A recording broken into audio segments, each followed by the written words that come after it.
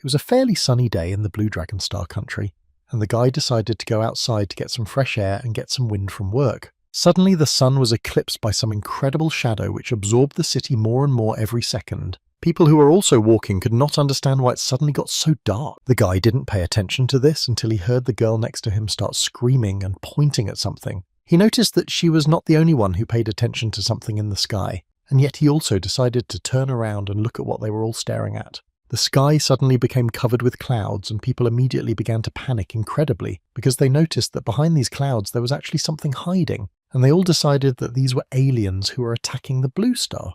The guy was not very emotional in life, so he did not pay too much attention to this, but still he had to do it as soon as some blue ball appeared in front of him. After a while he realized that this thing was like some kind of screen, which not only he had, but the guy had no idea what to do with it. He decided that the best thing to do was try to touch it, because it reminded him of augmented reality technology, but he still couldn't even guess who could make such advanced technology. Suddenly, words appeared on this screen that informed him and everyone who had a similar screen that a world of chaos would soon open, whatever that meant. Healthy Liuli aged 1550 years from all over the world will be simultaneously transported to heavenly chaos, and this is a place where you can meet furious giant beasts.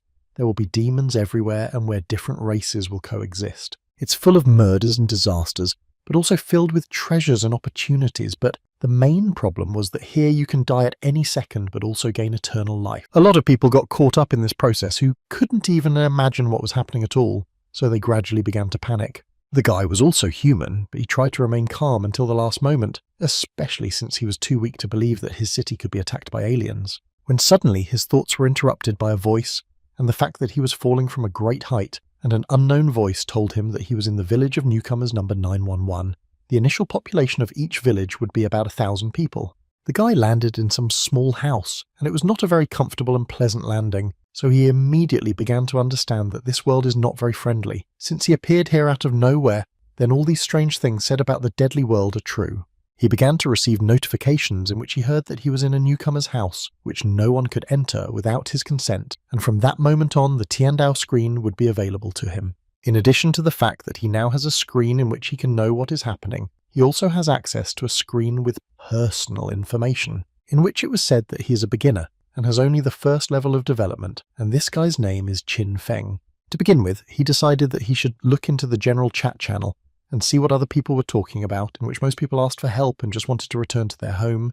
They all believed that these were aliens after all. Qin Feng realized that now most people's battle rating depends on all four indicators, and now almost all people have it rated at 1 star, only a few people have reached the limit of the 1 star, and based on the information received from other people, everyone's average is about 10 points. The guy's strength, agility and endurance did not reach 10 points, probably because he is so thin. His biggest indicator was energy, because the rest still had 13 points, which was less than half of his reserve. But suddenly the panel interrupted him, and a notification came that right now he would awaken his talent.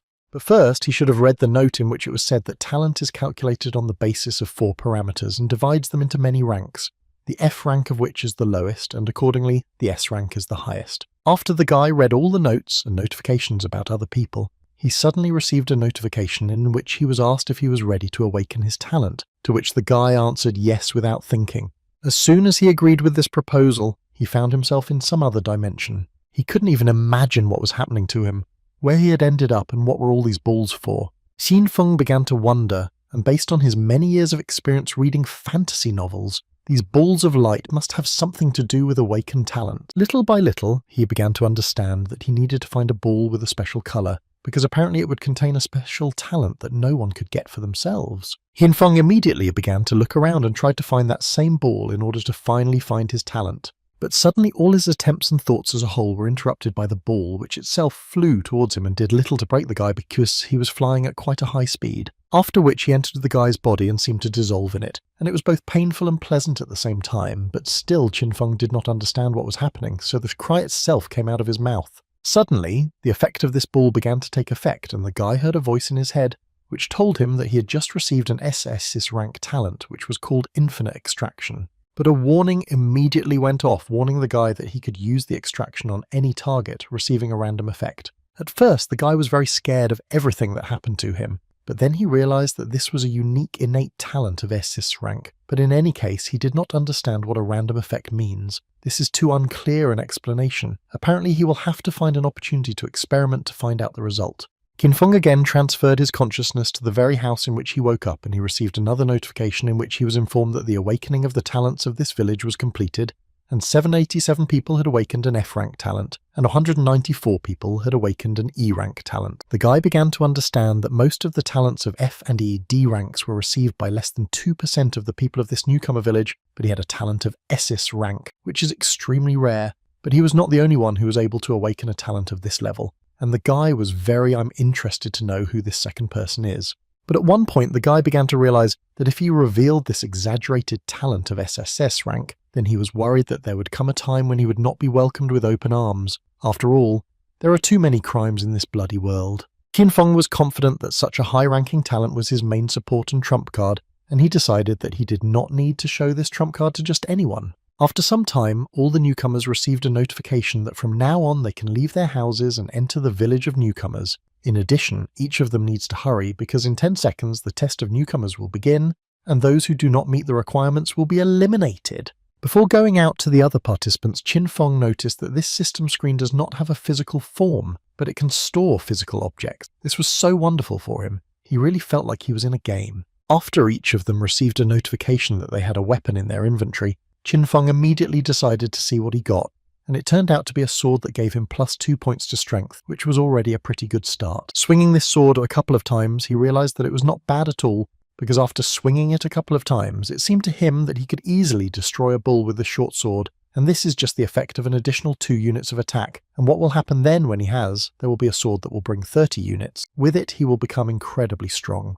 But then he realized that he could test his talent now, using this sword as an example, so without thinking for a long time he activated Endless Extraction. His weapon immediately began to become covered in blue flame, which could only mean one thing: he succeeded, and most likely he was able to use his talent. After the skill ended, he received a notification saying that the infinite extraction was quite successful, and he had extracted the rust and residue from his novice short sword, so it was turned into a refined steel sword, the strength of which was increased by 5. For him, this was actually incredibly surprising, because just one use of his talent raised the level of the beginner's short sword from 0 to 1 and increased his attack bonus to 5 units. He realized that he shouldn't stop there, and decided to use his talent again, so he raised his sword up and said the right words again. But as Qinfeng expected, this skill clearly had to have a limit, because if he really could constantly improve his weapons, then it would be a bug in their game and he would simply be invincible. In any case, he was pleased with the news that for a newbie, he had a much better weapon than everyone else. His joy and delight was suddenly interrupted by the numerous voices that came from outside the doors of his small house. Qinfeng was slightly surprised that the others decided to leave their homes so quickly and began to explore the area around them. The guy understood that he was actually no worse, and in some moments even better, so he also decided to leave his house and look around, and as soon as he opened the door the light filled his eyes. Qinfeng was in the rookie village number 911, in which those who fail to reach level 10 will be exterminated. This is the system that forced them to go out of their homes and exterminate as many monsters as possible. The beginner's test lasts only 7 days, and each of those who were in that village was incredibly scared due to the fact that they really had no idea what to do. Suddenly, some huge object appeared in front of them, which looked more like a portal, which they were so afraid to approach at first. Qinfeng, looking at all this, understood that this must be a way out of the newcomer village, beyond which lies a world of murder and bloodshed. The guy watched all this so carefully because he was incredibly interested in finding out who would be the first to risk leaving their village and start hunting. Suddenly his thoughts and attention were interrupted by a loud sound, after which a huge smoke screen appeared. Qinfeng was a little scared because it was quite close to him and the guy thought that it was some kind of explosion for which he was not quite prepared. But as soon as the smoke passed, they saw a man standing in the center of the crater who apparently created this explosion. This was a guy whose name was Wang Qian, and as everyone knew, this guy had a 1-star combat power. Many in this village knew this guy, and moreover they idolized him, because they believed that with the help of his strength he could lead them out of this terrible place. And they immediately began to ask him about what talent he had received, to which Van confidently replied that his talent was D rank and was called Frantic Strength because he could triple its strength when used. For Qinfeng, this was quite surprising, because he remembers very well that this guy had strength from the very beginning, and after using his talent, his strength indicator should increase to 54, so it became quite not surprising that he was able to break the boulder with one blow. Xin Feng understood that with such strength the guy must be one of the strongest in this village, because there were similar talents to his, but they could not compare with Wang. This guy only thought that now all the sweat and hard work in the past had paid off for him.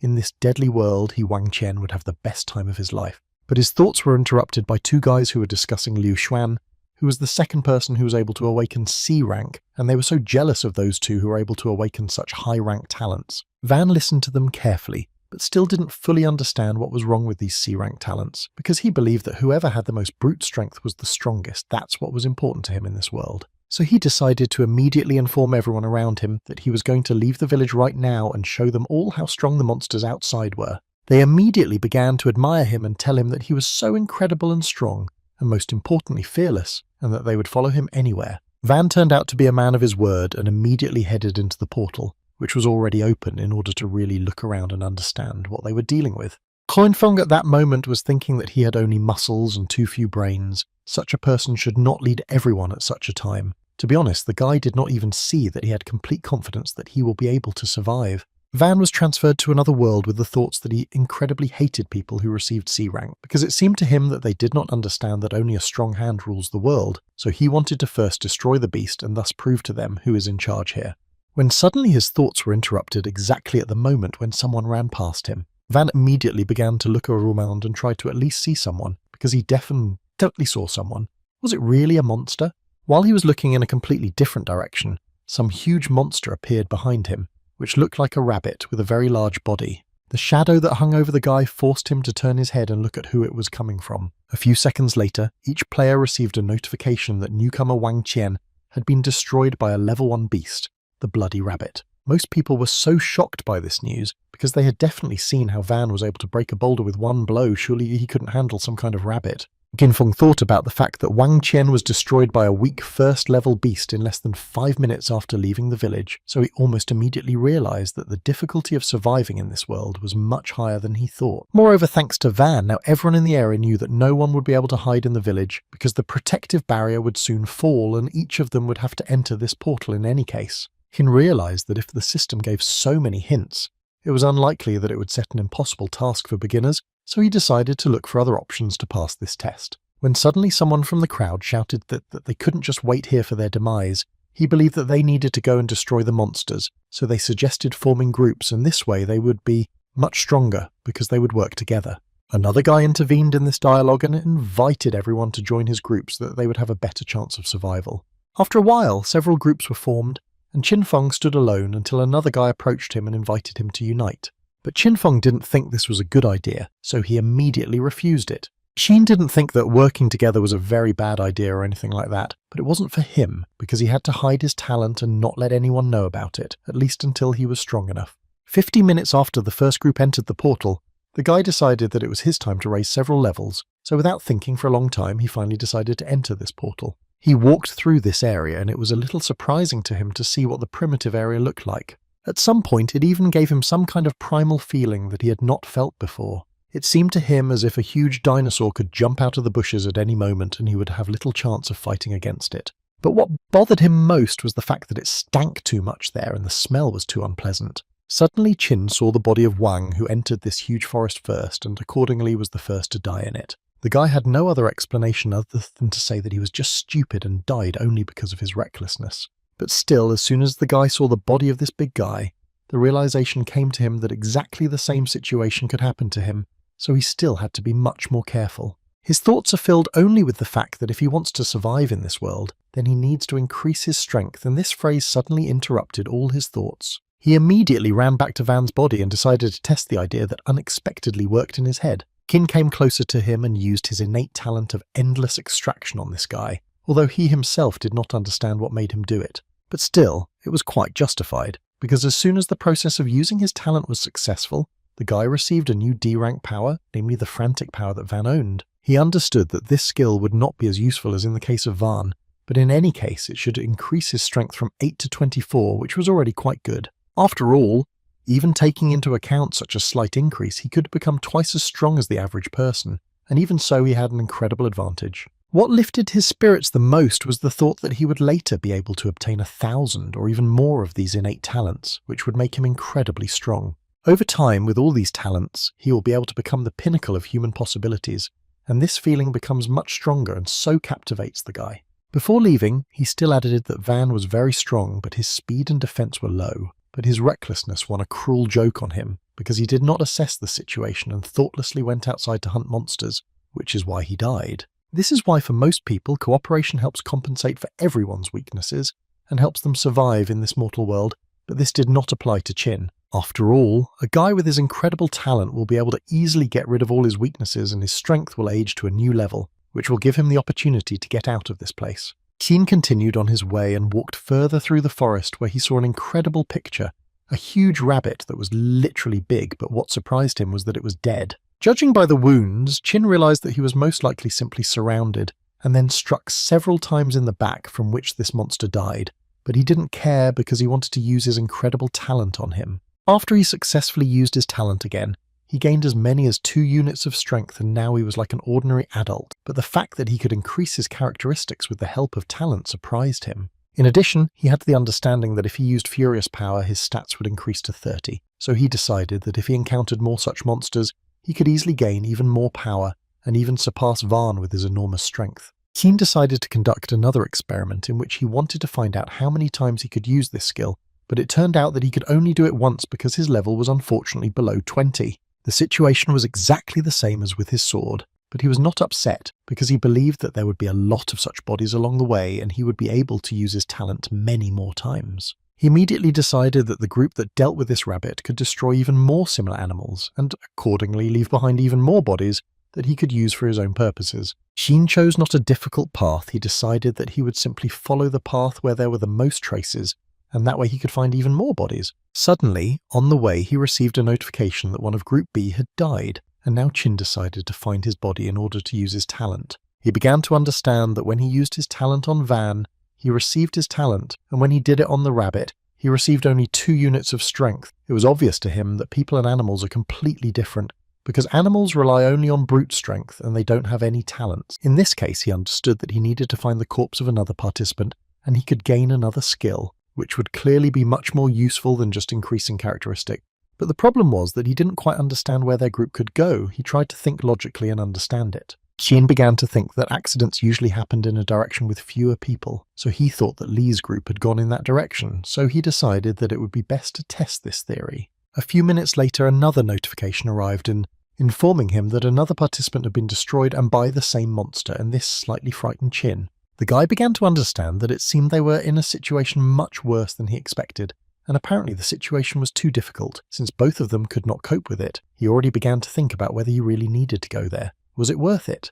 But then he again realized the fact that in this world, if a person is weak and even more so, continues to remain the same, then most likely it will end with him simply being eaten. And if you want to survive, then you need to understand the logic of survival and become stronger in order, will turn from prey to hunter.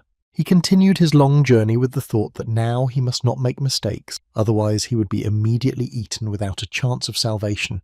Sheen understood that the place where he was going was incredibly dangerous, so he had to be extremely careful and do everything in order to survive. With each new step towards his destination, the guy's sense of smell became sharper, and he heard the smell of blood better and better, and this gave him the understanding that he was already quite close. And so it turned out he discovered the first victim, who turned out to be Zhou Cheng, who was destroyed by a huge rodent. And next to him, he was able to find his friend Li, who suffered in the same way at the hands of the same rodent, and that's where their story ended. But the guy doesn't always run to these bodies, because he understood perfectly well that somewhere nearby there could be that same monster who could try to do the same thing to him, because so far the guy is no match for him and is unlikely to be able to defeat him. Suddenly his thoughts and speculations were interrupted by an incredibly shocking picture, which he clearly did not expect to see. Next to the bodies, the guy discovered a huge first-level rodent running around, which obviously wouldn't mind eating another victim, so Qin was extremely careful in his actions. He clearly understood that the combat strength of a first-level beast was 3 stars, while his combat strength was at the level of 1 star, so it was obvious that in an even battle he could not defeat it. But fortunately for the guy, this monster was seriously injured. Both of its legs were broken, so the chances of winning suddenly increased. The guy waited for the most successful moment when it would be best to attack, and after activating his another talent, Violent Force, he went on the attack. No matter how wounded this monster was, he was still able to strike back, which was able to block the guy's attack. She knew that it definitely wouldn't be easy, and there was simply no point in giving up, because a beast always remains a beast. Their intelligence has its own limit. Therefore, he decided that he should proceed with the next attack and this time finish off this monster once and for all. The second attack was much more successful than the first, and he managed to carry out his attack as he had planned. He was able to use his new talent to the maximum and became inspired, so the monster had very little chance of winning this confrontation. And so it happened, the guy was able to deliver another precise blow right to the face of this huge monster, and this will most likely end their fight. The guy couldn't even expect that sneaking up on such a wounded monster would be so dangerous. He clearly underestimated him, and next time he should be extremely careful. After the monster finally died, Chin received 30 points of energy, which he immediately felt because such a pleasant warmth spread through him throughout his body, and all his fatigue disappeared. But that was not all. After he was able to deal with a large rodent, his first level status changed to 30 out of 100, another 70, and he will be able to move to the next level. This start made him very happy, so he decided not to stop there and continue in the same spirit in order to reach the next level as quickly as possible, because he was almost sure that more surprises awaited him there. Sheen did not forget to use his endless extraction skill and on this monster, for which he successfully received 2 points to agility. Now his agility has risen to 11 points. The stat points he gets from the first level wild beasts are too small, so he decided to try to find the second level beasts. And now the guy decided to finally get what he really came for, so he began to confidently approach Lee's body. The endless extraction was successful, and he received an F-rank talent for enhancing smell. This talent was of a lower level, but it was still quite useful considering the fact that it was an enhancement of one of the 6 senses. This talent could improve the sense of smell tenfold when used, which was quite useless for others, but in the situation Chin found himself in, this talent would certainly come in handy. And all because the forest in which they were located was quite dense, and it would be incredibly difficult to look for bodies in such conditions. So this talent, by the way, is better suited for the guy, because with the help of it he will be able to find them by the stench they emit. Moreover, with it he will be able to smell the smell of wild animals that are in the distance, which will help him avoid danger in advance. He was truly lucky that he received this talent right, Terror, because not even an hour had passed since the start of the test, and his strength and agility had already reached the standard of an adult. Considering the other 3 talents he had obtained, his total combat strength should already reach 2 stars. It might even be at the peak of the 2nd star. However, the system panel's combat strength rating only takes into account the values of 4 characteristics, which is why at first glance, its combat strength is still equal to 1 star. He began to realize that it seemed that the assessment of combat strength given to him could only be used as a reference and should not be relied upon too much. In any case, he had time to continue his path, and the first thing he decided to do was use his new talent, which increased his sense of smell tenfold. The smells themselves came to him, and he began to smell an incredibly large number of different smells that were not very pleasant to him. As a result, after strengthening his sense of smell tenfold, he just felt too bad and wanted to vomit from all this stench. He tried to calm down and not worry about it. He decided that he just needed to slowly get used to it and learn to distinguish each smell. Therefore, he decided that it was worth trying to do it again, and this time he was confident that he would succeed. At first, he began to smell light aromas, and at one point he realized that they were the aromas of dirt, which were not very pleasant, but in any case he was able to distinguish the smell. Then there was a much nicer smell. It was the smell of flowers, which smelled much better than dirt, but it was still what he needed. But at one moment he had to interrupt this procedure, because he clearly heard the smell of someone approaching him very quickly. One of the participants in this game tried to run away as quickly as possible from a huge monster who took him at gunpoint, and if he caught up with the guy, then most likely this would be the end of his story. At one point he was unable to dodge the blow, and the large rodent was still able to deliver a fairly successful blow from which the guy was thrown away. But he was lucky that he was not alone in this battle, and his teammates came to the rescue in time. They were able to guess the moment when they could attack this huge monster and flew out of nowhere towards this big guy. Several guys, with the scale of their talents and skills, were able to deliver several perfect blows and thus destroy this monster, for which they successfully received 30 energy points, but still they were not so lucky,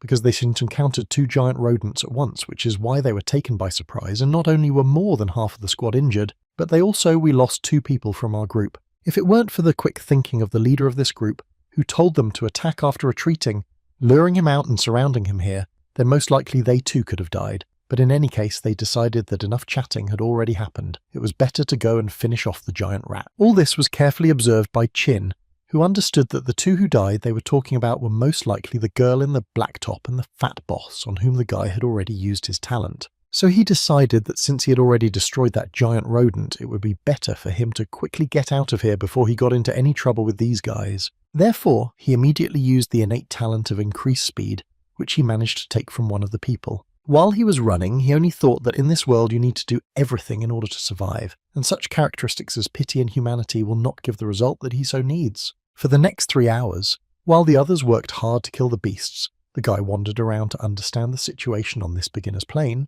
After such a short amount of time, he realized that there were 5 types of first-level beasts most commonly found here, such as the giant rodent, the blood rabbit, the grey wolf, the mad boar, and the extremely poisonous 9-ringed snake. On the way, the guy found the body of the 4th mad boar, on which he successfully used his talent. But still, at one point he reached the extraction limit, after which he essentially could no longer use his talent and needed time to restore this skill. But the fact was that after 3 successful extractions of identical first-level beasts, the healing limit was reached, and Chin had already used his skill 3 times on all the beasts except the 9-ringed poisonous snake.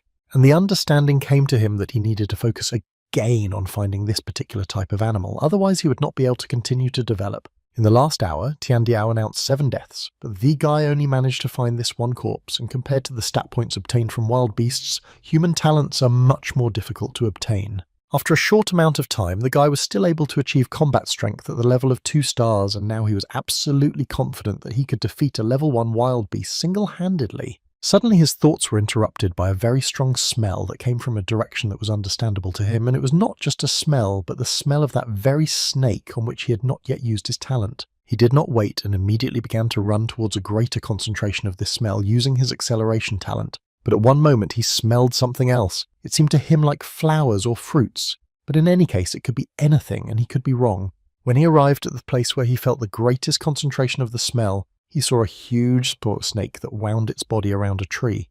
Keen was finally able to find the creature he was looking for.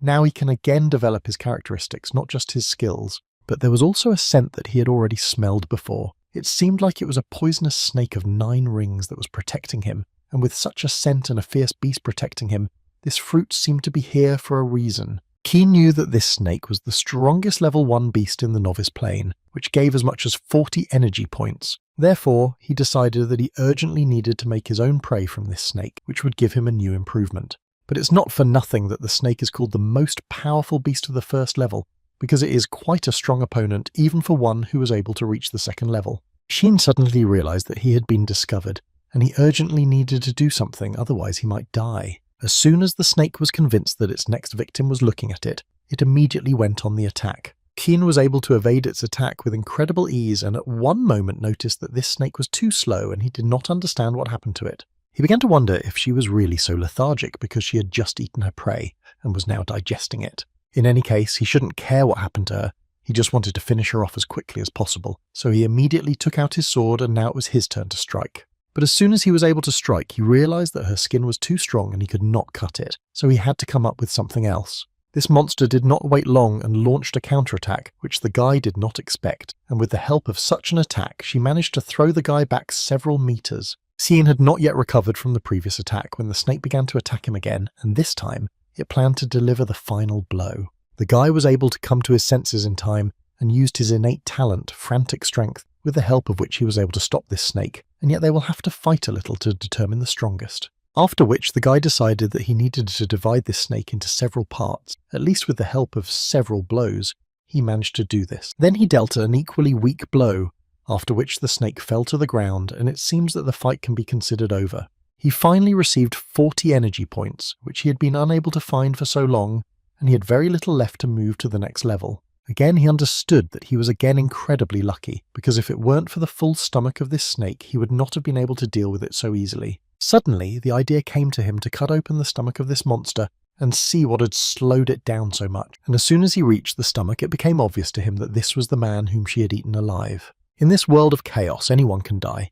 The only difference is how you die, so the predator feeds on prey, and the fittest survive. This was the law of this world, and Chin was well aware of this. In any case, the guy decided to use his extraction talent, and he received an improvement in his vision again.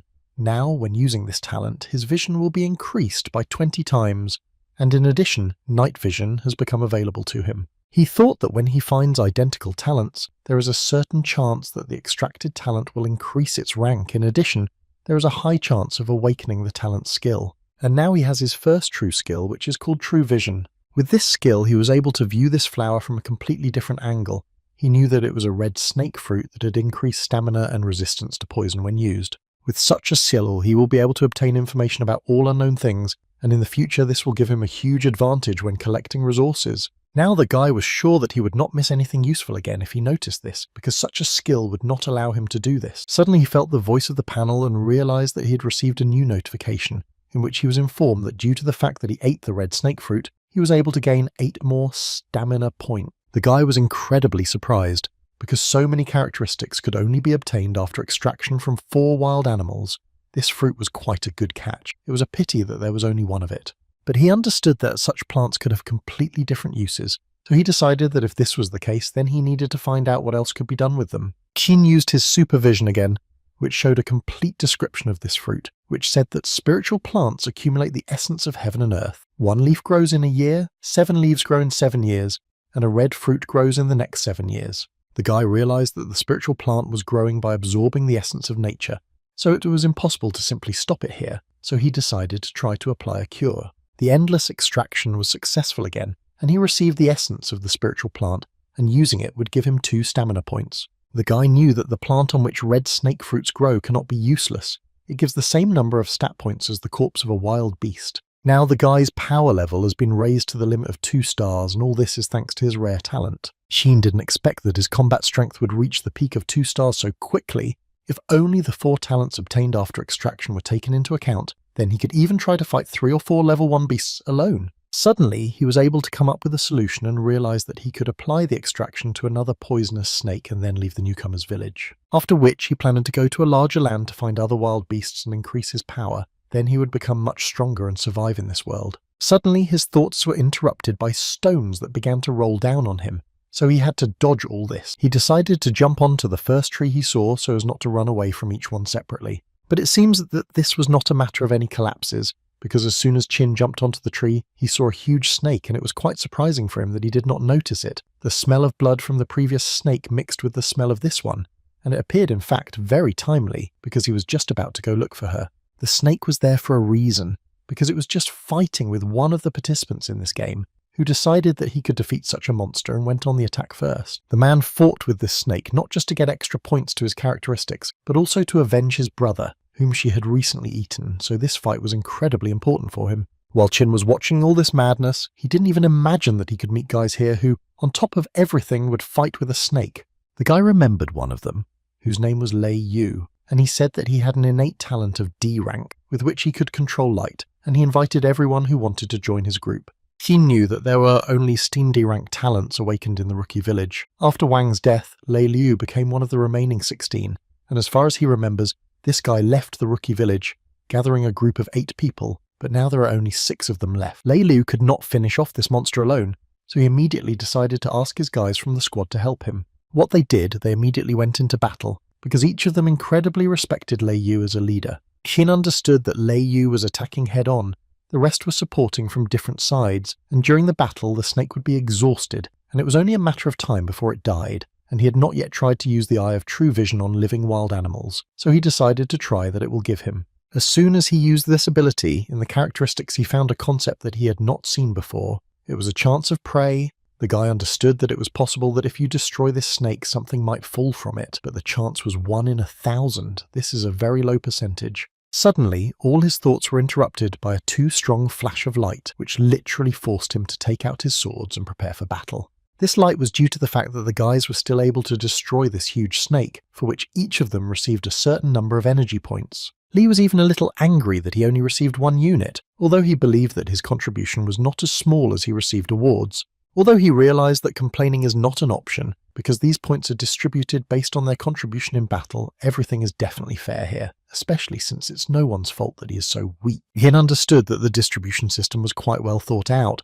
because the distribution of points, if a person creates a group, then it is encouraged to work together, and if 40 points are divided among everyone, then the amount comes out to be a rather modest amount. But still he jumped out of the tree because he didn't fully understand what was happening to this guy. No matter how much the leader of this group worries, he is the first of all who was able to increase his level to the second. Everyone else could only envy him for this, because they still had quite a long way to go, but he asked each of them not to be upset because as long as they were together, they could survive. Xin carefully watched this guy, and it was the first time he had seen a person with a second level. It was so interesting. He was primarily interested in knowing how much it differed from the first level. So he decided to test it with his true vision, and he realized that with such characteristics and his D-rank talent, his overall strength would barely reach 3 stars. It was clear that if he fought a level 1 wild beast alone, his chance of winning would only be 50%. Even though he had not yet reached the second level, his combat strength was at the peak of 2 stars. Considering all his talents, his overall strength should be somewhere around 4 stars. As soon as their leader received the second level, one of the members of their group immediately offered to avenge their brother, who was still in the stomach of that snake. After which he said that when they were scouting the area together, they met 2 poisonous snakes in the forest, and as soon as they saw them, they immediately turned and ran, but Chungjun stumbled, fell, and was swallowed by the snake. The leader of their group did not mind and suggested that they take revenge for their brother, and do it right now, so he asked them to follow him. Qin understood that it seemed that the person in the snake's belly was their comrade Chungjun, and now they were looking for the snake that he had just destroyed, and this could bring him some problems in the future. Suddenly, a girl from this detachment turned around and shot from her bow because she heard that someone was approaching them from behind. Qin was very lucky that this arrow did not hit him, although it flew straight to his head and a little more, and then it was the end. The guy understood that most likely this girl had a talent for heightened hearing, so she heard him when he was watching the tree, and now she demands that the guy come out and show himself. Qin had no other choice, and he simply came out from behind the tree and immediately began to calm them down, saying that he was just passing by and there was no reason for such panic. The girl recognized this guy because they knew each other from the village for beginners. At least that's what the girl thought, because Qin was very surprised that she knew him, because it was the first time he saw her.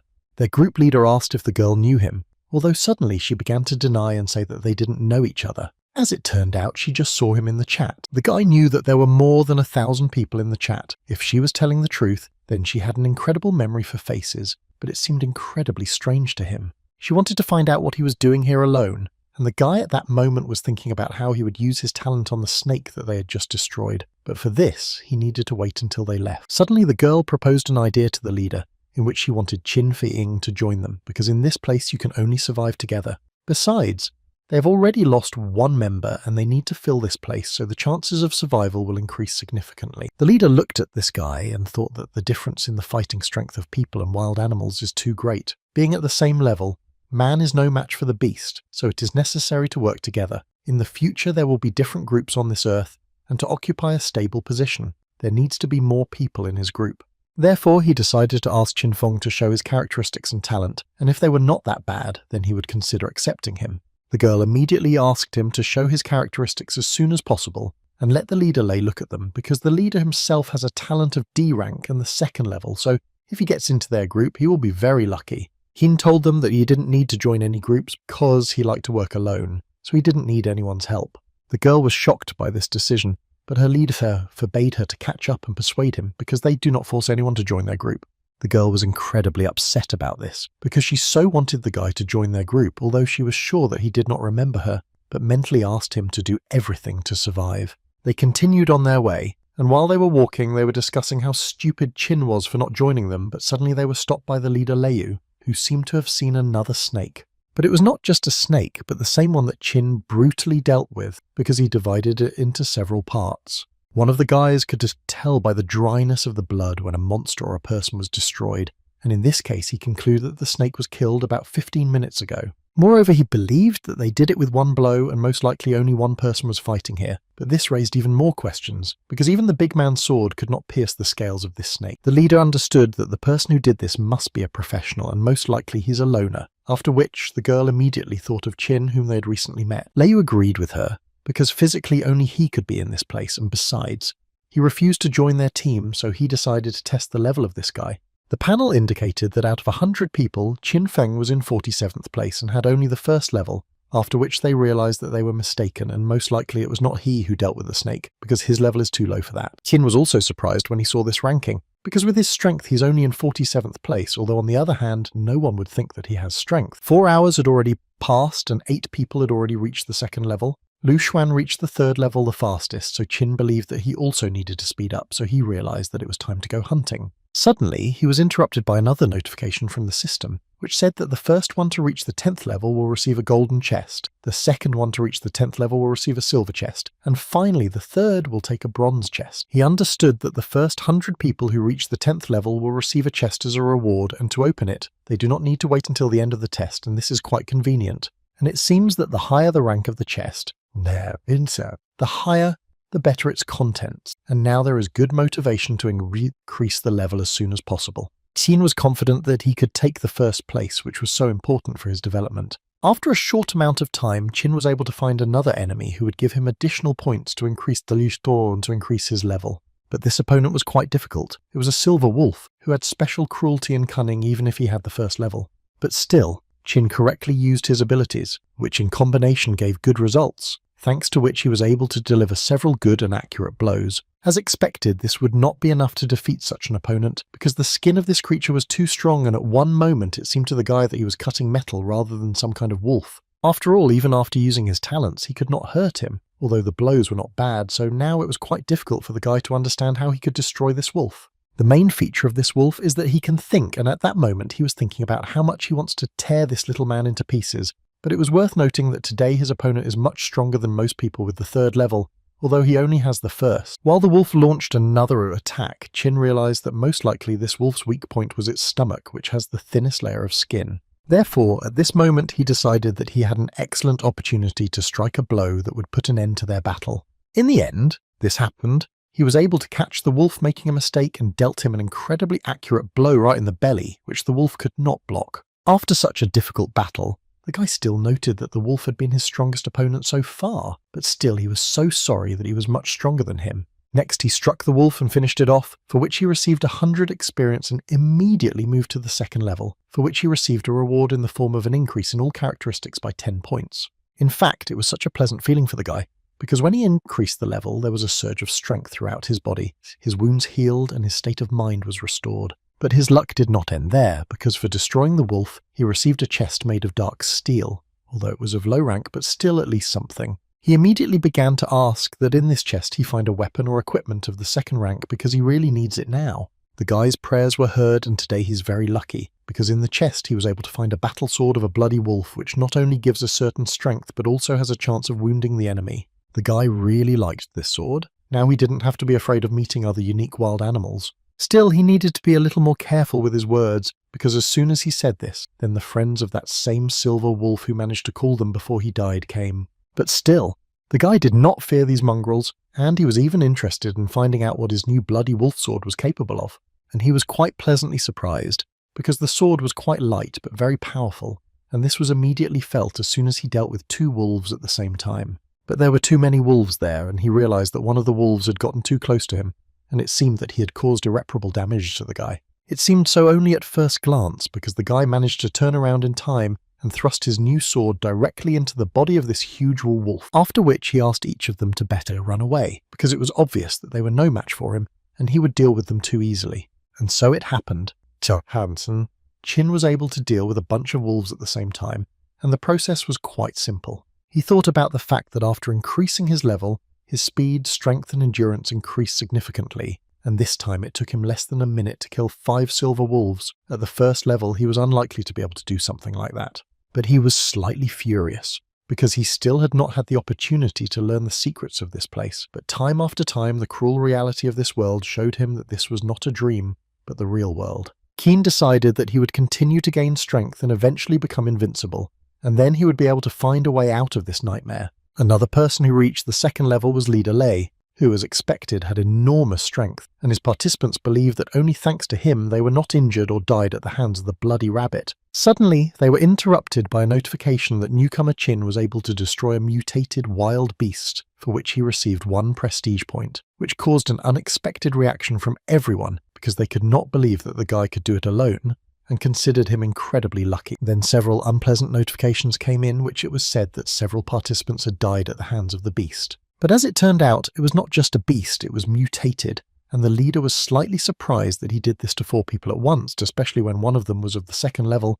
This only indicated that such animals were especially dangerous, and even if a person has a second level, it is not at all a fact that he will be able to do something to him. Suddenly they saw that the ranking had changed rapidly, and now Qin Feng was in 5th place in the entire ranking. And for them it was absolutely absurd that his strength was growing so much, but the leader asked them not to dwell on it and continue the hunt. In the end, Qin was able to kill absolutely every wolf that decided to attack him, and to be honest, this even tired him a little, no matter how strong he was. But in any case, the energy eventually ends. Suddenly a notification came from some guy who asked for help, because his entire group was completely destroyed by one monster. Only he managed to survive, and only because he used his speed skill, and the strength of this monster is simply terrifying. He is much more dangerous wild beasts of the 2nd level. After which he also added that he was in the area of 40 kilometers from the newcomer's village and asked to help him. And Qin understood that he was now in the southeast of the newcomer's village, and if he hurried there, he would get there in about 5 minutes. Xian was so motivated not because he wanted to help this guy, because he actually understood that the fanged boar is a mutated wild beast of the 1st level, for destroying which he can get twice as much experience as he would get for destroying ordinary monsters.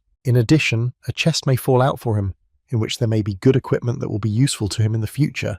But when he came to that very place, he found only the bodies of other people. But he understood perfectly well that if the bodies were here, then the fanged one, the boar, must be nearby. But suddenly he smelled a bloody rabbit, and suddenly thought that he might have made a mistake, so he decided to use his talent for now and look around a little, after which he would continue searching for animals. As soon as he started using the extraction on the first body, he realized that the person did not have any innate talent, and the guy was slightly shocked. Keen didn't understand how this was possible, so he used his talent again in the hope that now it might work. But unfortunately the attempt was unsuccessful again, and he did not understand what was the matter, because last time this happened when he reached the limit of extracting wild animals of the 1st level. But what was the matter now? He tried to do this several more times, but attempt after attempt was unsuccessful, and the guy really did not understand what went wrong, and the system itself also did not give any clues. In any case, he realized that it was better to take everything he could and leave. Apparently the talents of these guys were too low to take them from them again. The guy has an innate talent that is associated with strength. Agility has an innate talent of E rank, which is called increasing speed.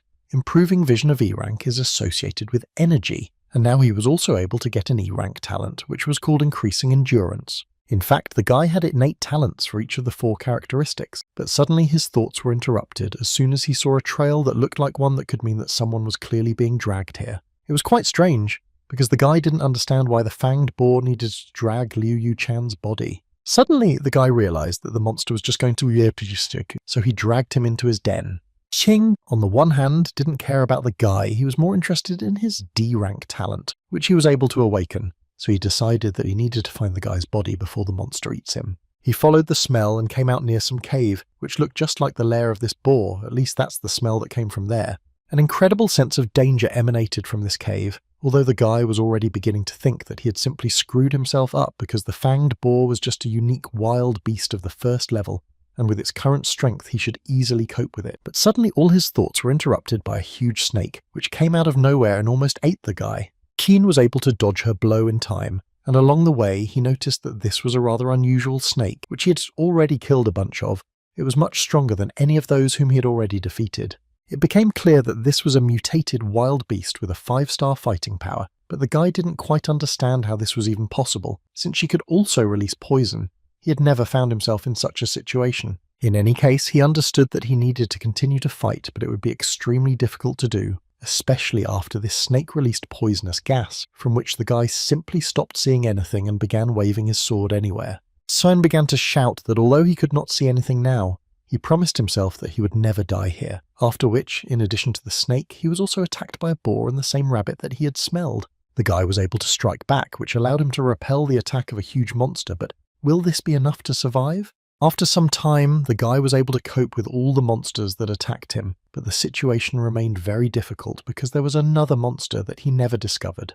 And it was the same snake that approached him from behind and dealt a blow from which he was miraculously able to dodge. Although the guy didn't see anything, he asked not to forget that he also has the talents of smell and hearing, so he asked him to underestimate him, and with these words he went on the attack. He was able to deal a crushing blow to this huge snake, as a result of which the threat has now passed and he can finally exhale. This time he was too close to the end, and if not for his talent for increasing endurance, he could have died. But he was lucky, and for destroying such a snake he received a chest of dark steel. At this moment, just in time, the guy was able to get the 3rd level and all his characteristics increased by 10 points again, and his vision returned to normal again.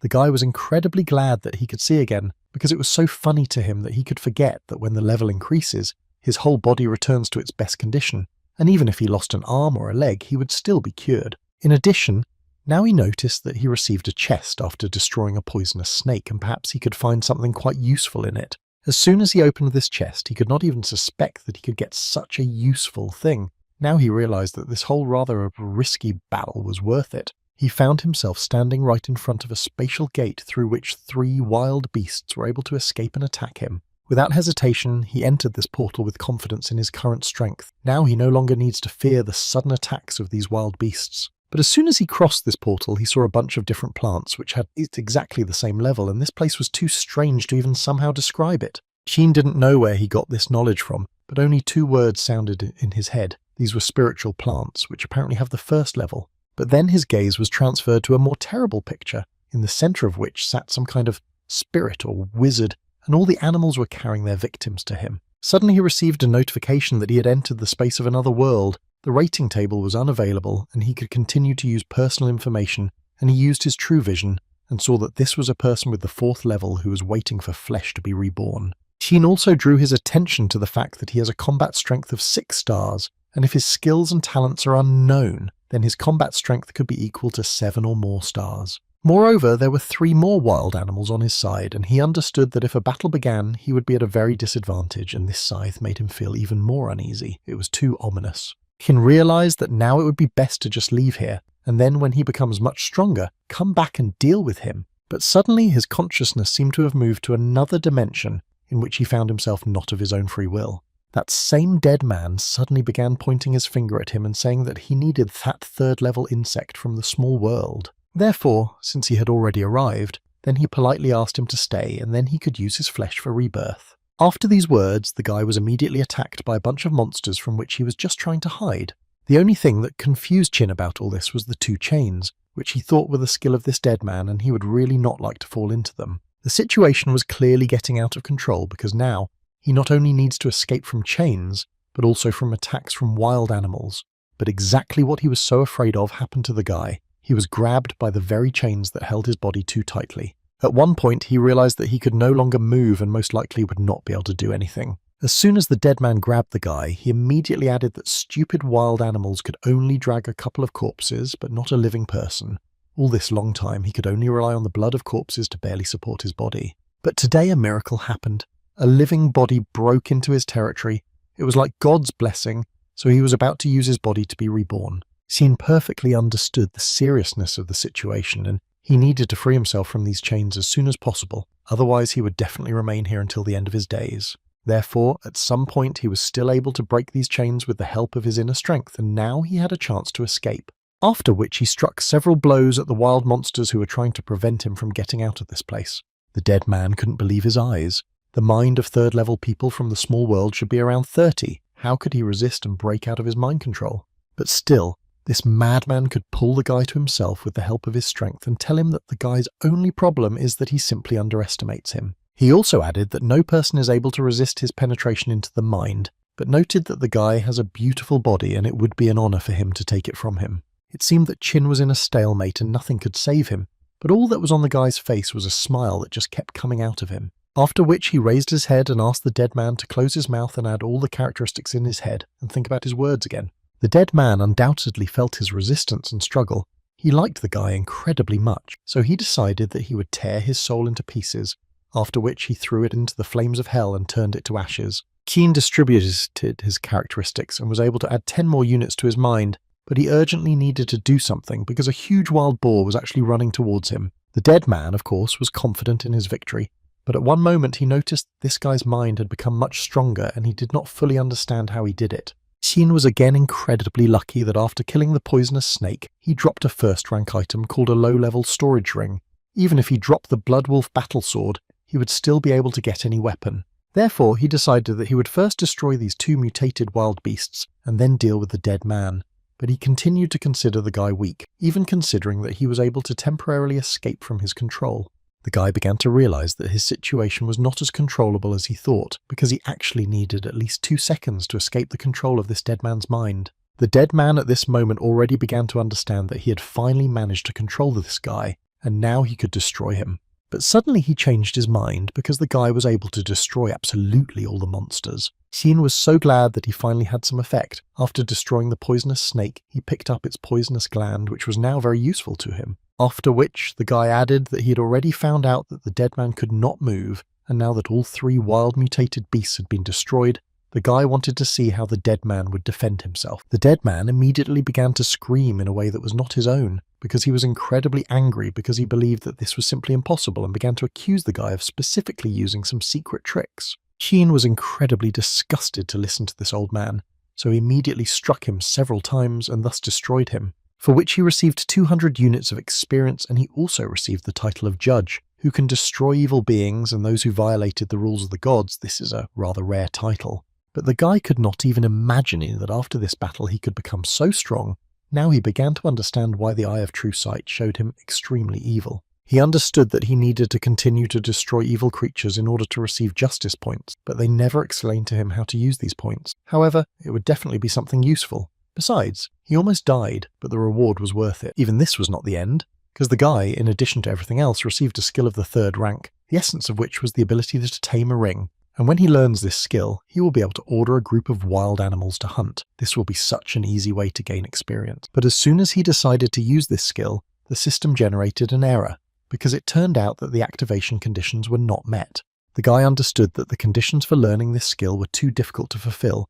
Even for the lowest level, you would need a D-rank talent for strengthening the mind. He became interested in knowing if the dead man had some kind of recipe for taming. He began to rummage through his things, and all he found there were dirty socks that had not been washed for 200 years, a gold necklace that was obtained by deception, an eye that fell out after the girl was hit by a snake, everything except what he needed. Sheen could not stand it and still got angry with this old dead man who had only one piece of garbage in his bag, but not what he really needed. He realized that just looking for a way out of this situation was a waste of time, so he decided to start the extraction process. After he used his talent once again, he received a rank D talent, strengthening the mind, and also 3 units of strength and dexterity. As the guy expected, the corpse's talent was related to the mind. Next time you will need to beware of such attacks, because dealing with them is much more difficult than with mindless creatures.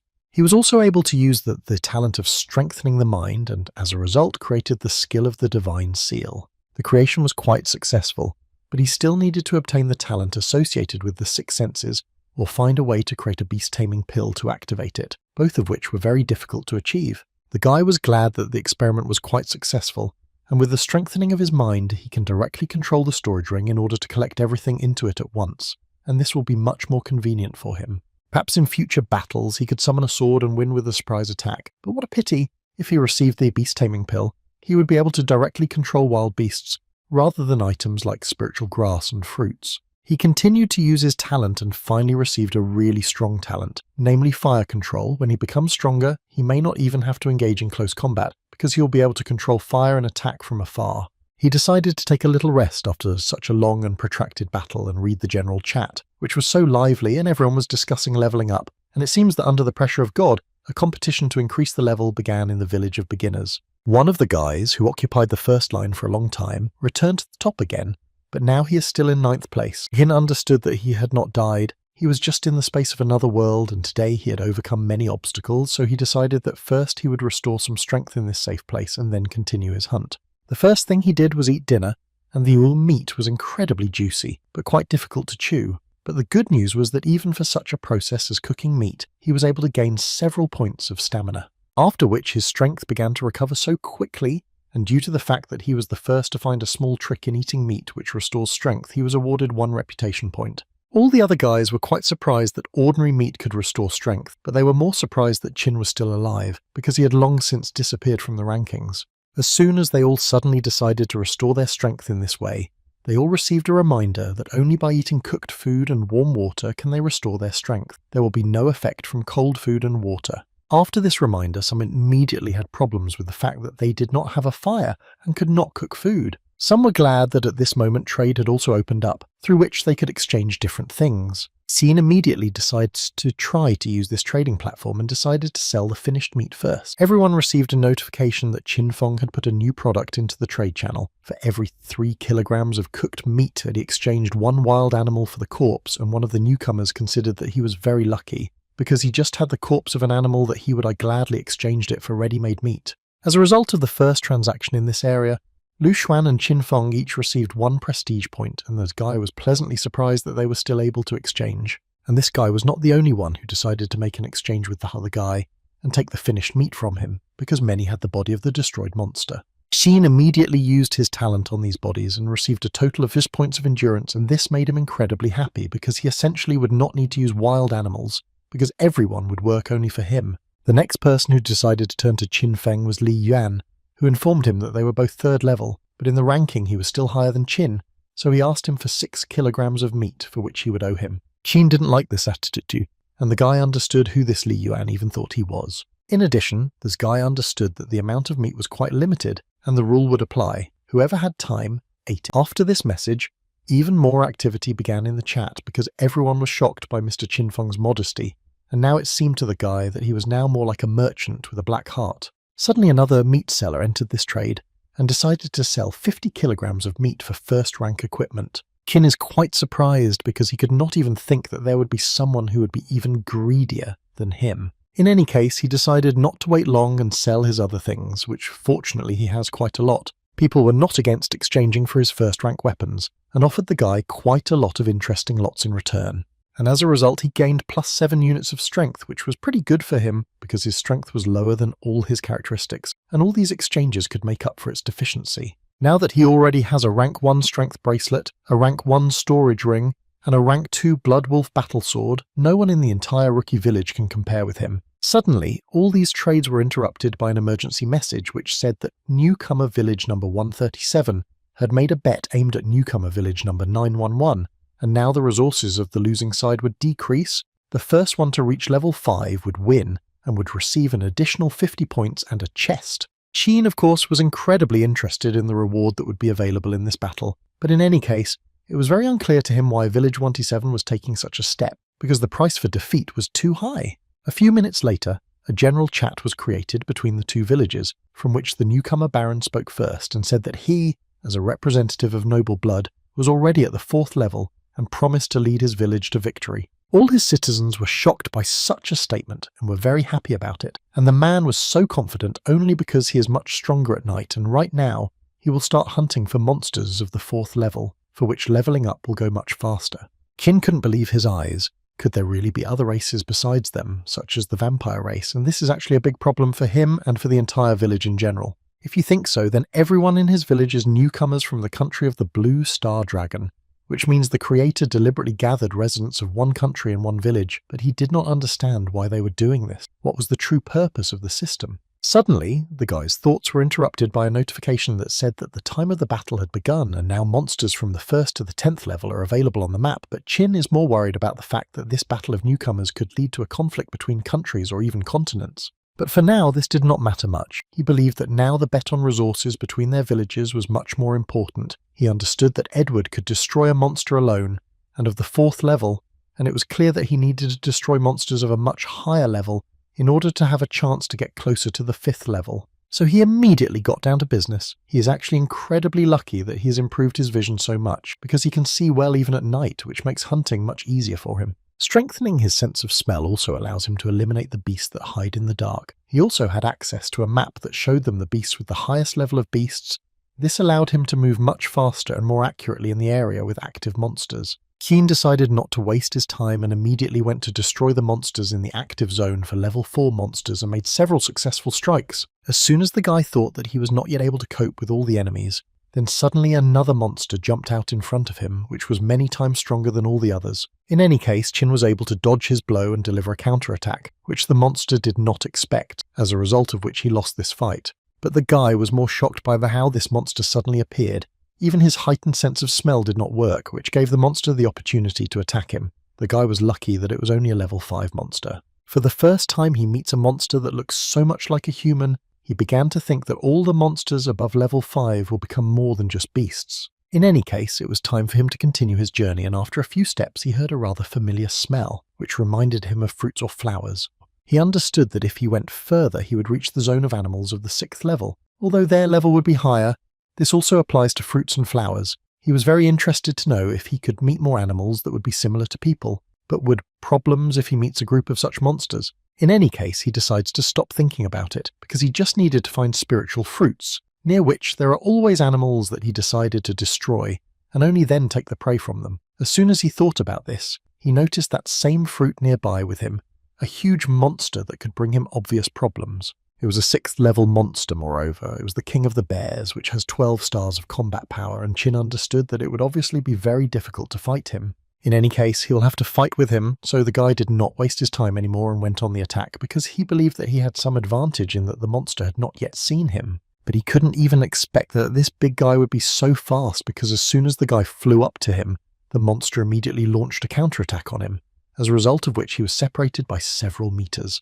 Kin realized that he had acted too carelessly, because he didn't even think that he could be so fast given the size of this monster. The guy didn't even have a chance to dodge. Suddenly his thoughts were interrupted by the monster himself, who spoke to him and asked him not to get in his way, because he didn't want to waste time on him, and asked him to just go far away from this place. It was so strange for Chin to watch this, that 3 heads were talking at once at the same time. Although it was disgusting, he decided to ask this monster to leave, because the guy would not be able to save his life any other way.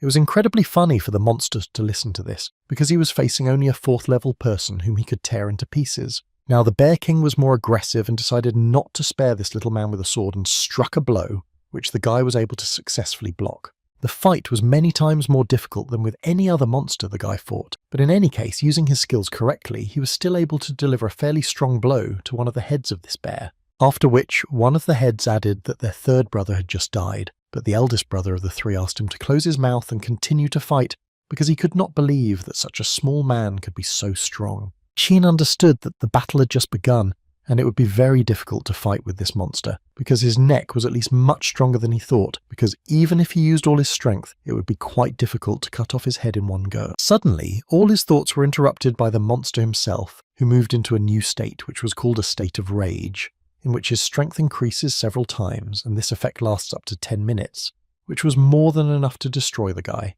He understood that this was the roar of a dragon, but its strength was too weak. Perhaps this was the result of being near the dragon fruit for a long time, and the unnoticed part of absorbing the fruit, but the monster continued to threaten Chin, saying that he would destroy him as soon as he came closer to him. Now the guy really started to have problems, because when the monster is in this state, the guy can't even scratch it, let alone defeat it. At one point the guy realized that he would not be able to dodge the blow of this monster, and the bear himself once again repeated to him that this was the guy's main mistake, to think that with the 4th level he would be able to defeat such a strong monster as the bear, and as a punishment for his stupidity he will destroy him. But no matter how confident the bear was in his attack, the guy did not give him the opportunity to destroy him, and used his fire skill on his sword, which made it possible to deliver a good counterattack and at the same time add a +10 to his strength to his characteristics.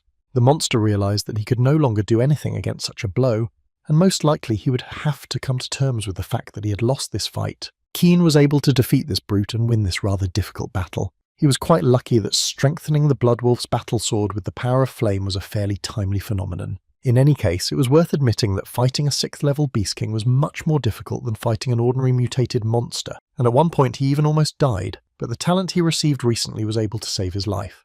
But as soon as he relaxed, he thought about the fact that the system did not announce that he was able to deal with the King of the Bears. What was the problem? Quite late he began to realize that this was only possible if the King of the Bears was still alive. In any case, after what this monster had to go through, he was unable to deliver a strong enough blow, so Chin was able to easily dodge this attack and deliver another final blow, after which he immediately received a notification from the system that the King of the Bears had died, and the guy was the first to destroy him. Sin thought about the fact that he was alive even after he cut off his head. Hunting the King of Bears turned out to be an invaluable experience. It also reminds him that with each level, the monsters of this world will become much more dangerous and it will be more difficult to destroy them, but he definitely couldn't relax while he was so weak. After he destroyed this monster, he received a chest in which he managed to find a 2nd level item, the battle armor of the Bear King, which increased his defense by 25 units, and he also had resistance to fire and cold. He also did not forget to use his talent, for which he received an E-rank talent, which was called Blood Evolution, which awakens the power of blood, increasing strength, speed, and defense by 30%. Now the guy understood why the Bear King guarded this fruit so fiercely. After all, he didn't even want to enter into battle with him. Although on the other hand, he understood him perfectly. The guy understood that in his place he would have done exactly the same. when suddenly all the guy's thoughts were interrupted by a sudden pain that engulfed his entire body. It was like someone was squeezing him in their fist. He began to hear some voice that told him that the guy was as weak as an ant crawling on the ground, so this voice began to think about how he could eat him alive or perhaps fry him a little. All this was told to him by a huge dragon, which grabbed the guy in its chains and essentially controlled his body. He held the guy in his arms and was already thinking about crushing the guy in his hand, which made Chin scream in a voice that was not his own. The guy understood that he just ate a dragon blood fruit and most likely it was just an ordinary hallucination that could really destroy him. He realized that he couldn't just give in to this whole circus, and besides, it was just a hallucination that couldn't be allowed to take over his mind, so he decided to take a little bite from this dragon. This dragon realized that this guy is not so stupid, and tried to talk to him, and explain that he is in fact a real dragon who can teach him a lot of things, but Chin absolutely did not care about his every word, and so he continued to eat this monster. Still, after a few seconds, the guy was able to open his eyes, and it really turned out to be a hallucination, and the first thing he saw before his eyes was a notification that he had successfully used the dragon blood fruit, and he received 5 units for each attribute. After eating the fruit, the guy felt warm throughout his body, and he would really like to take a nap, but he understood that he couldn't sleep yet, because he had almost reached the 5th level, and if he destroyed just one beast, he would be able to win the challenge for resources. While the guy was checking the progress of the other participants, a huge monster approached him and was ready to tear the guy into pieces. The Vampire Lord was already level 4, and he was going to rise to level 5 before dawn, so he asked them all to just wait for glory to come to them. All his colleagues and those who were in the village for beginners, with this warrior, were proud that they were caught with him. But suddenly all their joy and storm of emotions were interrupted by a notification that informed them that newcomer Chin Feng from Village 911 became the first who managed to reach the 5th level, and Village 911 wins this challenge for resources. Everyone from this village should have been proud of Chin Feng because it was thanks to him that they were able to receive 20 stat points for free. At the same time, all members of Newcomer Village number 127 are deprived of 20 stat points, from which Lord Edward began to get incredibly angry because they began to blame him for what happened, which made him even more angry. And Chin himself was incredibly grateful to this monster, who came to him on his own, which saved the guy a lot of time, and thanks to him, he still increased his level to the 5th, for which he also received a silver chest. Also, the guy of course did not forget to use his special talent on all bodies, which was incredibly useful for him. Suddenly, his process was interrupted by some guy who said that he had received a resource bid token, and he would like to use it to exchange it for a refined level 1 steel sword. Xin Feng was quite open to such an exchange and happily accepted it, because with this token, the initiative would be in his hands and he would no longer need to rush to the area with the top-level beast to hunt them. Therefore, without hesitation, he nevertheless accepted this exchange, after which an explanation appeared on the screen in which they said that the token appears once in each newcomer village and only the strongest in the entire village has the right to use it. After use, in case of victory, the reward increases factor of. It was not surprising to Chin that Gu Ming wanted to sell it to him, not only because of the restriction on the use of the token, but also because of the punishment of growing several times. It seems the guy has become quite a famous person, and he suddenly gained a lot of prestige by leading everyone to victory. Therefore, he decided that when morning came and everyone was fully recovered, he would begin the next bet on resources, and his decision was supported by quite a lot of people who considered him so caring. But the guy himself didn't think that way about himself, because he didn't do it because he was tired and wanted to stall for time. After all, with his endurance, he can stay awake for 3 days and 3 nights and still not get tired. To begin with, he wanted to reach the most dangerous zone with animals of the 10th level, and then start betting on resources, which would be quite logical and correct. He understood that level 10 beasts are now the most dangerous, but they also give the most experience, and this is the fastest way to level up, so his chances of winning will increase significantly. The experience points that he gets from animals in low-level zones are less. The chance of getting a treasure chest is also small. After quickly clearing this zone, he decided that he would go to the zone with animals of the 10th level. Keen walked for quite a long time and met a lot of beasts on his way, and according to the map, the 10th level beast zone should be somewhere here. Although he has the talent of improving his sense of smell, he cannot smell a single animal.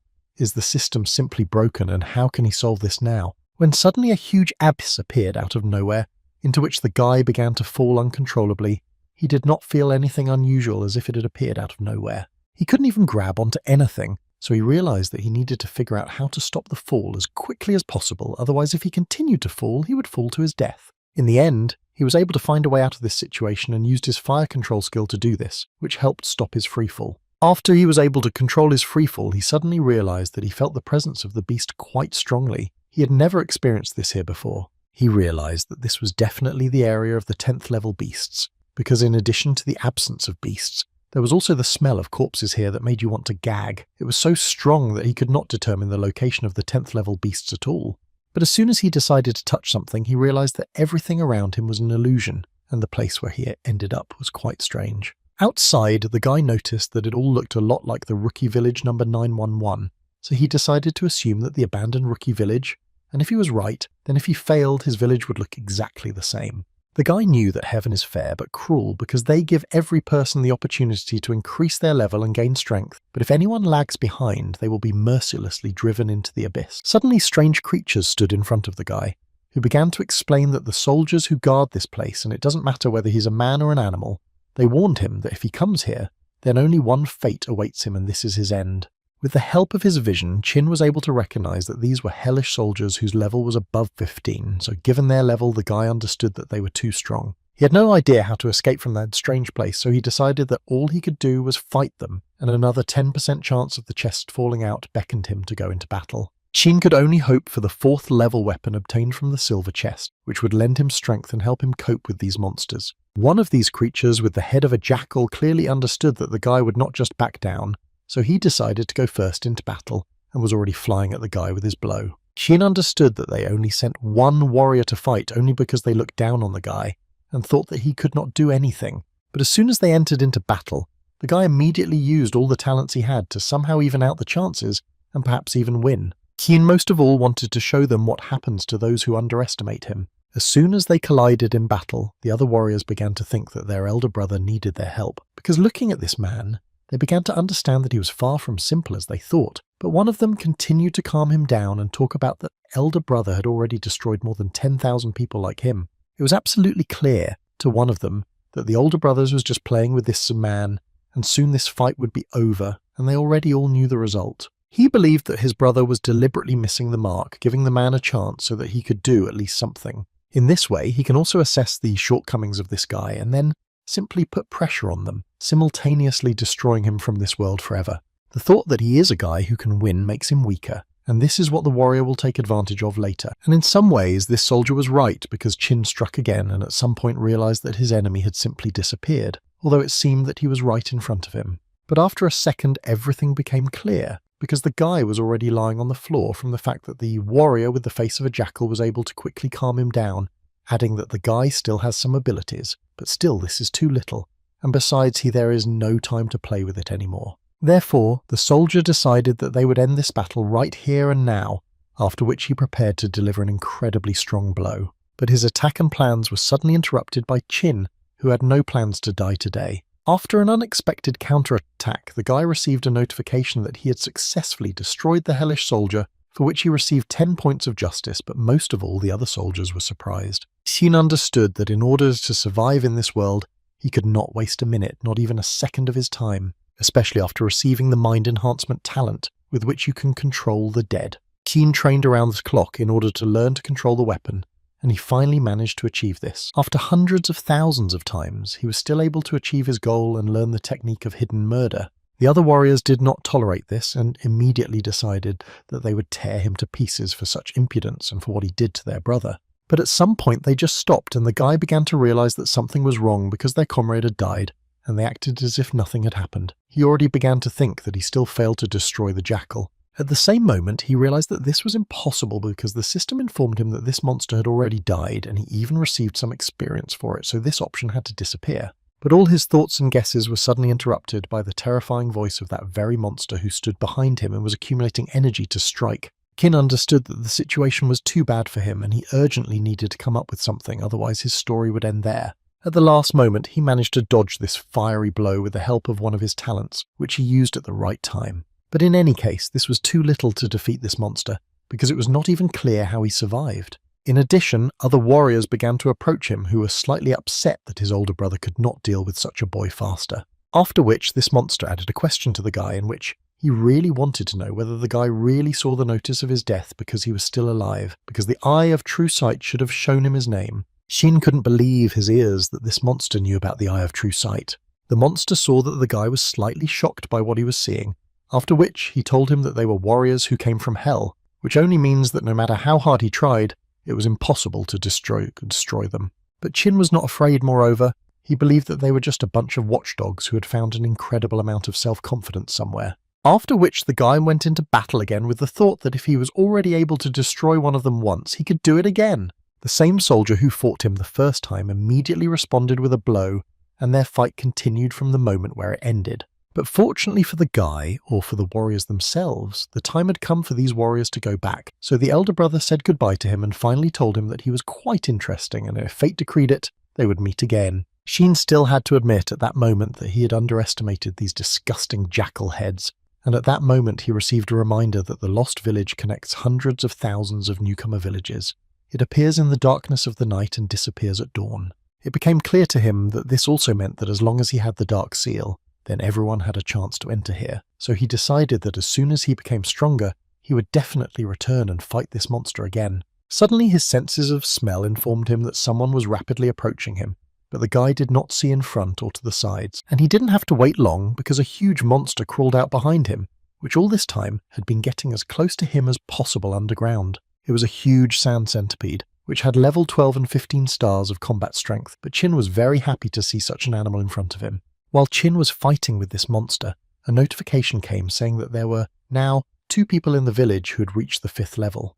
The guy did not expect that after increasing the amount of resources, Lu Xuan would increase his level so quickly. While Chin was fighting, a notification came that Village 477 had forcibly joined Rookie Village 911 to the resource bet, and the first one to reach level 8 in the Rookie Village wins the bet. A few hours later, everyone received a notification that Chin Fong from Rookie Village number 911 was the first to reach the 8th level, and his village was winning the resource bet, and the guy himself was so funny about this because he only needed to destroy one monster, and they dared to challenge him. Many newcomers simply did not understand what had happened because they suddenly began to glow with a bright light. Was it really because Lord Qin Fong had won? Lord Demir was incredibly angry at this because he didn't understand how they could lose to people from the Land of the Dragon, and who was this Qin Feng anyway? But he was convinced that it was all their fault and they should not let these people look down on them. So he decided that they would create a revenge plan, so he decided to turn to the area channel and seek help from their allies. The other village was incredibly surprised by the level-up speed of this guy from the Land of the Dragon. They asked not to tell them that he had a special talent of S rank. One of the poor people said that S rank talent was their divine gift, and he did not understand how people from a small dragon country could receive the protection of God. Another village where a guy received a bet token suggested that his friend use it for the newcomer village number 911. But James was not sure about this proposal, because Rami is from village number 5, an A-rank spatial talent, and he is a ninja who was the first to reach level 8 in the first area, and even he is afraid that these people from the Land of the Dragon might surpass him. The newcomers from Qin Feng's village were quite surprised that he ignored all the messages that came his way from other villages, but the fact was that their lord was a little busy fighting a huge monster. During this battle, all he could think about was that he could obtain a water-type or ice-type talent, otherwise it would be very difficult for him to stay here. He received a C-rank token, which allowed him to receive a C-rank mission without a time limit, upon completion of which an incredible reward would be given along with a dark gold chest. Keen was thinking that the first place in the rookie trial gives a golden chest, but for completing this C-rank mission, you can get a higher rank dark gold chest, and it looks like the mission will be quite difficult. But since it has no time limit, he decided that he could activate it and slowly do everything possible to complete it. Therefore, he decided not to wait long and decided to activate this token, for which he received 1 prestige point, and the details of the mission were to gather the 5 foundations of the Kings of Gold, Earth, Water, Fire and Sand, and then go to the Dragon Slope, find the altar of the 5 elements and reveal the seal of the newcomer village number 911. Also, do not forget that after the seal is released, Rookie Village number 911 will be able to enter a more open world. After completing the mission, every rookie village in the area will be able to enter the larger world. Now it became clear to the guy that this is a mission to open a map. It turns out that no matter which village enters the big world, it will in any case receive a serious advantage and more resources. Owen took into account the leveling up speed of the others in the rookie village. To assemble a strong team of 20 level 10 people, it would take at least 5 days and they would waste too much time that way. He also knew that the burial desert was located next to an abandoned meadow, so he decided that it would be a good idea to pay a visit to this place and find out the situation there. The girl tried with all her might to calm herself down and not think about what was happening. She believed that she should not move, and she also needed to hold her breath and calm down. The fact was that she was in great danger because she was being hunted by a huge monster with a large axe, which was much stronger than her, and if she had given herself away, then most likely he would have found her and simply destroyed her. This monster was very developed, and even knew how to talk, and was only thinking about how he would now find new human meat and then be able to enjoy the wonderful taste of meat. After which he was able to detect the girl with the help of his special senses, and began to scream incredibly loudly. The girl herself understood that this was most likely her end, so she did not even try to run away from this monster. The monster, which looked like an elephant and a rhinoceros at the same time, had already raised its hand in order to cut the girl into small pieces and subsequently eat her. This monster was called a berserker mammoth and had a development level of 12 and 15 stars of combat power, so the girl obviously had no chance in battle against him. Therefore, she decided that she did not want to look at it, and closed her eyes and just waited for him to destroy her. But suddenly she realized that she had not died, and someone had saved her. She was very lucky that Qin Feng came to her aid just in time, and he became incredibly curious about why she came to the realm of the 10th level ferocious beasts and also alone. But the girl was too scared to really explain anything to him, and in a state of shock she tried to ask the guy what he was doing here. The girl walked away a little, and when he asked her again where her group was, she again felt not very well, because she remembered what happened to her friends. But still, she was able to tell him that they were all caught and destroyed. She could not talk about it normally. But the guy at that moment was thinking that these are the rules of this world. The strong feed on the weak, and it seemed to him that the girl was still, "I'm not used to it yet." Suddenly, the girl interrupted his thoughts and asked him to save them all. She said that not everyone died. Leia Yu and several other people were trapped by these mammoths, and these monsters said that they would eat them today. Qin was surprised that the monsters did not immediately begin to eat the guys, so he answered her that he would decide to save them or not when he understood the situation, and advised her to leave here as soon as possible. But she wanted to help him so much, but the guy was not even going to listen from her, because her level was too low for that. She continued to ask him not to give up. Besides, she knew where they were and therefore could be useful. Besides, she assured him that they like human meat and she could be bait. Qin didn't quite understand why she was doing this, but she immediately explained to him that her group was there and she incredibly wanted to help him. After all, this was not his group, and they couldn't blame it on him just because he was the strongest of them. Therefore, she asked him to accept her help too, because, after all, she has some kind of power and can be really useful. Qin listened carefully to every word of this girl, and at one moment realized that perhaps she was not as useless as he thought. The guys who were trapped by these monsters did not know what to do in such a stalemate, and all they could do was hope for the best. Meanwhile, a bunch of mammoths who had gathered around one common fire were conducting some kind of ritual, after which they were going to eat these guys. Some of the mammoths understood perfectly well that they only had 6 people for dinner. This is not enough. Even if they do, when it's their turn, there may not even be bones left. But his friend asked him to think positively, because if people didn't come to the teleport, then they wouldn't get anything at all. They understood that all this happened due to the fact that Lei chased after a runaway man, and he had been gone for so long, so they began to suspect him that he himself was going to eat at that girl. But his friend reassured him again, because everyone is in a pack. They knew that if you eat a person without the king's permission, you will suffer severe punishment. But the mammoth could not stop and continued to talk about what he heard, that the king said that whoever could bring the escaped person would receive an extra leg when cutting up the food. Therefore, taking all this into account, the monster decided that today would not be a good enough day for him. Qin destroyed all the monsters that came his way, and even the girl, who was just bait, received her 60 units of experience. But the guy thought that after extracting the powers of the sandworm, he could cut the skin of mammoths, but to increase the damage, you have to use mental enhancement. He also stood on the edge of this pit, where the bodies of mammoths lay. He understood that he simply could not use his talent and take away their strength, so he asked the girl to turn away for a while and close her eyes. While he was using his talent, he simultaneously thought that mind enhancement uses a lot of his powers, but the effect will be the same if he just destroys them with his weapon, so he decided that next time he will change his hunting style. After the guy finished his procedure, he allowed the girl to open her eyes, after which he gave her a protection ring that had just fallen from this mammoth, so he asked him to use it if she was attacked, because it can create a protective barrier. She was slightly surprised by this action, because as a girl she could evaluate this ring a little differently. Therefore, the guy had to add a few words so that she would not misunderstand him, because she would still be bait, and if something goes wrong she could die, and this would cause a lot of unnecessary problems for him. She was incredibly grateful to him and only thought that he had not really changed at all, still as cruel on the outside but quite soft on the inside. As soon as they met with another mammoth, the guy used another skill, namely the effect of bleeding from the poisonous gland of the snake, and he was pleased with the fact that it works even against level 12 monsters. In addition, its hellish flames not only easily penetrate the defense of ferocious mammoths, but are also capable of destroying them once and for all. The girl also decided to bring some benefit and therefore wanted to finish off this monster, because she actually knew very well that the weakest point of ferocious mammoths is on the back of the neck. But at the most interesting moment, she was interrupted by Chin, who asked her to focus on something else. He meant to focus on that bunch of monsters that were running straight at them right now and clearly had nothing good in store for them. But Chin didn't even flinch. He still remained calm because he understood that simply new objects for research were running into his hands. These monsters were too aggressive for only two reasons, the first of which was that they were hungry, and the second was that they saw how the guy destroyed their friend. But still, they paused a little after they saw the trap that was in front of them, and this was another reason to curse people again. But they didn't expect that they had already fallen straight into one of these traps, and they had to find out after one of them fell straight into it. Kin was so proud of himself because he knew very well that some mammoths would notice the disappearance of their comrades and come here, so he set traps in advance. Therefore, he believed that since they had already arrived, they could simply become tools for his ascension.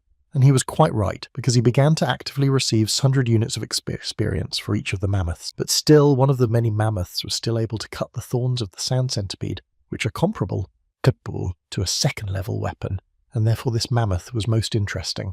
As soon as this big guy was able to deal with all the traps that Chin had set, he immediately proceeded to attack. But unfortunately for this monster, the guy was absolutely ready for this and was able to dodge in time, but it was worth recognizing that this mammoth was twice as strong as all his friends. And this was immediately clear after they crossed their blades just once. But as it turned out, these were not all the mammoth's aces, because as soon as they crossed their blades again, the mammoth decided to use his special power, after which he said that his body had received a blessing from the king, and all his wounds would instantly heal, so he told the guy to give up because under such conditions he would never defeat him. But it seems the monster said this in vain, because after this confession the guy's eyes lit up even more, because he incredibly wanted to get this ability. Therefore he decided that he would try his best to master it and added that it was quite impressive and practical, but he also wanted to ask the guy one question. And he decided to clarify the essence of this question. While he was beating this monster, well, the very essence was that he wondered how big the limit of this ability was. After which, the mammoth did not have time to say a word, because they immediately faced the monster in a one-on-one battle, and the monster would have a rather hard time, because the guy now incredibly wanted to get this ability. At one point in this battle, the guy noticed that the strength and speed of his enemy's attacks was significantly decreasing, which could only mean one thing.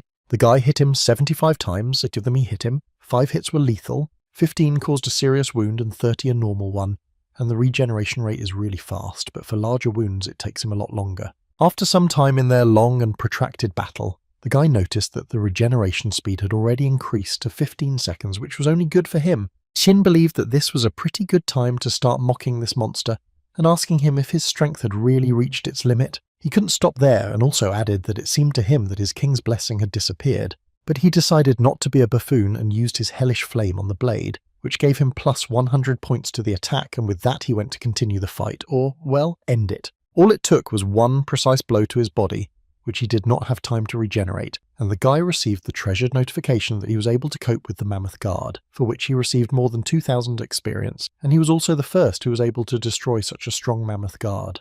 The girl was so shocked because she knew that Qin Feng was such a strong warrior, but she could not even imagine that his strength was so great. But now she was worried that he was destroying everything in his path and wasting his power just like that, destroying trees. She couldn't even imagine what could have happened to make Qin Feng's mood deteriorate so sharply. But everything was really simple. The guy simply couldn't use his talent on this monster, and it was so disappointing that he couldn't extract the ability to regenerate. No matter how hard he tried, he couldn't do it, and the girl simply didn't understand what had happened, so she also couldn't help him. But suddenly his expression changed and he began to smile again, because he realized that if he couldn't get her out of this henchman, then he just needed to find their king.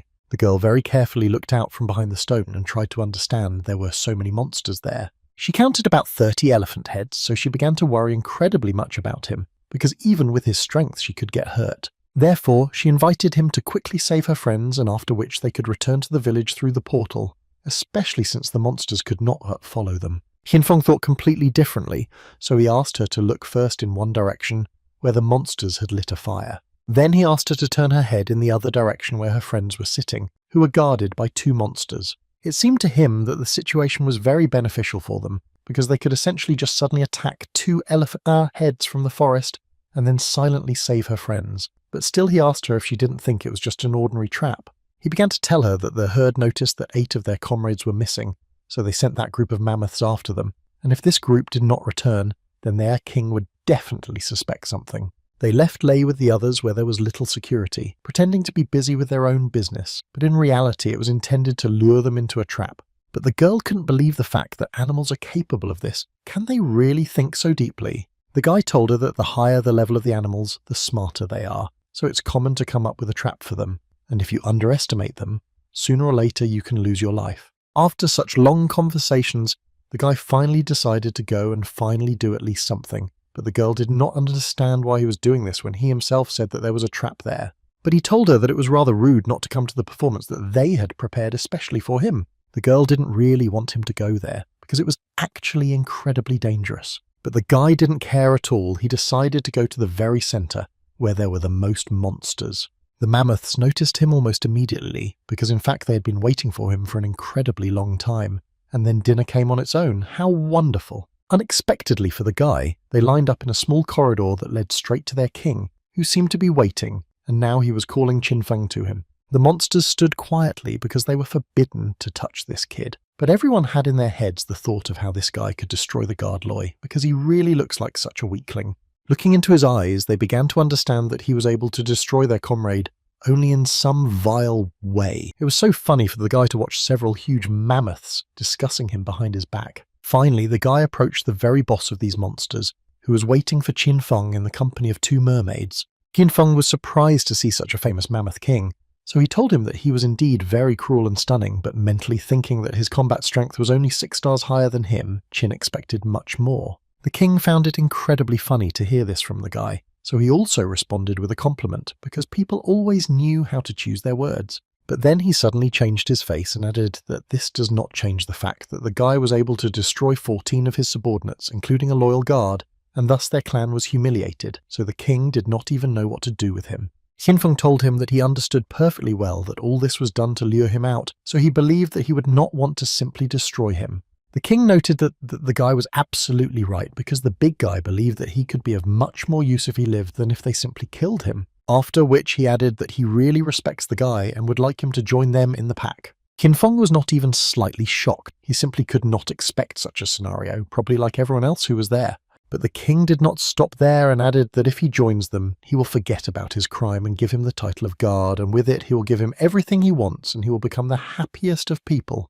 The guy understood that inviting him to the clan was a pretty smart decision, and not everyone would come to him. But still, before making his decision, he decided to ask the guy one question. After which, the guy said that he had heard that in another world everyone is strong, like the wind, capable of flying on clouds, moving mountains, and even destroying half the world with one wave of his hand. And he was interested to know if this was true. The king did not quite understand what the guy was talking about, and what other world he meant, so he decided to ask his priest about this issue. The priest also did not understand what he was talking about, but he could assume that this master of people was talking about simple rumours. The mermaid began to laugh at this, because it was quite funny for her to hear such expressions, because she knew that only heaven was capable of such things. And after her words, the king added that the world ends in this meadow. The other world that the guy is talking about simply does not exist. This answer was enough for the guy, because he wanted to check whether the king could recognize the Eye of Truth, and he also realized that the monster knew nothing about the other world. What a disappointment it was for the guy, the king who knows less than him, just because he was stuck in his own little world, so the guy immediately took out his sword and prepared to fight. The king realized that apparently the guy had made a decision, but still tried to ask him again. Qinfeng answered him that if he agreed to serve, he would give up humanity, and he would not want to become a traitor. But the guy will happily change his mind if the king can defeat him in a fair fight. The king looked at him with a rather thoughtful look, because it seemed that he understood how strong the opponent was standing in front of him. The man was incredibly excited, because he urgently needed to convey a message for Mr. Miyamoto. The warrior understood that since this man was running so hard towards him, this message was quite important, so he decided to listen to what the man would tell him. He immediately began to tell him that a newcomer from village number 911 with a C-rank talent is leveling up incredibly quickly, and he himself is from the land of the dragon. He'll become number 1 in the blink of an eye, and many squads want to make friends with him. The samurai understood that if they allowed a resident of the dragon country to rise in the ranking, then the residents of country P might later have difficulties of balses, especially since this is not the first person who has contacted him about this. Therefore, he decided to use his bet token on the village 911. The winner this time will be one of the first numbers in the ranking from both teams. Meanwhile, Qinfeng tried with all his might to somehow break through the defense of this big man, but so far he had not succeeded very well. But the main problem is that he essentially can't hurt him, and if he doesn't, he essentially has no way of knowing whether he has the ability to heal or not. Meanwhile, while the guy was thinking, the king was preparing for a new attack, which would clearly be much stronger than all the previous ones. Xinfeng was still able to install a physical barrier that he extracted from the mammoth. It was a mistake that the guy made and for which the king punished him and dealt him a rather strong blow. In addition, the barrier that the guy miraculously managed to install did not help him at all, and now he's really seriously injured.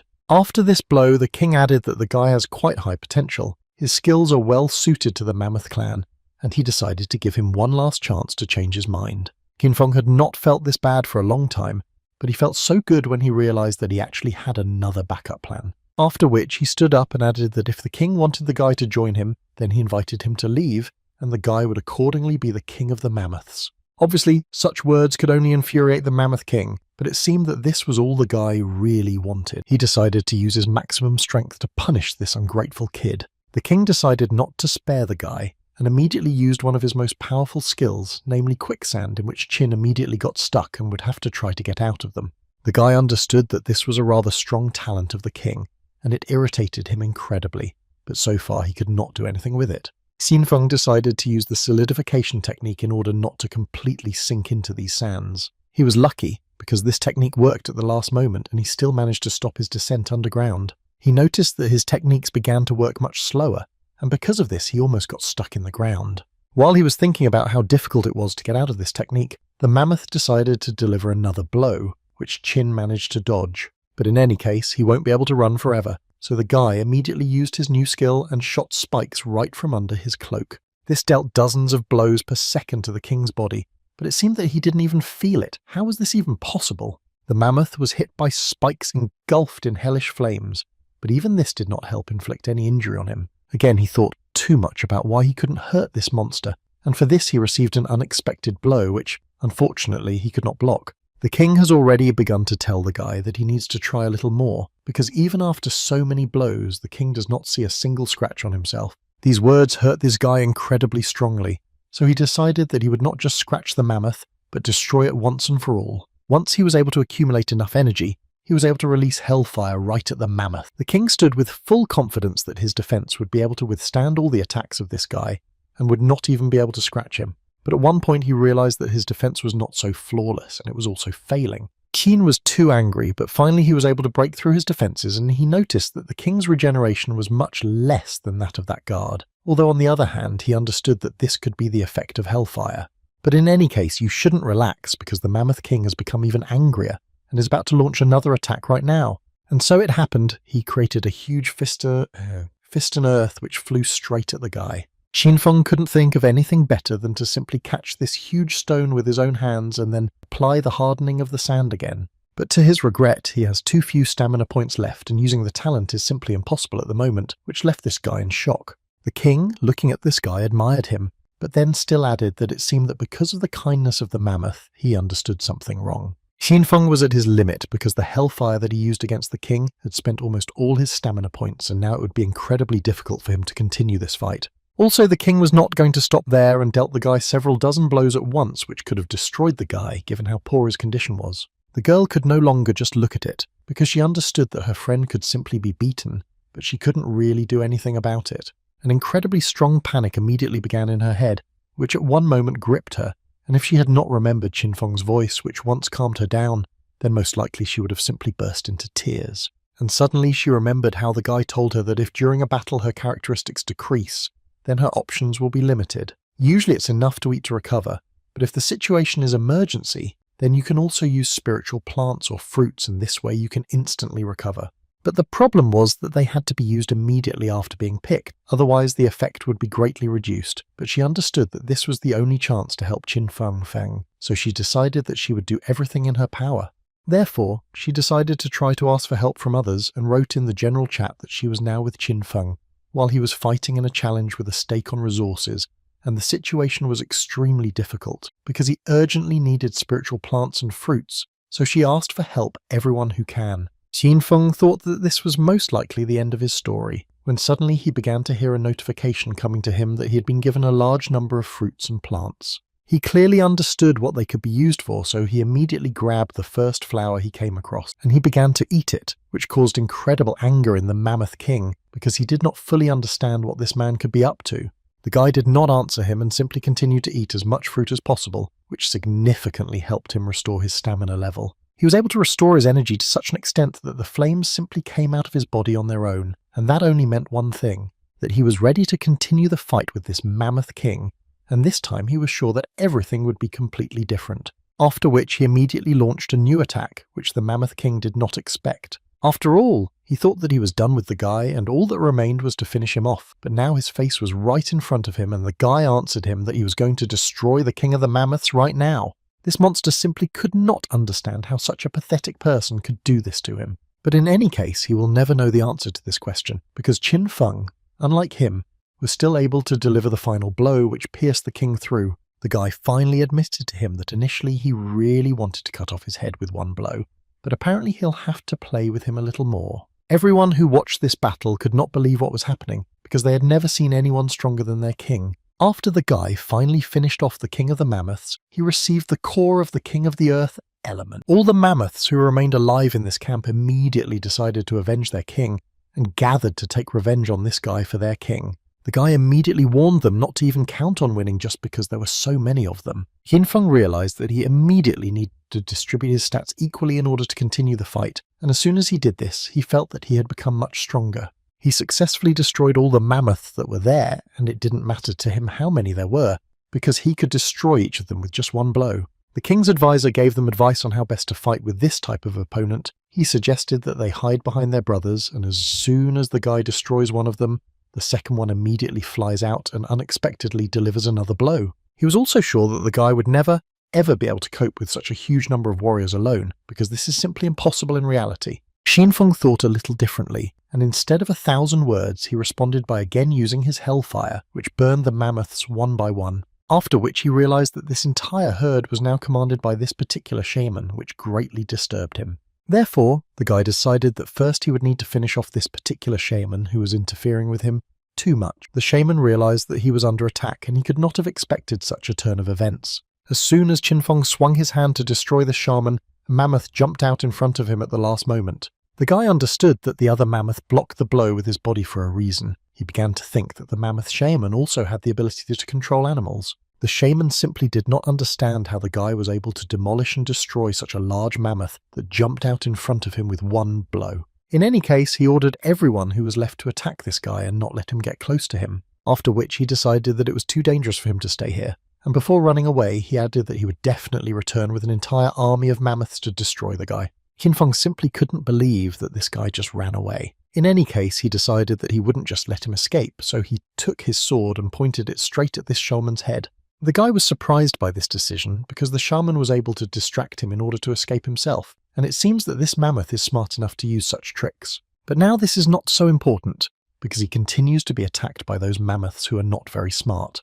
Therefore, the guy decided that it would be best to destroy them with one single blow and not waste time just like that. For such a successful massive blow, the guy received a colossal amount of experience and was also lucky and dropped a bronze chest. All the guys who watched how strong Qin Feng could be simply could not believe their eyes and even began to assume that he was a demon. But in any case, they were incredibly grateful to him for everything and decided to give him a small gift for saving them. They understood that he had helped them incredibly much, but unfortunately they had nothing more valuable for these fruits, so they asked to accept them in honor of their gratitude.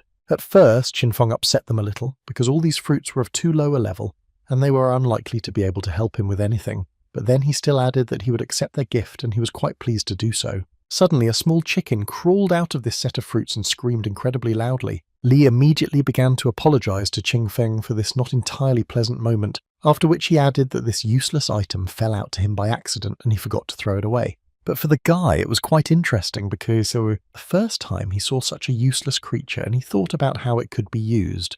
He accepted all these items and then decided to continue on his way, and told the guys that the monster zone of the 10th level was not the place where they should be, so he advised them to quickly leave here. Of course, they were a little surprised that he decided to leave so quickly, but on the other hand, they were incredibly pleased that Qin Feng was worried about them. The girl at that moment was thinking that although they had not been together for so much time, she was sure that he was the one who decided to become stronger than everyone else. She knew that the place where he would go next was inaccessible to ordinary people like her, but everything was fine. She would be like the other hundreds of thousands of the same people and would just continue to watch him. At this time, Chin had already killed all the mammoths that stood in his way, and from the entire clan there were only 2 Nagas left who swore to him that they were actually just dancers and begged him for mercy. The guy scanned one of them with his eye and noticed that one of them had 0 combat strength, which completely confirmed their words. But the guy was interested in something completely different. He noticed a rather interesting thing on the girl's body. As he thought, it was a plant from the ground which he successfully extracted.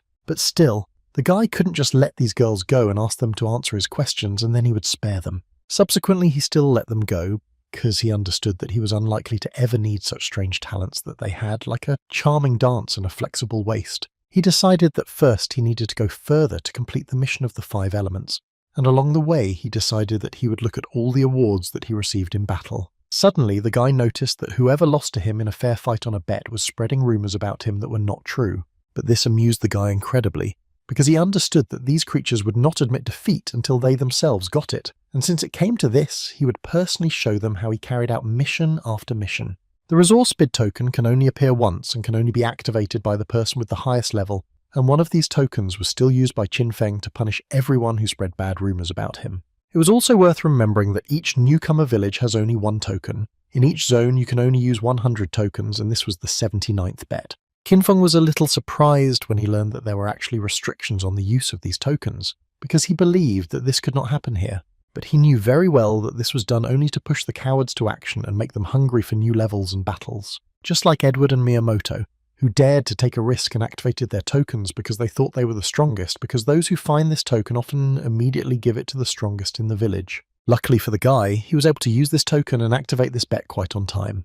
But before this bet was active, the guy was given the choice of a single bet, which would affect only 1 village, or a team bet, which would cover many villages, and the guy was incredibly happy about this, because he was just thinking about how he could cover it at once, 20 settlements. This time he was confident in his choice and wanted to teach them all a lesson once and for all that they would never forget. Qin Feng once again familiarized himself with the reward and punishment in case of defeat, and proceeded to activate this bet. A few seconds later, each of the participants received a notification that Qin Feng from Village 911 had used a bet on resources, and a team bet was being held in the entire zone for the first time, and in order to determine the winner, it was necessary to destroy as many ferocious beasts as possible, and the camp that first collects 1,000 points. All those people from Qin's village were so glad that they had such a wonderful leader, who does not allow absolutely anyone to insult the country of dragons, and everyone shows who is really on top here. But one guy began to worry that they might lose in this battle, but 2 other guys immediately began to calm him down,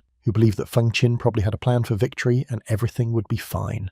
But even for them, it was unexpected to hear that they now had 2 teams, one of which included only 3 villages, and as many as 24 fought against them, and it was obvious that Qin Feng's village was not entirely in a winning position. As soon as they announced that they would bet on resources, one of Mr. Sir Miyamoto's assistants told him that they had 12 people of the 5th level, 9 people with the 4th level, and 6 with the 2nd level.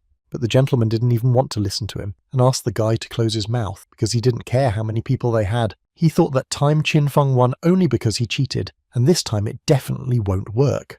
The man waited an incredibly long time to finally take revenge on him for everything and time to repay for what he had done. The Sir swore to himself that if he lost this time, he was going to pay with his life because he could no longer bear such shame. The bet will officially begin in 10 minutes, and during this time Qin decided to open all the chests and sort out all the rewards that he received for the battle with the mammoth. In the end, his image changed incredibly a lot. Now he has completely new armor, and along with this he received a bunch of stat points and several new skills as a gift. Koi now felt incredibly strong and renewed, and all this was thanks to the update of his equipment, and now his tactics would be completely different. Now his characteristics have increased significantly, and his combat strength has become 29, which is several times greater than that of other newcomers in his village. All he wanted at the moment was to challenge the new Beast Kings as much as possible, and do with them the same thing as with the Mammoth King, and he decided to move on to his mission, where he was given advice to form 4 teams of 10 people, and so that everyone had level 10, and for the guy it was quite strange.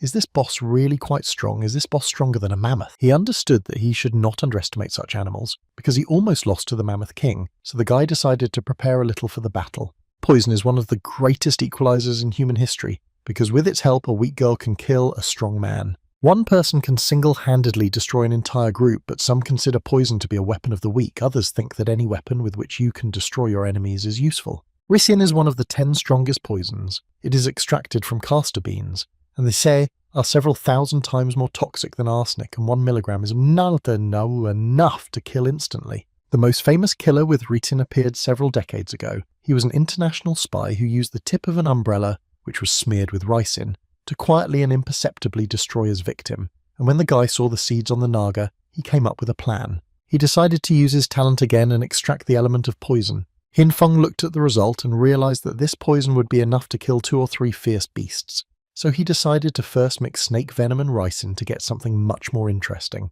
As a result, he came up with an unknown poisonous object that had an incredibly strong poisonous power. As soon as he received this item, he immediately had an incredible desire to test this item in action, and how he wanted some ferocious monster to appear here.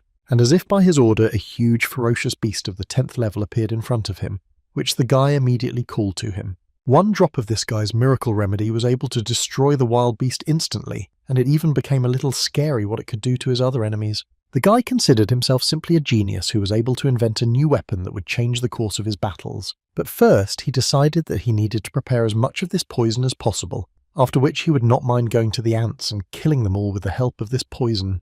On the way, the guy discovered huge deposits of iron ore, which he could easily use to build anything. Therefore, he decided that for now he would take a few units of this item for himself, because it could be quite useful to him. Suddenly he noticed a large number of ferocious animals, which, as it turned out, were devouring this metal, and these creatures were called worker ants. Keen decided not to wait long and went on the attack and was able to deal with these creatures with incredible ease, for which he received their skills, but it was worth admitting that this process began to take a lot more energy from him, which was quite unpleasant. It was also worth noting that although these creatures are not particularly intelligent, they were quite difficult to deal with because they have a rather strong will to live, and the main problem was that if he couldn't pierce their brains enough in time, they would continue to attack him even though they had lost half their body. This was so stressful for the guy, so at one moment he thought about using his poison, but on the other hand, these overgrown ants were everywhere here, and they moved in large groups, so he understood that it would be quite difficult for him to cope with them with his current strength. He decided that he needed to immediately figure out how he could gather them all in one place, after which he would deliver one rather strong blow and thus destroy them with 1 blow. Without thinking for a long time, Qinfeng decided to do something quite simple. He began to call the ants to him and literally begged them to come closer to him, after which he decided to add fire, and threw the head of their comrade straight towards them, from which they began to make incredibly unpleasant sounds. But Qinfeng not only didn't understand what they were saying, but he even liked the squeal they made. In any case, he realized that it was time to stop playing with these creatures, so he began to concentrate the freshly made poison in his hands and was ready to strike. He understood that this was almost the only chance to destroy all these ants with 1 blow, so without hesitation for a long time he threw this poison directly at them. It was not a fire or earth blow that would cause a powerful explosion. It was more like rain in broad daylight, but the guy was sure that it would be no less powerful in destruction. Some continued to climb up to the guy, and some began to fall down, and the guy realized that the poison was affecting them because he began to receive notifications about gaining experience. Xinfeng incredibly liked the fact that each ant gave so much experience, so he decided to finish them off a little and finally win this fight. Just as he was about to strike again, the panel suddenly distracted him because it was so urgent to warn the guy that he had already received his 300 points. But Qinfeng did not let him finish and said that he already knew this very well, so he asked him not to send him this reminder anymore, because as long as there is a reward, he will do everything for the sake of victory. This, as it turned out, was not all, and another reminder came that if his side won, he could receive an additional reward, and this news became incredibly interesting to the guy. While the guy was listening to advice and reminders, the commander of these ants, who was especially strong and his will to live was many times greater than that of his subjects, began to get closer and closer to him. Keen began to realize that if the poison did not get into the eyes, then it was essentially completely useless, so he decided that it would be better to use it right now. He used one of his new earth techniques, with which he released many bayonets that impaled the body of the ant, and thus they simply had no chance of survival. But in any case, even this was actually very little, because their number was too large, and besides, they realized that they could run away to avoid being hit by an attack. The guy was surprised that they were so smart, but still believed that they were too naive, because at such a close distance he could not miss. But suddenly, right in front of him, something began to crawl out of the ground, and it interrupted the guy and all his thoughts. It was a huge stone that the ants began to throw at, And for the guy, this was actually not surprising because they're monsters of the highest levels and they must be smart. But he couldn't even suspect, in fact, that they could be so smart because their commander not only ordered them all to close their eyes so that the poison would not enter the bare body, but he also decided to complicate the guy's defense and chanted them the movements are just him. In addition, they began to throw stones at him from various directions in order to distract him, and the situation began to turn out not very well for the guy. Since long-range attacks were no longer effective, it was time to change equipment and go into close combat, so he immediately took out his sword.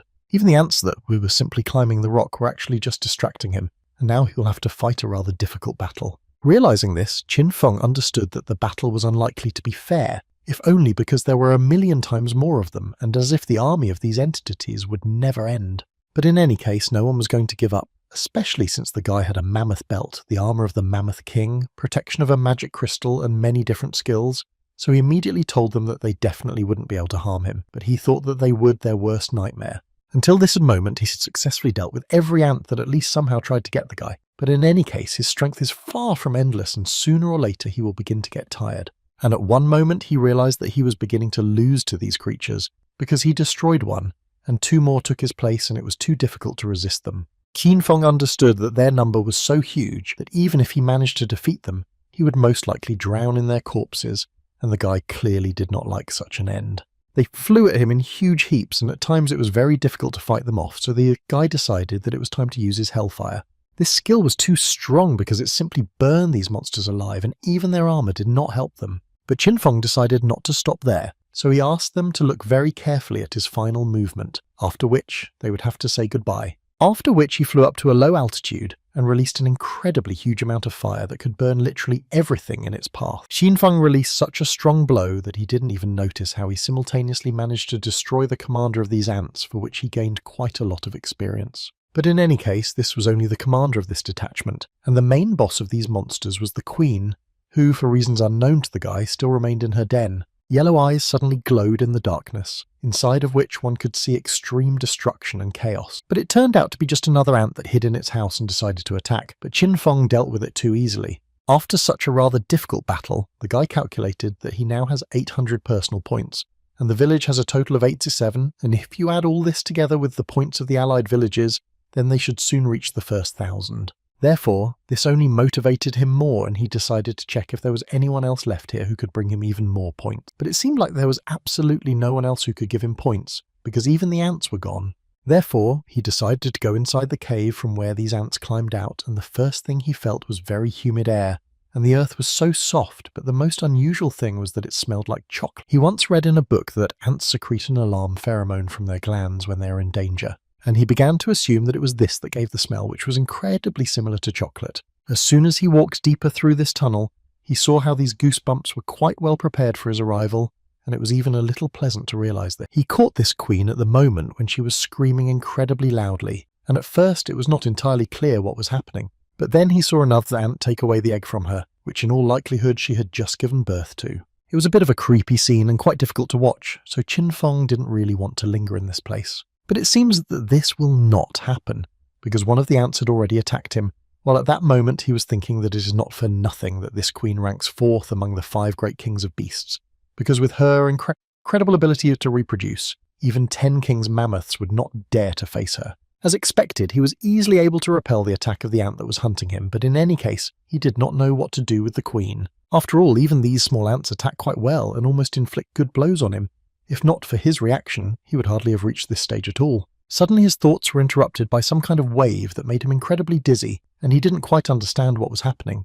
But looking at the queen, everything became clear, because it was she who made these unpleasant sounds that put the guy into such a not entirely controllable state. And she did this not only to put the guy into such a state, but also so that her subjects would pay attention to her new enemy. Qin Feng finally realized that she had used the mineral deposits and covered all the ants with black metal armor. It was not as stupid as he thought at first glance. This was definitely an incredibly cunning move on her part, but even at this she decided not to stop and ordered each ant to go on the attack and destroy the stranger who had entered their cave. Qin Feng was not afraid of such an attack, because he understood that outside the cave he was able to destroy more than 100 people like them, and he was not worried at all. He went into battle as confidently as he had before, only this time everything was different just because he could end them once and for all, and this could not help but make him happy. The guy knew that these ants could bite 1,000 elephants, but in any case, even they with their armor would not be able to oppose anything to the absolute power that Qinfeng possessed. It didn't matter to him how many of them attacked, because he looked at them only as an experience that could give him a new level, so he destroyed one by one.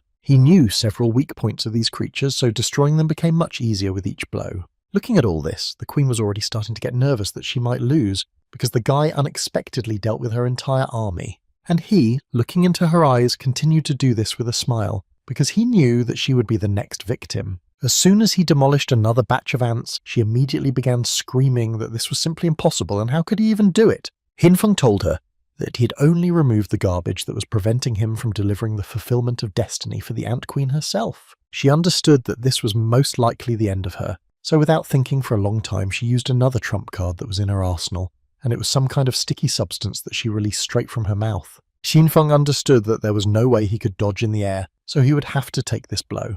At first he didn't even understand what had happened, because this blow actually had absolutely no effect, and at first he thought it was a hoax. But as soon as his hands began to smoke, he realized that there was something wrong with this spit. After a few seconds, he realized that it was caustic formic acid, which could burn his entire arm and not even feel his armor. Even his strongest protection of the magic crystal was corroded, and this could only mean that it was the queen's trump card, but even after that, he continued to smile and was so glad that this queen met him. After all, his strength was much more powerful than she thinks, so he immediately began to prepare a new blow for this miracle woman.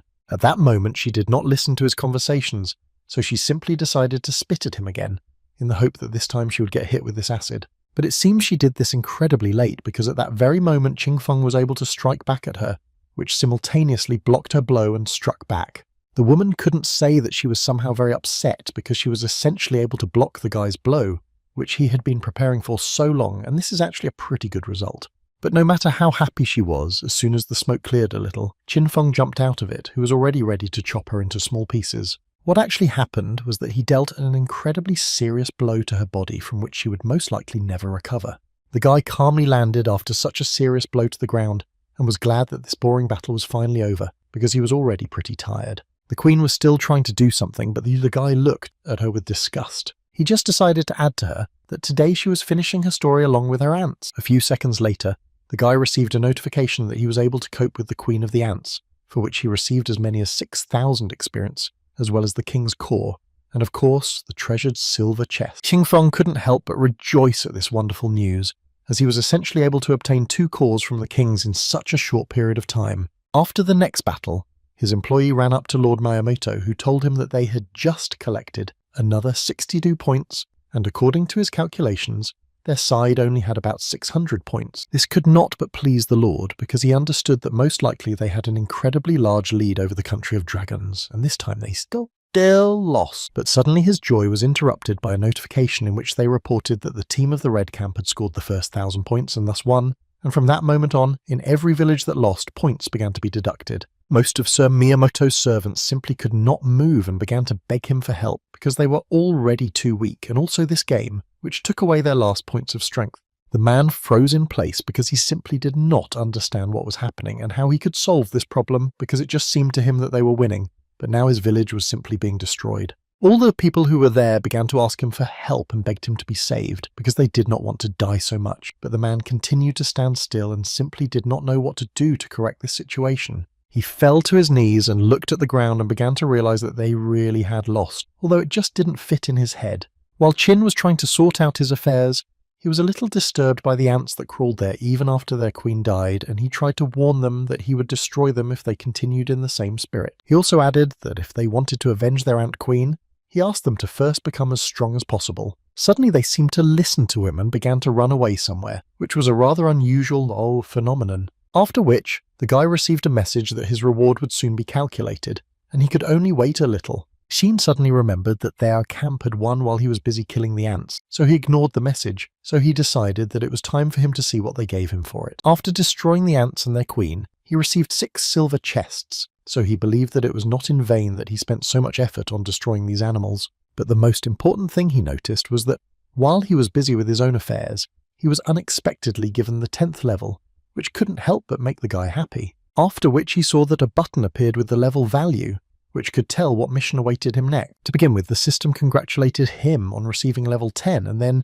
asked him again if he wanted to activate the mission of the future head of the village, the reward for which was a scroll of the head of the village and a golden chest. The guy slightly doubted this, so first he decided to read the mission description, which said that he needed to go to the 10th level zone, which is called the Grave Desert, and there he had to find a lost village, and in it solve a riddle and destroy the devil.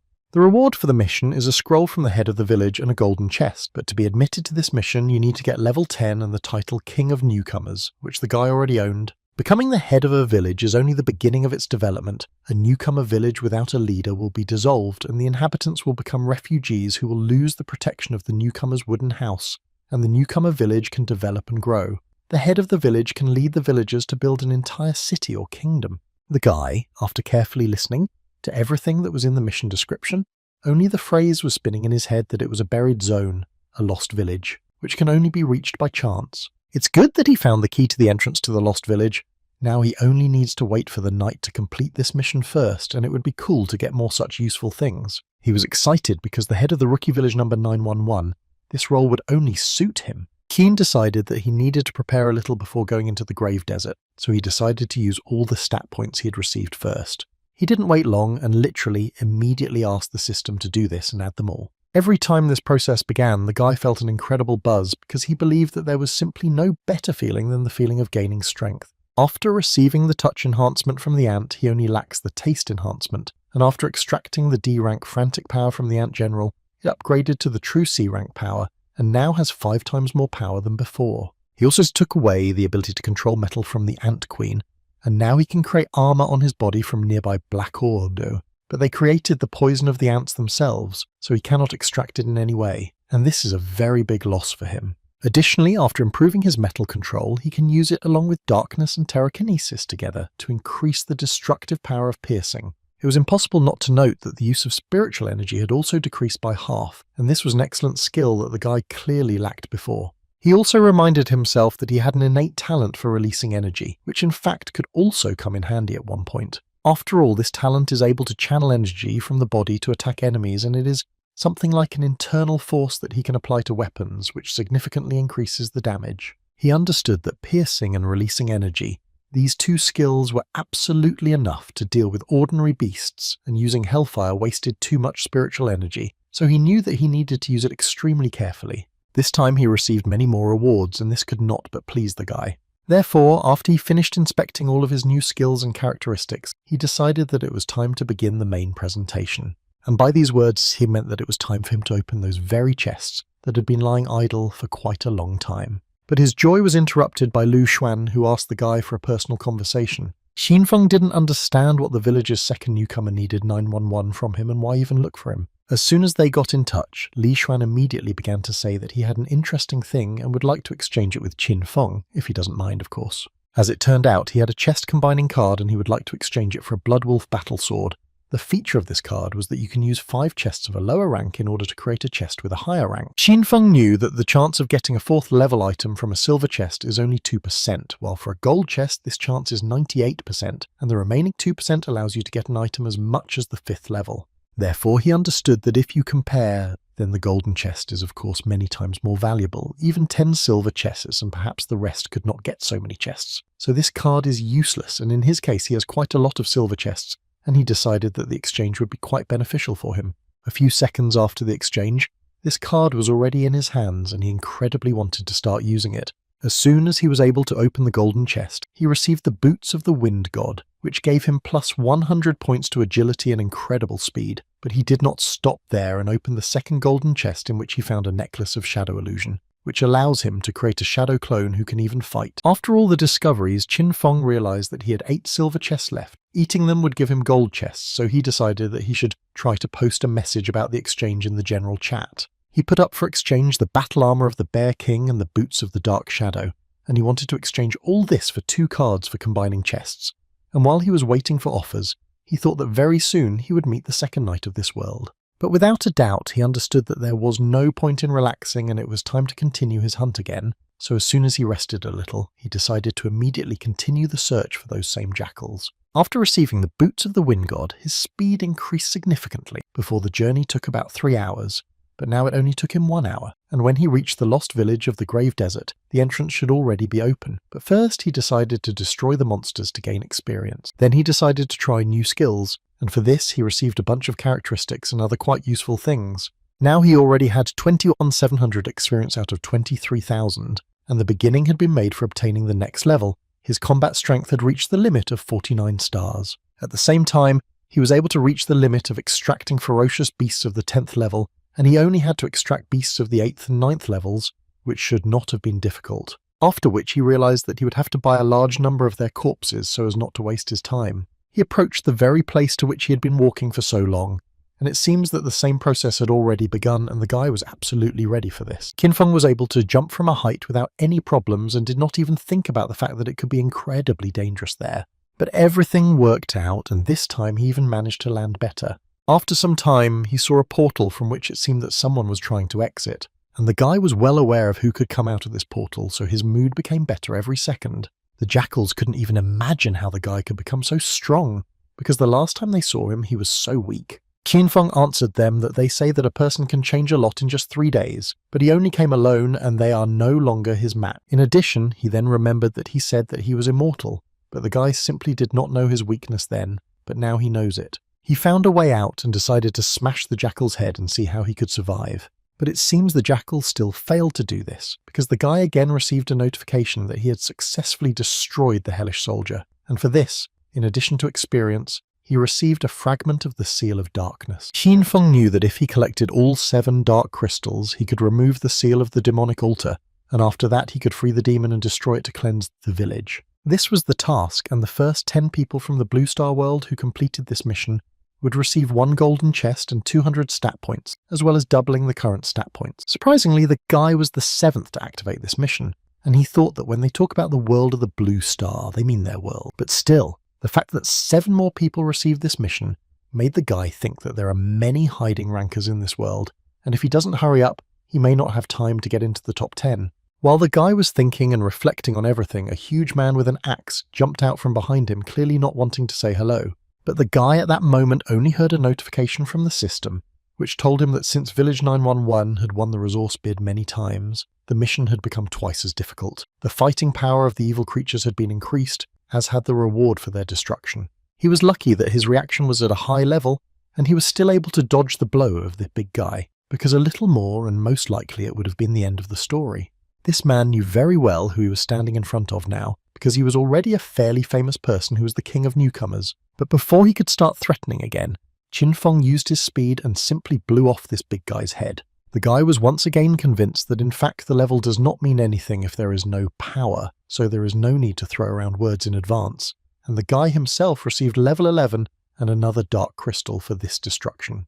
But before the battle was over, another incomprehensible character appeared behind the guy, who told him that this big guy was real trash and now he would show how to try it. Qinfeng was not too happy to see another warrior in front of him, but he still had to admit that this one would most likely be much stronger, because his strength was approaching 50 units and this was probably due to the complication. The guy understood that if he died here he might become another follower of the demon, which he wouldn't really want. His new opponent continued to tell him that the guy should not compare him to that fat guy, because he was the weakest of them all. Qinfeng became funnier every second because he wanted to ask his opponent if he was ashamed to say such bad words about his friend. Moreover, the fat man is offended by all these words, so Qinfeng suggested that he go and apologize to his friend right now. Qin's opponent didn't understand where this guy had such strength because he was only a level 11 beginner. But in any case, he didn't have to think long because he received a good blow to the face as soon as he was little distracted from the fight. Qinfeng was incredibly annoyed by the fact that everyone considered him a weakling just because he was a beginner, and also level 11. But the guy he was fighting with only began to get angrier after such a blow, and answered Qin that now he had made a huge mistake when he dared to touch him. He began to say that he could freeze everything he touched, and he would not be able to move if he did this to him, and then Qin would be completely in his hands. Qin did not expect such a strong technique from this upstart, but he still needs to urgently come up with something, because if he remains idle like this, his opponent will smash him into small pieces. It was too easy. The decision came to him essentially on its own, and he decided to use his talent, which destroyed the demon's follower and received 8,000 of experience for this, as well as another dark crystal for his collection. Then he added that he also forgot to say something. It's better not to approach him, because anyone who does this will immediately become experienced to increase his level. Sometime later, after the guy wandered around this area, he noticed that after the demon's roar, the fog became much thicker, after which several creatures came out to the guy who were one of the guardians.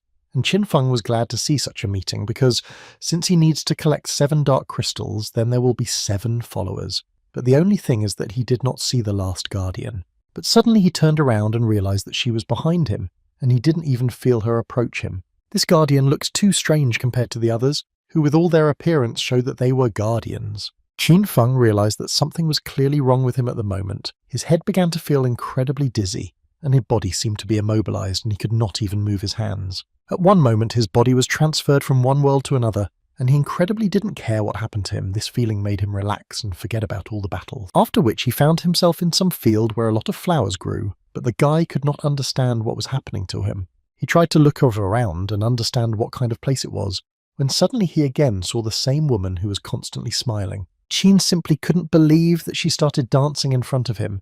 It was incredibly strange for him. In reality, Qin closed his eyes and did not move while the girl controlled him. Other guardians immediately noticed the fact that this man had a rather weak mind, and because of this he would come to a quick end. Qin looked at this girl with rather loving eyes and succumbed to all her tricks. He himself did not mind coming closer to her.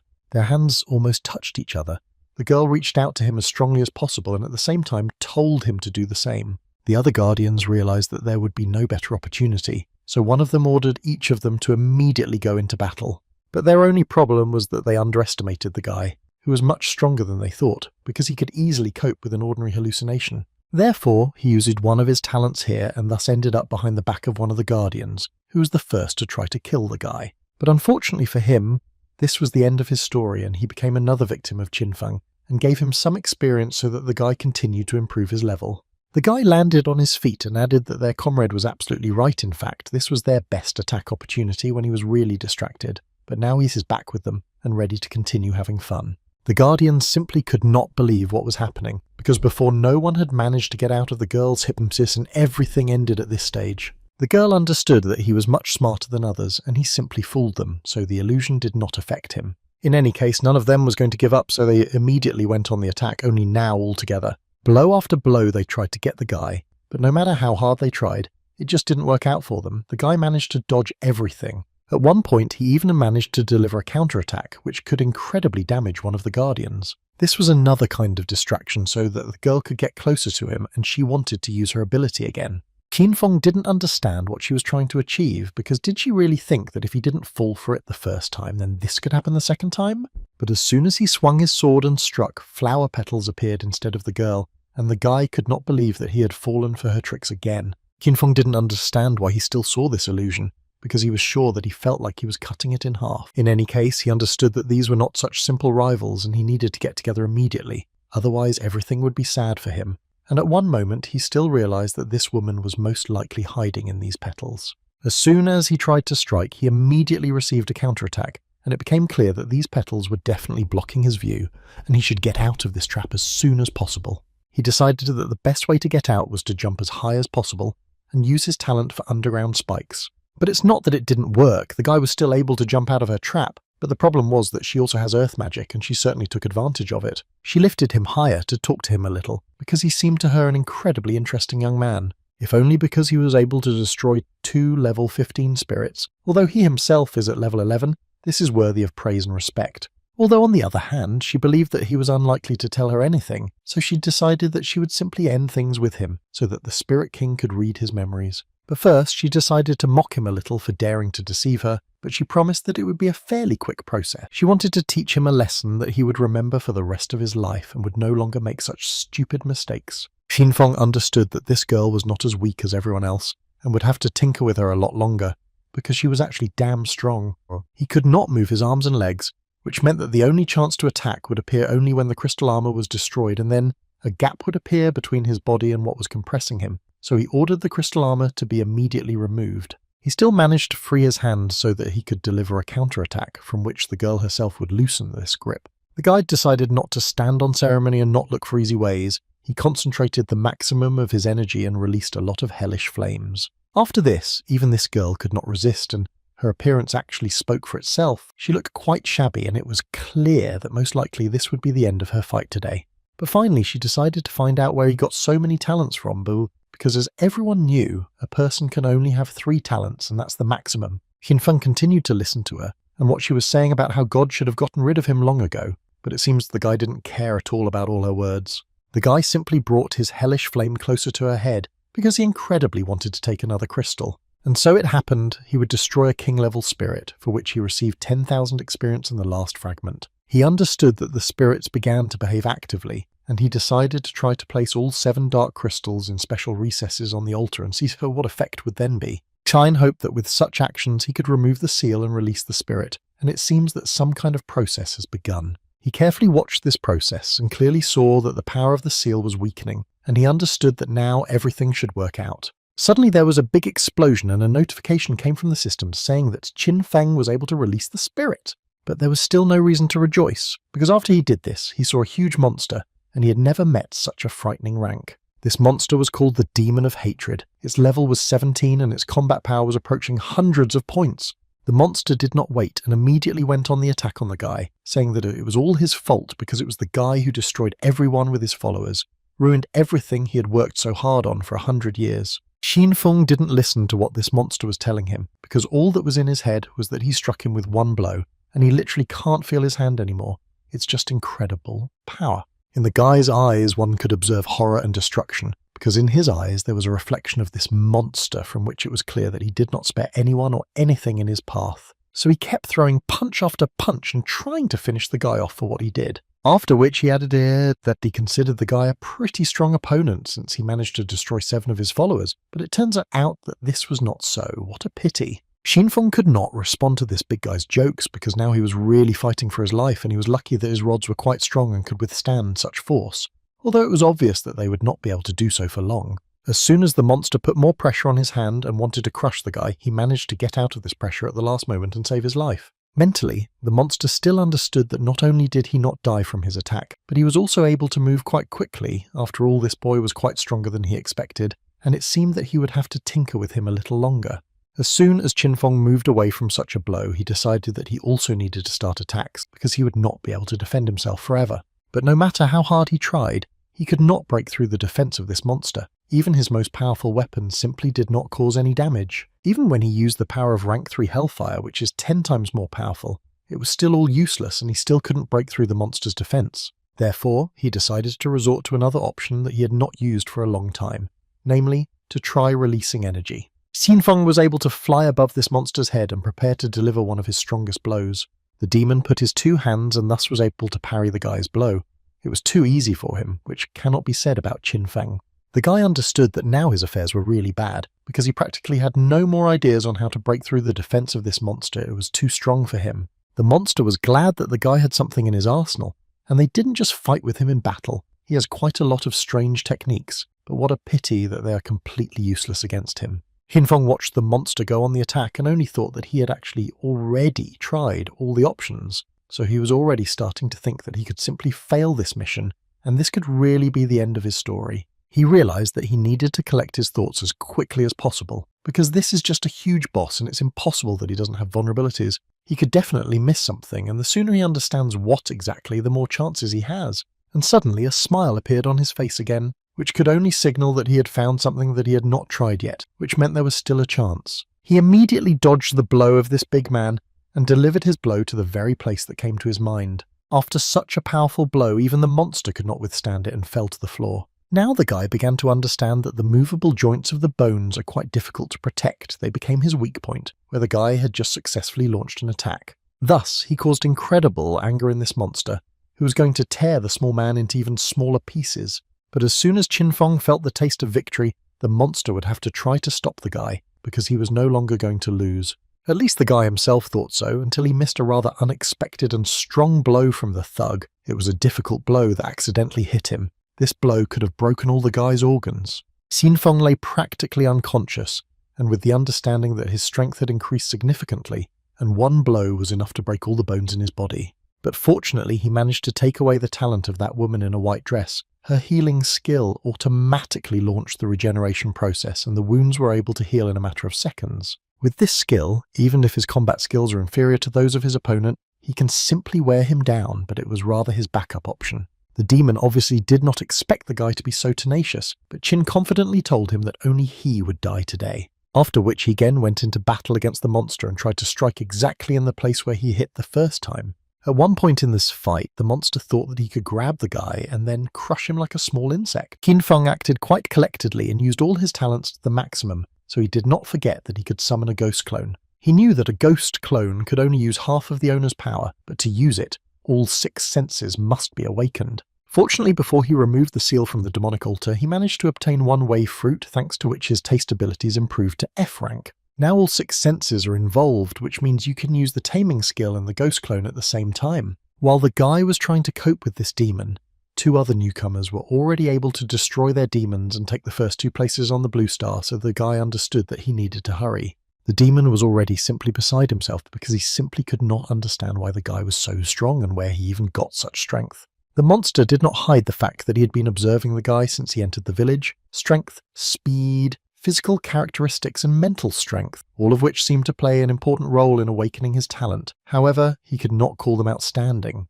But after he was able to destroy Bairuo, he muttered something incomprehensible, and after that something clearly strange happened. Then his body was enveloped in a radiance and he could no longer see anything. Already the 3rd participant had taken a place in this blue star ranking, so Qin Feng understood that he already needed to apply something much more serious to get into this list. So he combined hellfire, energy release, rods and poison, which ended up looking like the final blow that the guy was about to deliver, because he simply could not believe that his armor could not be penetrated. While Qin Feng was trying to defeat this demon, the newcomers carefully watched how many places were left, and this figure was already approaching 6. It was quite strange for them to see how until noon there was not a single case, but as soon as the first participant defeated the monster, they began to win one after another. In any case, the only thing they were worried about was that Qin Feng would be okay, because they could try to defeat this monster tomorrow. Finally, Qin Feng received that very cherished notification, which said that the newcomer from the 911 village had also destroyed the demon and taken 5th place on the blue star. He couldn't even get up right away because this fight was the most difficult of his entire journey, so he needed to take a little breath and rest.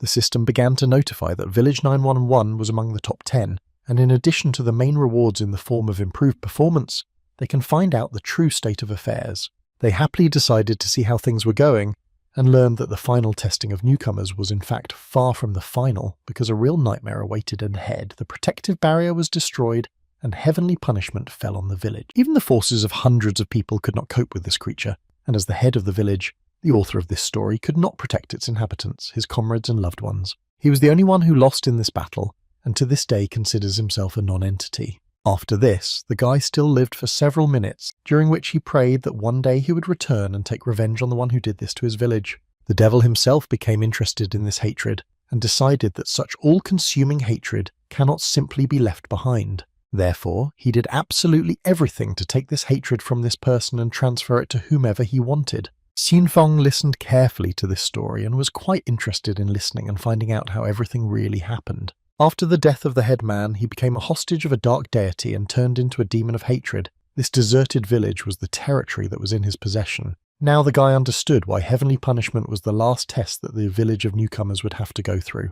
But most of all, he was interested in how difficult this test could be, when suddenly he realized that this could actually become quite a serious problem. Qin Feng decided not to waste any more time, so the first thing he decided to do was create his own village, which he came up with the name Dragonpool. As soon as he came up with the name, he immediately decided to go straight to the foundation. For the creation of such a village, each resident was able to gain new abilities and their characteristics improved almost twice. Now they will be able to hunt monsters even easier. But that was not all. One of them noticed an interesting function.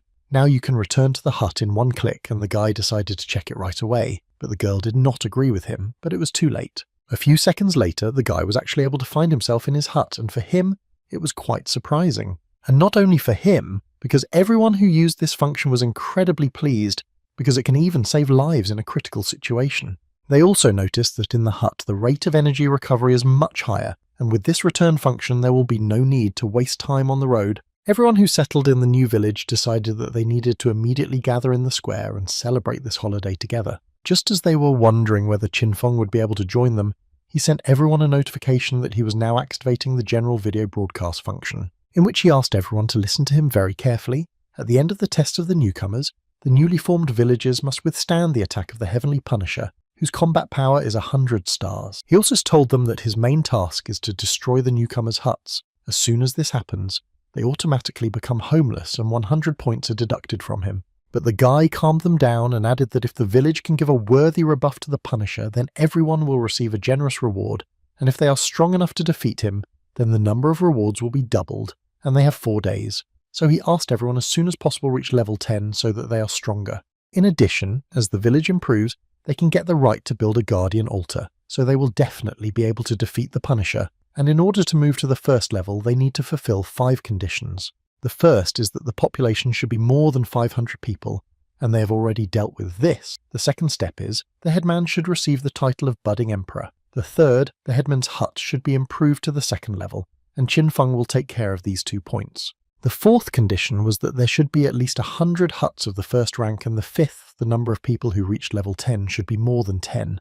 So he instructed them to fulfill the last 2 conditions, so they would have to work hard. Some guys immediately decided to start building as many huts as possible, and for this they needed materials such as wood, stone and fur. One of them immediately suggested that they divide into groups and exchange what they could collect for the materials they needed, because it would be much faster this way, and quite a lot of people agreed with this plan. As soon as Qin Feng finished the video broadcast, he decided to look at the village, which had already been destroyed, and thought that coming to everything already was quite a rarity. All the work in the village suddenly stopped after they all saw how Mr. Qin Feng's hut had improved to the next level, and they were all quite surprised by how quickly he was doing it. Blue Star, it's a polar night in the village.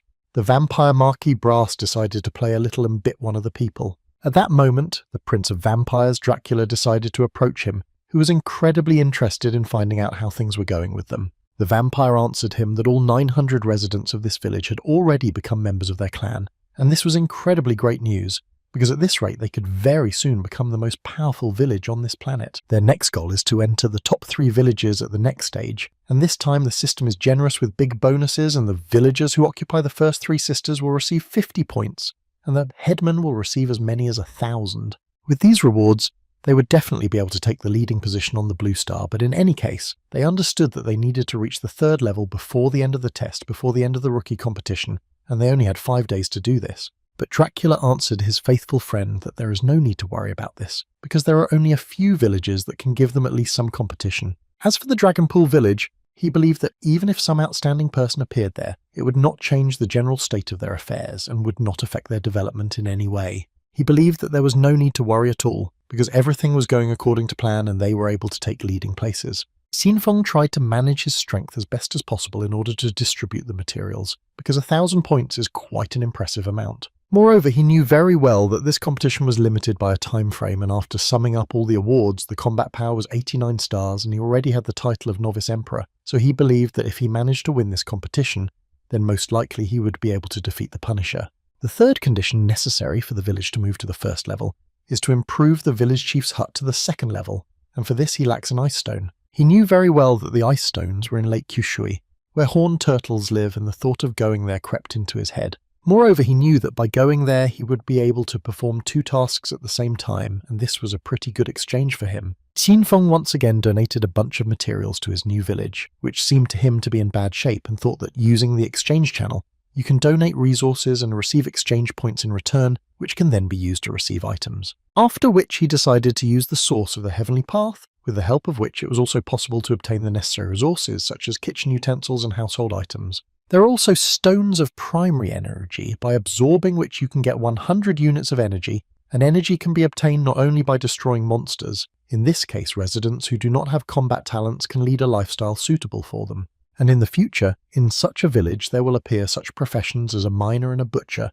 which even without combat talents, will be incredibly useful for the entire society. The village's resources are enough to feed and provide employment for these people. In addition, this will allow them to continuously improve their level. And while the village is developing in this direction, Qin Feng decided to go to that same lake and get materials to improve the village chief's hut. But as soon as he saw what was at the bottom of this huge lake, he realized that he simply did not have enough air for such a battle. He realized in time that he was playing a little too hard, and first he needed to come up with a plan that would help him in this task.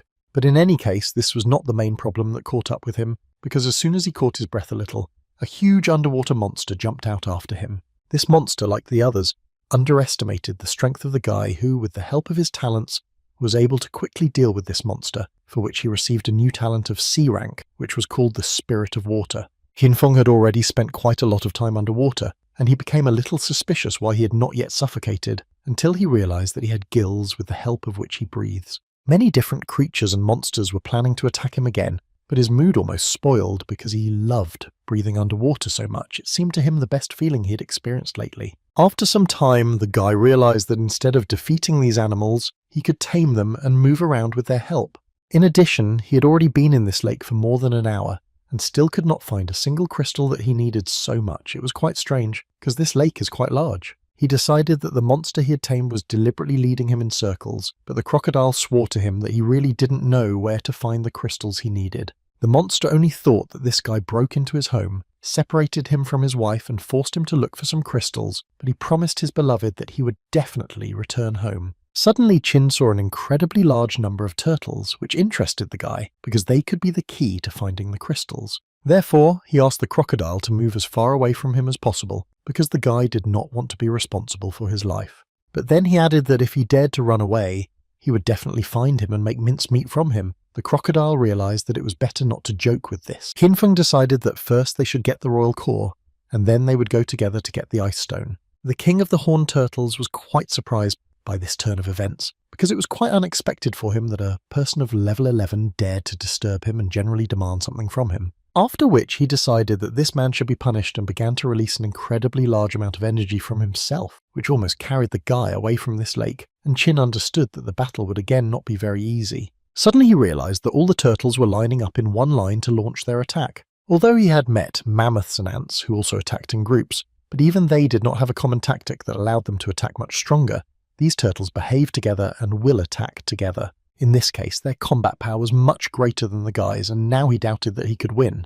They started attacking the guy, and he managed to dodge the first blow, which was quite serious, but no one could guarantee that he would be able to dodge subsequent attack. Qin began to understand that he could not use hellfire underwater, and other abilities had lost their effectiveness. Water was still not his element. This is essentially the advantage of monsters living in water. No matter how strong he is, it is still very difficult to deal with them. Qinfeng didn't really understand what to do in such a situation, but he was sure that if there was no way to lure them ashore, then first he needed to deal with the leader who controlled them. Although most of his skills are simply useless underwater, he still has the ability to use a combat clone, which will be quite useful in this situation. First of all, he needs to somehow distract their attention, and only then deliver some blows. Qin did not think through his plan for long and simply sent his clone straight into battle, and hoped that he would attract as much attention as possible. They immediately began to attack the guy's clone, and Qin understood that he couldn't just stay in the shadows and needed to act in the same way. Only then would this clone be of any use. While absolutely all the attacks and projectiles that the turtles could send were flying at his clone, Qin was trying to figure out how he could get to them because he couldn't use his talents. The Turtle King was incredibly glad that they were able to destroy the guy, but then he realized that something was wrong here because he could not give up so easily. And as soon as he turned his head back, he saw Qinfeng flying at him with the words that now the cockerel had definitely come to an end, after which Qinfeng struck with all the strength he could muster. But would it be enough to destroy the king? Apparently not, because as soon as he dealt this blow, the snake attacked him again, which clearly picked the perfect moment to attack. At the last moment, Qinfeng managed to use his Shadow Path skill, which pinned the water cobra in place, and it was unable to continue its attack. After the guy was able to strangle the snake, the Turtle King went to the bottom with it, who was destroyed, and for this the guy received a special item, the Royal Water Core. For destroying such a strong enemy, the guy was able to gain so much experience that this allowed him to move to the next level without problems. Now he's at 12. In any case, he still had a lot of things to do, and it was time to get started.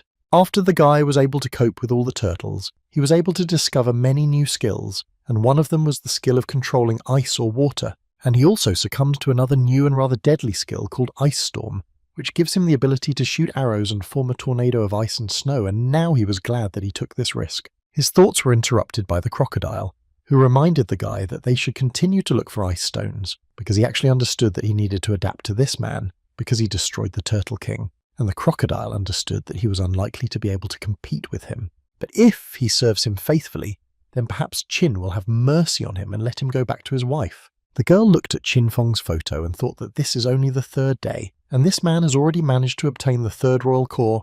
This guy is really very strong. She was also surprised by how masculine he was, and she wouldn't really mind if they started an affair. But another girl interrupted her and asked her not to even think about it, because the people of the small Heliocosm are born weak and they also do not have any innate abilities, and even if this guy reaches the rank of prefect, he still will not survive the war, much less to meet her. But she still wanted to dream about it at least a little, because the resources of his village had actually increased significantly, which means the difficulty had increased proportionally, and in this situation, it would be quite difficult to complete the task, and the most difficult thing was not finishing off the core at all. In any case, the girl was most looking forward to the battle on the Dragon Slope and only thought that it would be a rather exciting battle. It was quite strange for Qin Feng, because usually Liu Xuan was inferior to Liu Yuan, but only half an hour passed and everything changed. What did they do there that their levels grew so much in such a short amount of time? And this Qijie, he was not even in the top 10 before, was. Then the guy noticed that in the general chat there was an active conversation about some primary energy stones, and he could not believe that they were so in demand. Xin Feng was glad that his residents were quite smart and were able to raise their level to this level. This is quite unusual. Donate a novice weapon to get 2 contribution points, 1 primary energy stone costs 10 contribution points, and Liu Yuan and Qiji sell primal energy stones for 10 novice weapons each. By doing all this, they remain in the black by 10 contribution points, and then exchange them for stones of primary energy and absorb them, which is why they managed to pump up their levels so quickly. The village is gradually developing, and when Qin Feng looked at the current progress, he understood that there is a chance to defeat the Punisher.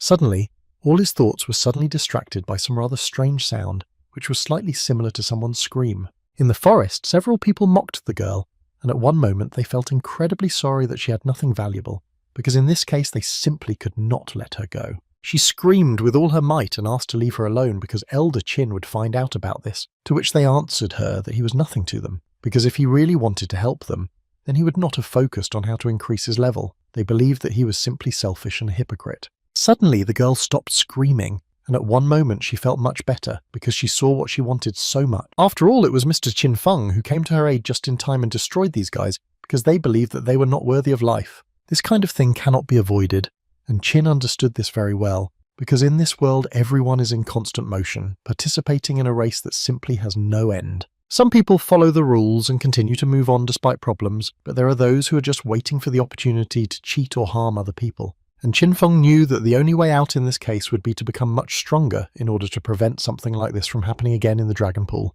After the guy helped this girl, he asked her to go to the village and, upon arrival, warn everyone to beware of such scum. She was incredibly grateful to Qin for his help and in general for everything he does for them. The guy knew that after they raised the level of the village, they would need to become more familiar with the powers of the village headman, because in fact it would be great if the function of issuing an arrest warrant was provided. Then no one would dare to commit atrocities on his territory, and all people with similar thoughts will live and beware. He believed that this was a good option, but he would deal with it in any case a little later. Using the animal control function can significantly save travel time, but unfortunately the level of all the wild animals that are encountered along the way is too low, and none of them are suitable for the role of a spiritual pet. He also thought that it would be nice if he found a spirit beast in the next treasure chest. Finally, the guy was able to find what he had been looking for so long, and it was the demonic plant Rafflesia. He began to mindlessly attack these creatures, because it was impossible to tell by their appearance, but they were actually incredibly dangerous and deadly flowers. At some point, they even began to scream in pain, and the guy was quite shocked that even flowers could speak in this world.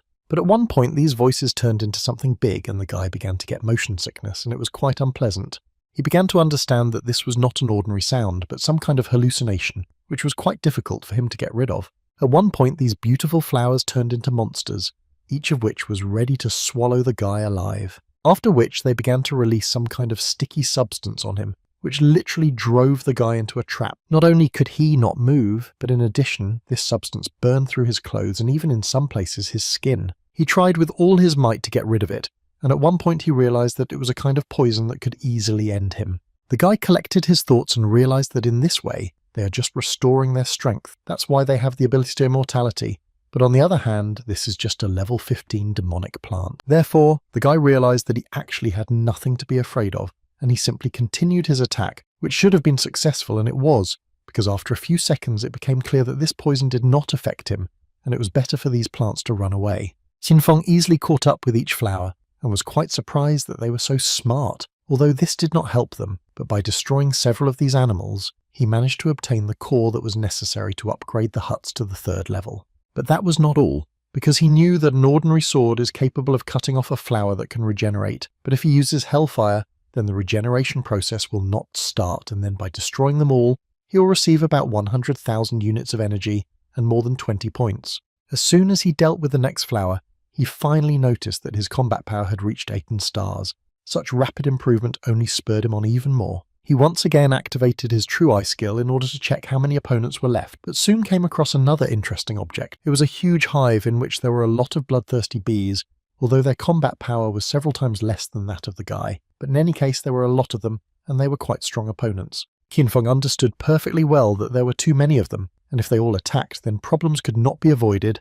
Then it would be incredibly difficult to defend, and it seemed like this was the best time to try new skills. It's always very difficult to activate a new talent for the first time, but this time the guy did it with pleasure, because this new skill was called Ice Storm. A rather small cloud was created under it, from which small needle-like arrows began to fly out and destroy these bees one by one. At one point he began to gain an incredibly large amount of experience, because there were incredibly many bees, and they gave no less experience for them, and this brought him level 13 quite quickly. After using this skill, the guy was able to destroy as many as 3,000 shoulders in one swing, which couldn't help but please him, although on the other hand, he couldn't expect anything else from a 4th level skill. But this was not the end, because the guy understood that the main monsters here were far from bees, after which he pointed his finger forward and said that he would be the next to die. The guy meant a demonic plant called the Dry Tree Witch, whose combat power was approaching 53 units. As soon as the guy said this, the girl woke up after such a long hibernation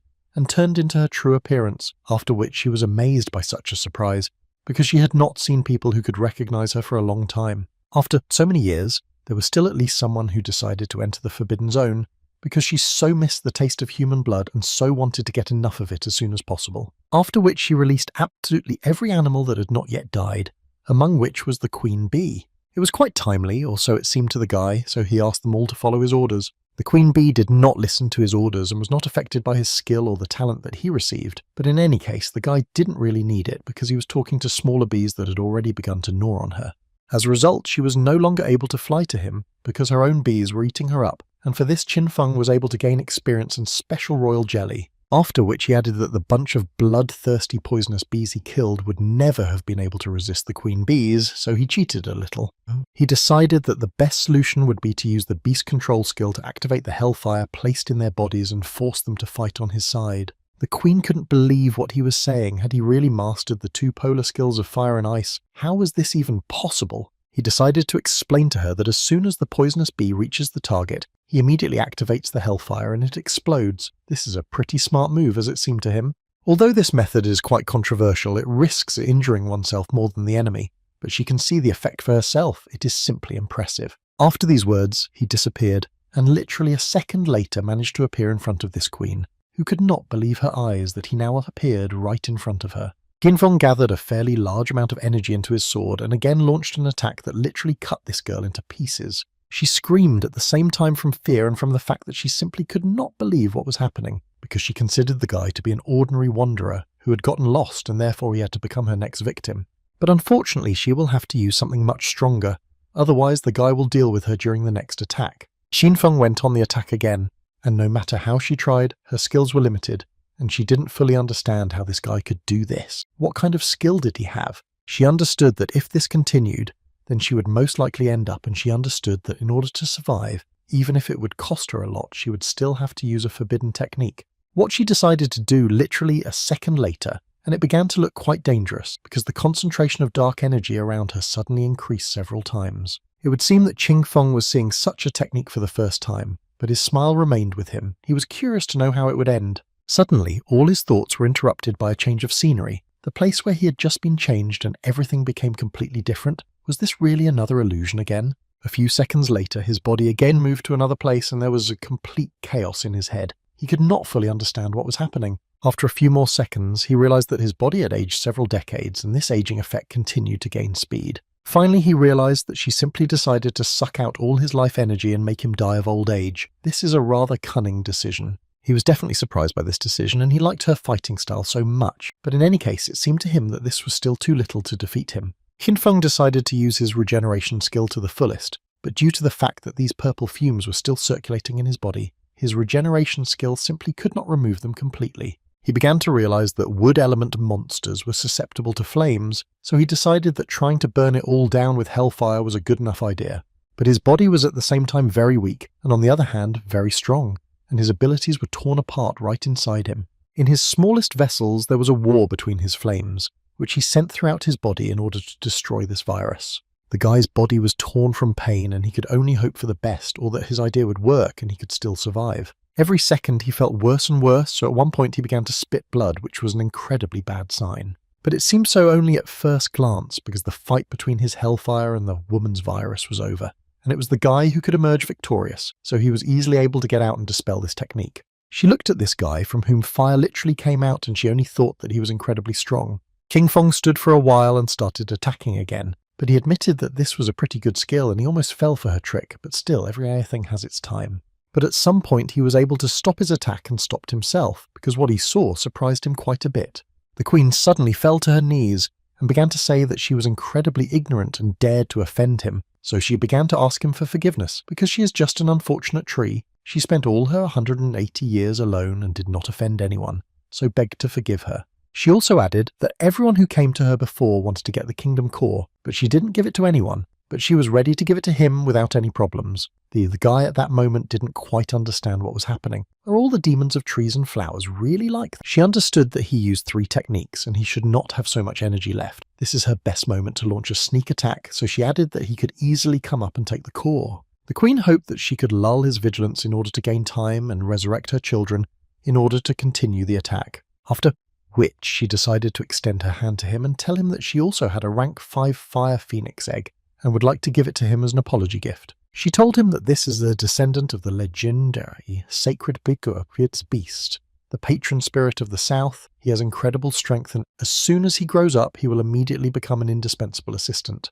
Xinfeng was silent for a while and then suddenly decided to ask the queen, does she really take him for some kind of fool who doesn't understand anything? After all, he understood everything. As soon as he heard the sounds that were behind him, Qin added that he didn't even have a chance to pretend that he didn't hear them. He thought that at level 16 she would have more special skills than other king-rank monsters, but it seems that he had significantly overestimated her. The queen tried to explain everything to him again, but before she could finish speaking, Qin Feng cut off her head. He was actually just tired of listening to her. After which he immediately received a message that he had successfully destroyed the level 16 witch of the withered tree, for which he received 1,000 points of energy units, some increasing characteristics, and most importantly, a silver treasure chest. In connection with the development of the talent, the synergy of the 6 senses, the shadow clone skill was also improved, and the guy can now create 2 clones. He was also able to improve the talent of managing pets, and all this really took the guy to the next level of development. The egg he picked up after dealing with the Flower Queen was a fiery battle pet egg that would hatch into a low-level pet, and that pet would be a phoenix. Legend says that this is a descendant of the sacred beast, the patron spirit of the south, and its potential is incredible, and its powers go beyond understanding. King Feng decided not to delay this for too long, so he asked his new 5th-row pet to wake up right now, after which an incredibly cute and fluffy phoenix came into the world, which clearly did not look like a ferocious monster.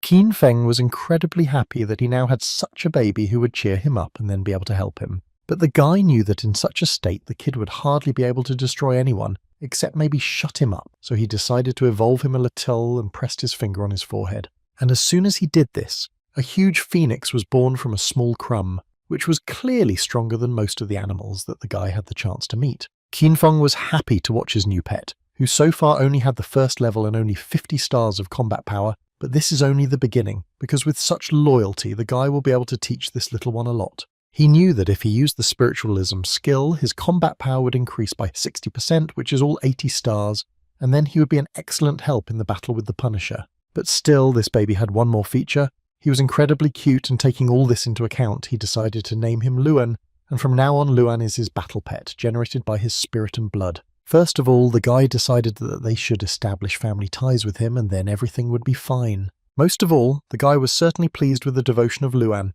who did not leave his side, and she essentially had no equal in this world. The skill of synergy of 6 senses allows him to understand what this baby is saying, so there will be no communication barrier between them, and this was actually incredibly convenient. And the first thing his new friend told him was that he was actually incredibly hungry, and wouldn't mind eating something. This did not make the guy too happy, because a hungry child is the first problem a new father faces, and Qin was not excluded. The guy hasn't decided anything about food yet, but while Luan is still too small, Qinfeng has to use another flying beast as a means of transportation. Luckily for the guy, the little phoenix doesn't eat people like some other animals, but he doesn't know what to feed it then. Little Luan asked him not to provoke and added that he is not just a wild animal. He is still small, but already a sacred animal. He is very strong, so other animals are no match for him, which Qinfeng could not but agree with. Even from his face it was impossible to tell. During their conversations, they were quickly able to arrive at the mountain of Hellfire, where they had been flying for quite some time. The situation on this mountain was not very pleasant, because it was very difficult to watch small spirits floating in the lava. Qinfeng understood that these were definitely spirits who had been living here for more than one day, and his little friend only saw very tasty food in front of him. Therefore, he still could not restrain himself and jumped down to at least have a little snack, because he had not eaten for more than 100 years while he was in that egg. Qinfeng tried to catch him, but he failed, because this little holy animal was too fast, especially when it came to food. At one point, he began to absorb one spirit after another, simultaneously destroying them and receiving an incredibly large amount of experience for him. Qinfeng understood that Luan was destroying monsters, and at the same time he was gaining energy. It even sounded good, and fortunately he turned out to be stronger than these spirits, so it was also a good training. Unexpectedly, while Luan was dealing with all the spirits that were below, the guy received a spirit voucher, and this was new to him. Before that, he had not held such cards in his hands. It was a second-rank item that could be used to get 1 prestige point. One person can use up to 10 cards inclusive, and this is a very useful thing. Qin realized that upon reaching a certain number of prestige points, you can receive a title bestowed by Heaven, which can be exchanged for points, and this is a great way to upgrade your strength. For example, Liu Xuan receives 10 points and becomes the chosen one among the newcomers. He will also be able to receive additional points as a bonus. The guy immediately checked all the information and found that there were about 300 spirits here, which after clearing them, he would have at least 100 vouchers. It was also obvious that he could place the rest in the exchange channel to help the people from the village improve and quickly reach the 10th level. While Qinfeng was sorting out the vouchers, suddenly his pet returned to him again, but not empty-handed, but with the 2nd level, and now he's finally full and his mood is now even better. But this little animal caused a huge evil beast to awaken, the king of magma fire spirits, who did not tolerate such an attitude towards his spirits. It seemed that it was time for Qinfeng to enter the battle, but Luan did not think so, and as soon as he saw this big man, he immediately flew at full speed straight towards him. The monster slightly did not understand what this insect wanted from him, but still followed his example and also struck. Qin decided to check and found out that the king of fire spirits with a combat power of 52 stars was not at all a rival to Luan, who had just moved to the 2nd level, and he realized that there was really nothing to worry about. He became more interested in how the situation was in the dragon pool. The first thing he saw was that several guys had already reached the 10th level, and it turned out that currently in the village 9 people managed to move to level 10. Now there are 95 huts of the 1st level in the village. Very good, and very soon they will all be able to move to new level. Suddenly his thoughts were distracted by some exchange that seemed suspicious to the guy, and he decided to check who else was making unequal deals. Some person was incredibly eager to exchange 3 level 3 items for his level 3 machete. While the guy was trying to figure out what kind of exchange this was and who needed it so much, the little phoenix continued the battle with the Spirit King, who really couldn't even keep track of little Luan. A girl suddenly got in touch with him and said that these items had actually been downgraded due to contamination, so only the 2nd level could be assigned, but she would still like to exchange them for a 3rd-rank machete. At first, the guy didn't really understand why she was asking him for such an unfavorable exchange for him, but as soon as he reconsidered the thing she was offering, he changed his mind and agreed to the exchange. As soon as he received the items from the exchange, he immediately used his talent of endless extraction, after which he received 2 bracelets for both hands, which, although they were affected by corrosion, still added a good amount of characteristics to him. Also in this set there were anonymous handcuffs, which gave plus 60 points to defense and 100% to resistance to dark force, which was incredibly good for such a thing. He knew that these were the lost things of the Messenger of Light and did not understand whether any information about the mission could be hidden there. But as soon as he started reading, a notification came in which said that the newcomer had reached level 10. The 10th newcomer who passed the test received a bronze treasure chest. Also 100 huts in the village received the 1st level, and this could mean that all the conditions were met and the level villages can be upgraded. Either way, it was pretty great news, so they needed to continue their journey, and he asked his little friend to hurry up and finish with this Spirit King. Luan himself didn't mind ending this annoying fight, so he picked up incredible speed and flew straight towards the Spirit King. When he was finally able to deliver this blow, even such a huge spirit could not resist and still fell. This battle was indeed won without a chance, and Qin Feng was absolutely right that even in this form the phoenix is capable of destroying the kings of some races. But this was not the end yet, and as soon as Luan decided to get out of this mountain, a hand literally immediately followed him to grab him. Qin Feng understood that even though his pet was strong, he still needed help in such battles. Therefore, as soon as Luan was next to him, he decided to use his ice storm again, which was supposed to extinguish the ardor of this huge spirit. The effect of the blow was not quite what Qin Feng wanted it to be, because all the ice blows simply dissolved into the lava and essentially did not cause any damage. The monster himself was already quite interested in the fact that a newcomer could receive the title of Emperor of Beginners. Although he was from the small Chiliocosm and quite a small amount of time had passed, he had never seen such a rapid process. In any case, Qin Feng decided not to risk either himself or his new pet, so he decided to use the teleporter, which took them back to the village. Once he was safe, he decided that the first thing to do was improve the village while he had a pretty good chance of doing so. As soon as he pressed the right button, some kind of process began around him, but Qin understood that apparently this was how it should be and there was no need to worry. The promotion of the village from level 0 to level 1 was successful, and not only did the buildings receive improvements, but the residents were not left out and each of them received the blessings of heaven and 50 points. Well, after this process, no one forgot about the headman of this village, who was Qin Feng himself, who received blessings in the same way, and instead of 50 points, he managed to take as many as 100 points. Also, now he's allowed to improve the residents' huts to the second level, and when the level of the hut is raised to the second level, he can get 100 points. So each of the residents quickly wanted to know what they needed to do in order to improve the level of the hut. Dracula was finally able to get these ice stones, and all he had to do was improve the village chief's hut to the second level, and then it would be possible to raise the level of the village to the first level. His courtier was 100% sure that they were the best village, and was sure to be able to take first place. The man was so happy, first of all, that he was able to get these crystals, and secondly, he was haunted by the thought that his village would finally be known throughout the world. After Qin Feng improved the village, it became available to him to upgrade the village chief's hut to the third level, and for this he needed wood, stone, moss, iron ore, which was quite a bit, and getting all this was quite easy. It was especially easy for Qin himself because everything he needed was in his inventory, and he could already try to improve his hut. That's what he did, and the first thing that incredibly surprised him was that now he had a kitchen. In addition to the kitchen, he decided to test his new bed, which was huge and could fit 3 people like him. But most of all, of course, he wanted to take a hot bath. He had only been gone for 3 days, and it wasn't that he was very tired, but that was exactly what he had been missing all this time. Qin decided to restore his strength a little, and understood that he could not stay here for long, because there were only 4 days left, and if he failed to reach the third level, then he could not even think about defeating the Punisher.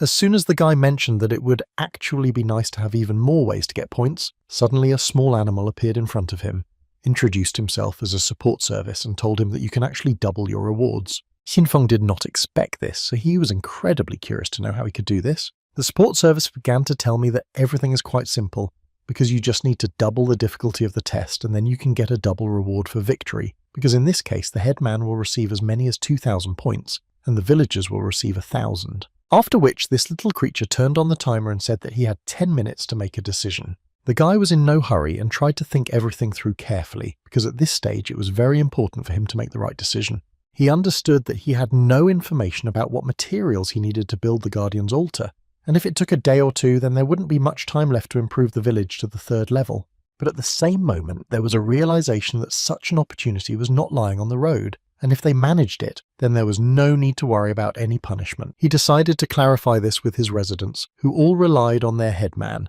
that what he said they would do, because they believed that if it were not for him, they would have died long ago, so they believed in him with all their hearts. After speaking like that, Qin Feng had no more reason to doubt, so he immediately accepted this challenge. From now on, upon reaching each level of the Dragon Pool village, the rewards received will be doubled, and if the Dragon Pool village wins the village competition, the reward will also be doubled. But that was all good news, because now the population should be more than 1,000 people. The village chief's hut should be upgraded to the third level. The number of first level huts should exceed 40, and there should be 40 newcomers in the village with level 10. And as soon as they are able to fulfill all these conditions, only then will they be able to build the Guardian's altar. And after that some of them began to panic, because it seemed to them that these conditions were simply impossible to fulfill. They understood that even if they fulfilled all the conditions, the level of the village would still not rise, and then it would be unclear what they should do next. But their panic was interrupted in time by Qin Feng, who assured them that they should not worry, because he was working on a C-rank task to open the map, and upon completion of which he would be able to go to the big world and attract more people. After which he also added that their little friend from the support service reminds them that upon completion of this task they will be able to find the Temple of Thousand Apparitions, and then use the portal and go to the selected newcomer village and recruit residents for their village. He continued to assure them that he would make every effort to ensure that they were saved in this world. He understood that this time the tasks were not easy, and therefore they had to distribute the work among everyone, which would significantly speed up their overall success. Then he gave them the first instructions. Upgrading the huts to the first and second levels requires a lot of wood and stone, so from now on everyone whose level is below 40 will be engaged in chopping wood and mining stones. After which he listed everyone who was in the top 10, and their mission will be to go to the western part of the Lila pastures to the Ant Mountain, where they must extract as much iron ore as possible. He asked the rest to do everything to reach the 10th level as much as possible. They are prohibited from doing any manipulations with primary energy stones that other people did. Ice stones of the second level are necessary for improving the huts, so he placed them in the exchange channel. So that anyone can exchange them, he believed that they must reach the second level within 2 days, and this must be done at any cost. He believed that this power should be enough to defeat the Fire King, but first he needed to improve his equipment, and he can do this with the help of cards and chests, of which he has already accumulated quite a large number. The transformation of the cards and all the chests was quite successful, and Qin Feng received a chest made of white gold, in which he was able to find the Blade of the Dead of Night, and it was a 5th rank artifact which added an incredibly large number of new characteristics. As soon as the guy took it in his hands, he felt its strength and understood that it would become a good assistant for him in further battles. With such a weapon, he was not afraid at all to return even to that same fiery king. Together with Luan, they used the teleport and stood near the familiar mountain of Hellfire. But now, instead of monsters, the guy looked at an incredibly beautiful flower which was called the Lotus of Raging Fire. When suddenly his attention was distracted by some unknown voice on another volcano. This voice asked to pay attention to him, although it seemed very strange. Xinfeng didn't quite understand who it could be, and didn't quite want to actually pay attention to him. With the help of his eye, he saw that this was a person of imperial rank, whose level was 18, whose combat power was almost 100, and his main characteristic was immortality. This seemingly small boy began to run along the edge of this volcano, and talk about how the chick was too fragile, and as soon as you pinched him he died immediately. What a pity, because the clan members continued to blame him for not being able to raise him, and they even wanted to execute him. This irritated him incredibly, so he decided it was time to execute them. Later, the heavens told him that it was no good to wander around like that, and allowed him to stay here and gave him the name Fire King. Qinfeng had only questions in his head, because he did not understand how this guy could manage to get so close. The little boy added that he was a very interesting person from the small Chiliocosm. In such a short period of time, he was able to gain the power of the novice emperor. But as soon as Qin tried to attack him, the King of Fire immediately jumped away. This was the first time Qin had heard this about himself, and didn't know what a person from a small Chiliocosm could mean, but he remembered that that mummy was from the middle world. Is it possible that this universe is divided into large, middle, and small worlds? And it seems he understood that now a person from the middle world was standing in front of him, and they were much more powerful and stronger. The King of Fire didn't understand why he was asking him this, because in any case he shouldn't know. After which he suddenly started screaming again and saying that he no longer wanted to talk but wanted to get down to business immediately. And as soon as he raised his hands up, all the lava and fire suddenly began to erupt, and it became clear why he was called the King of Fire. Many fire dragons suddenly flew out from the fire, which did not mind destroying the little boy's enemy. Qinfeng was even a little offended to see who he sent to destroy him, because 37 power stars is really very little for him. Immediately he used his Ice Storm skill, which landed a precise hit directly on one of the dragons. As soon as he was able to destroy the first dragon, in addition to experience, he received some new resource, which was called Fire Glass, but he did not have time to think about it, because one of the dragons attacked him again. But not only was the guy able to dodge this blow, but he was also able to deal a crushing blow to this monster. The King of Fire looked at all this fun with a smile, and at some point he began to be impressed by what Qinfeng could do. But in any case, this was just a warm-up, and the little boy couldn't wait to see how strong he was, a level 15 rookie emperor. Qinfeng was slightly surprised by such strength, because in appearance he was just a small boy, but his strength was at an exorbitant level. The little boy decided to use one of his main trump cards and summoned a fire golem to this fight. Qinfeng understood that now the battle was moving to the next level, because this was apparently the same monster that extended his hand when his little animal was dealing with the magma spirits. He then used the ability of his eye and saw that the combat power was only 100 stars, so he decided that he had to cope. But while the guy was trying to think through tactics and find out how he could cope with these monsters, The golem was already striking the first blow to the guy. The King of Fire just wanted to destroy this newbie emperor and continue walking around his volcanoes himself. But even after several rather strong blows, Qin Feng still remained on his feet, and the boy decided to once again check how long he could hold out. The golem used all the power that was available to him, and Qin Feng understood that now he needed to come up with another plan because he was unlikely to be able to win the battle with brute force. But not only did the golem continue to put pressure on him, but at some point lava began to erupt from all the cracks and threw the guy back. At the last moment he was able to gather himself and land on his feet, but it was not the end, and the lava projectiles continued to fly at him. Qin understood that this giant was under the control of the Fire King, so he needed to stop him, and then the problem in the face of this giant would disappear by itself. But first he asked his beast to find a more modest place and hide there. First of all, he decided to take control of the Fire King, who incredibly interfered with his plan. But it was actually not so easy to do this, because lava and fire were everywhere, making one wrong move the guy could end his fight. With his amazing speed, he was still able to catch up with the little boy and hit him on his arm so that he would use it as little as possible. But this was far from the end of his attack, because now he wanted to destroy the golem itself, or so it seemed at first glance. Qin Feng was already quite close to striking, but again he did not have time to react, and the golem struck him ahead of the curve, which he could not have expected at all. The guy fell right into the hot lava, and any other person or warrior would have simply died at that moment. But Qin Feng had several skills in reserve that allowed him, even after such a blow, to remain in the battle and continue the battle. His battle phoenix was too worried about his master and still had not flown away, so Qin Feng had to repeat to him that he was in fact completely fine and that he was the opponent of this golem, and he should immediately fly to a safe place. Moreover, Qin noticed a very interesting fact, which was that if the Fire King is wounded, then the golem will automatically receive a similar wound, so it will be easy to deal with them. Therefore, he decided that it was time to use the skill that he calls the Shadow Bonds, with which he was going to envelop the King of Fire. And as soon as the little boy was trapped, this could be noticed by looking at the golem. But this was not enough for Qin, so he immediately pulled himself together and launched another attack to finish off this boy as quickly as possible. At some point, the little boy was able to get out of this trap, but in any case, he received a good dose of damage, and now he began to hate this guy. Qin couldn't believe that his body could withstand the blows of a rank 5 blade. What kind of terrifying durability was this? What was his body even made of? It was quite unusual for him to see that the difference in combat power was only a couple of stars, but for some reason he was incredibly difficult to deal with. Qin Feng understood that he must have missed something, and this detail right now is incredibly preventing him from winning this battle, and he needs to find this detail as soon as possible. Otherwise it will not be sweet. And at one moment he realized this in full, because the little boy was able to stop his sword strike with only one hand. Then he added that Qin Feng had a wonderful weapon, and he would also like one for himself.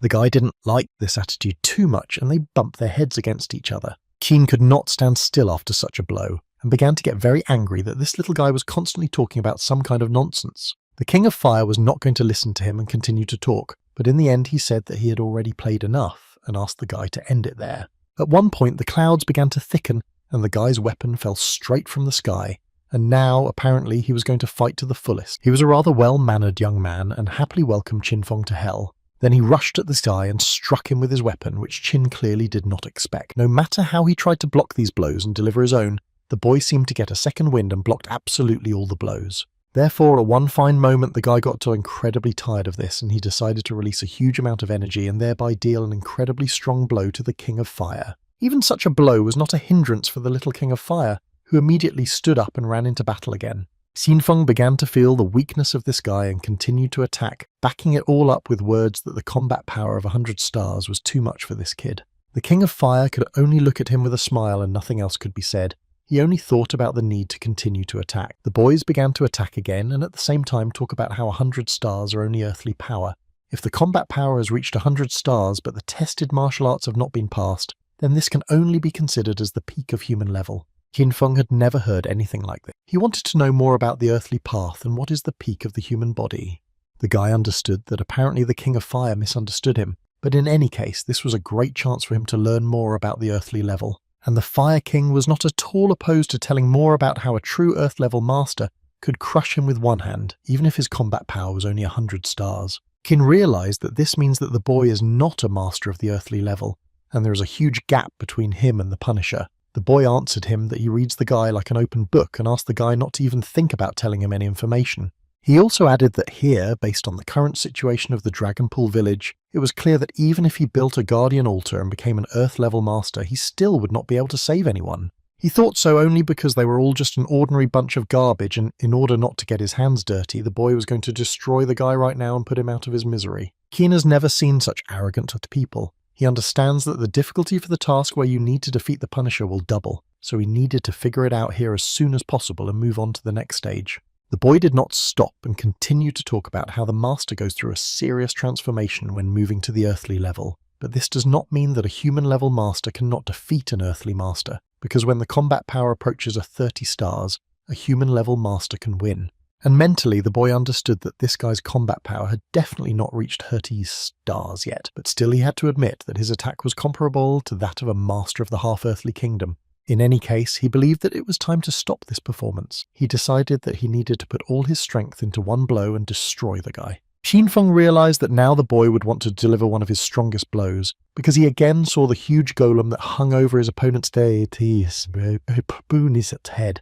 The boy calmly and of course with his smile ordered the golem to destroy this upstart. The golem unquestioningly launched his incredibly powerful blow, but Qin was able to easily dodge, because he had already actually seen such blows. But the little boy didn't think so, and at that very second he climbed out of the fireball and asked Qin to think again. Xin really didn't expect such a strong blow, and was quite surprised when he saw the boy, but now because of his underestimation he is seriously injured. The King of Fire immediately decided to upset him and told him that the giant did not have to repeat all his movements and he could act alone. The golem simply has no brains, he can only swing his arms and destroy everything here, so it is quite difficult to control him. Fortunately for him, after their long coexistence, the golem learned to understand him and therefore can sometimes hit the enemy without his direct order, and you need to be quite careful with it. Qin understood that his carelessness was to blame for everything and he needed to be as careful as possible, because this world was too dangerous and there were no surprises to come from the ports. But he did not lose hope and thought that he still had a chance.